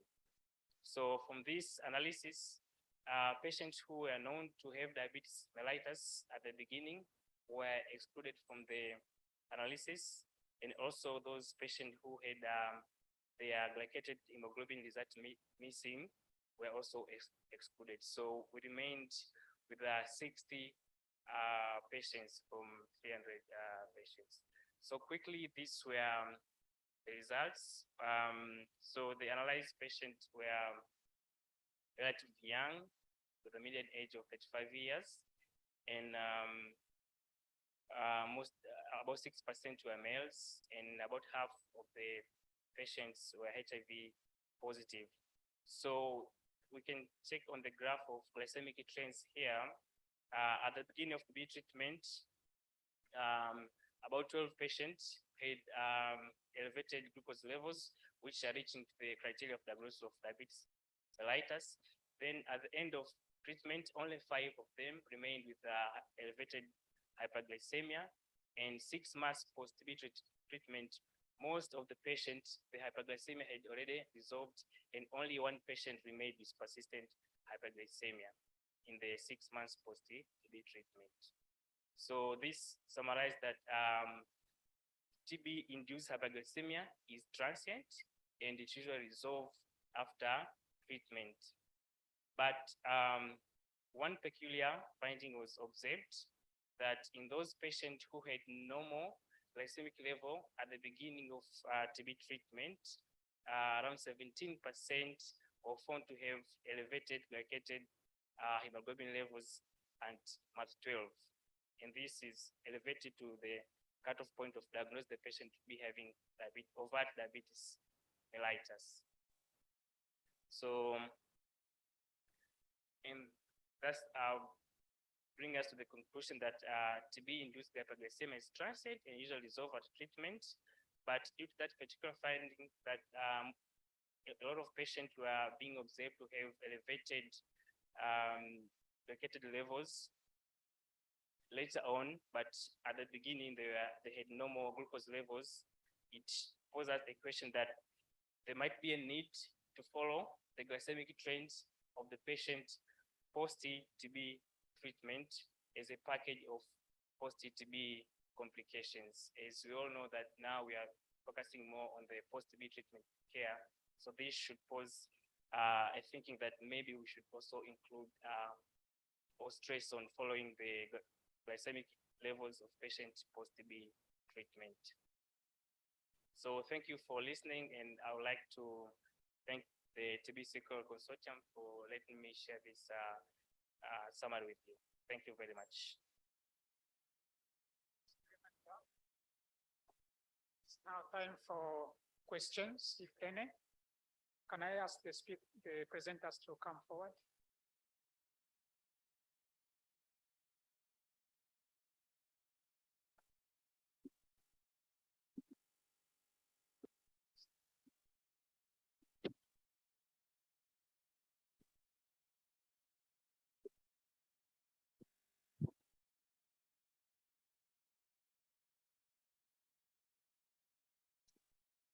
Thank you very much, Chair, and congratulations the presenters for your good presentations.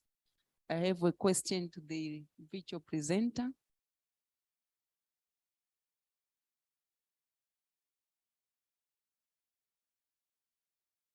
And also the last presenter.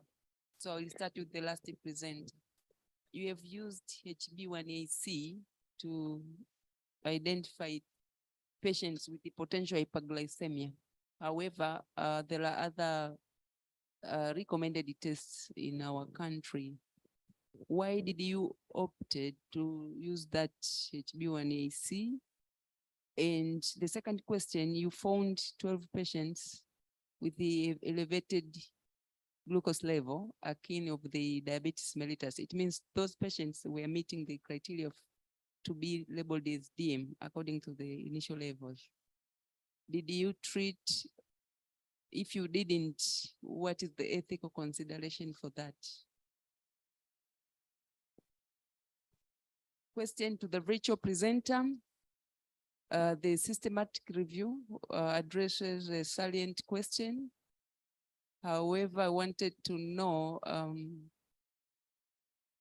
if he's given an opportunity to design another study, what will be the question to add, because it seems the HIV program is well organized, is one of the well organized programs in this country. And it seems they are not integrating NCD. So what is missing so that they are not integrating? Immaculata, did you get the question? Yes, I did. Thank you. Another question? Only 3 questions. The question from me. You gave us the pros and the cons for integration. And at the end, it seemed you were for integration. How do you justify that? Immaculata, do you get that? Yes, I did. Thank you.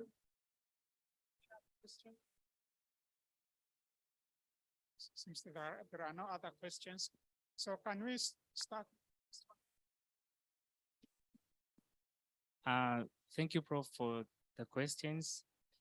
Yes, we did use glycated hemoglobin as a test to diagnose diabetes mellitus, although we understand there are other options and like the cheaper one, like using a fast blood glucose.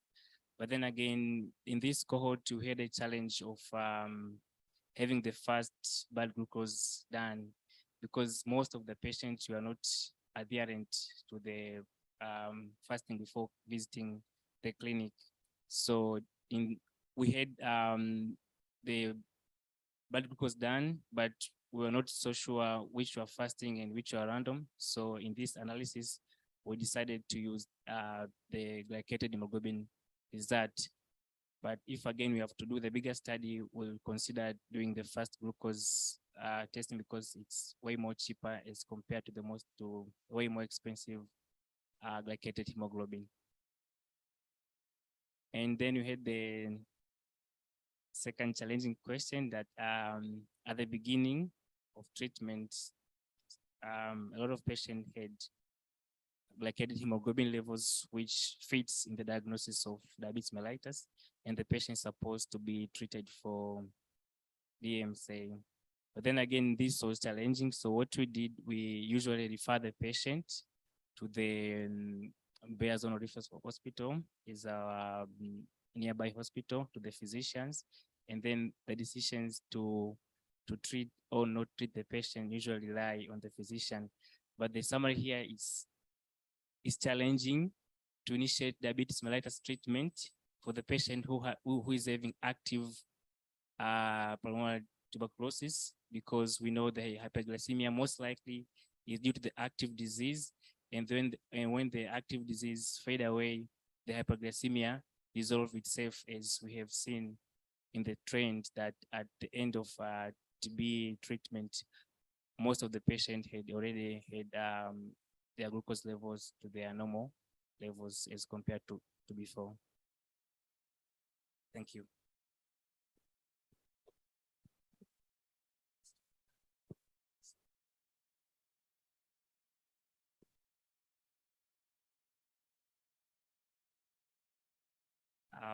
Honestly, I don't really know that. I haven't checked on that now.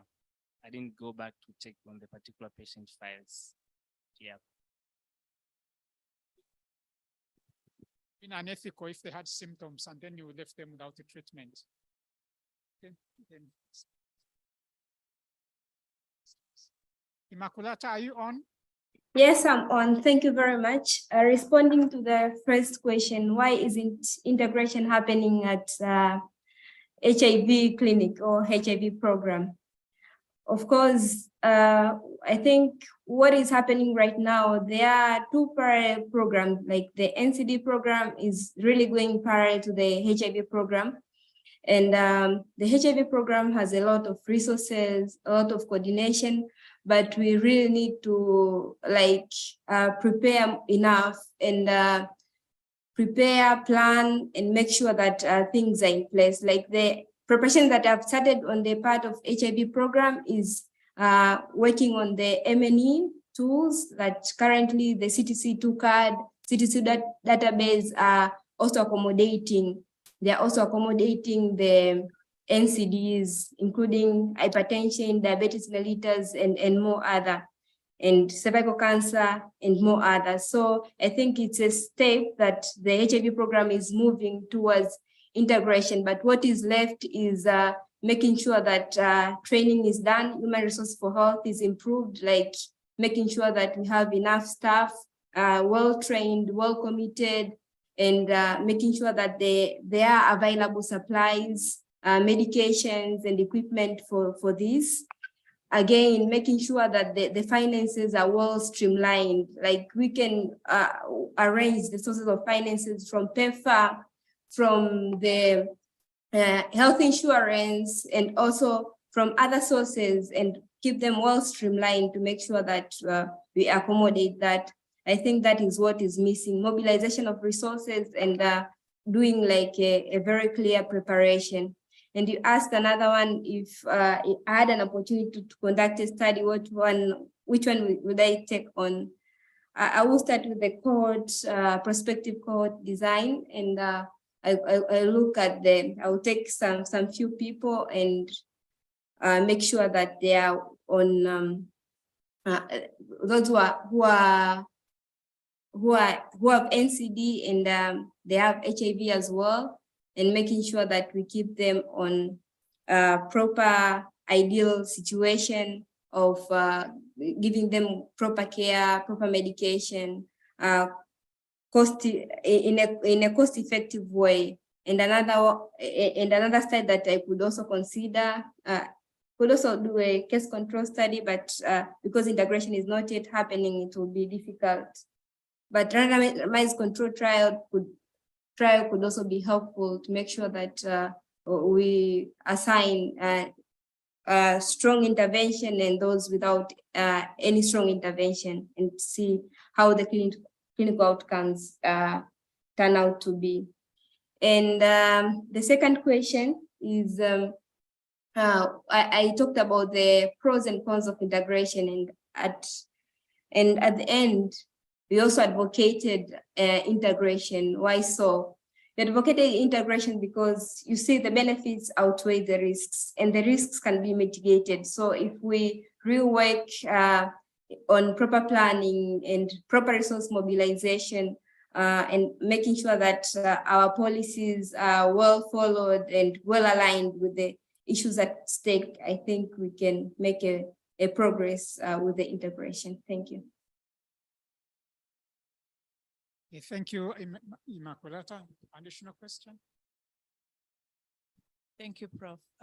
Thank you very much to three presenters for very nice presentation, especially in this conference. I have a smaller question to the lady there in front. Having these results, especially looking at pediatric patients, what are you thinking about? What kind of intervention will you pose immediately to rescue this kind of patients?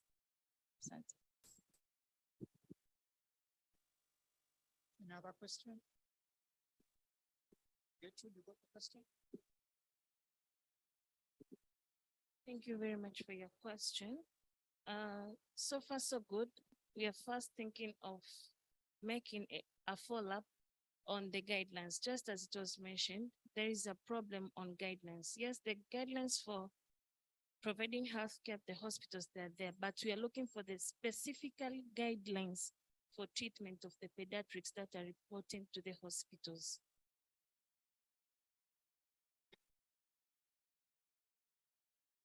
Okay, let me, on your behalf, thank all the presenters for presenting. Can we give them a clap? Now, for all of them on additional work, we talked about resources. We have only $40 per person per year for Tanzania. I would like you to, in your next research, to let us know how we should use that $40 per person per year. Because we are all talking about resources. Thank you very much. That brings us to the end of our session. Thank you very much for your presentations, and thank you very much to the audience for being with us. Tutakutana kesho.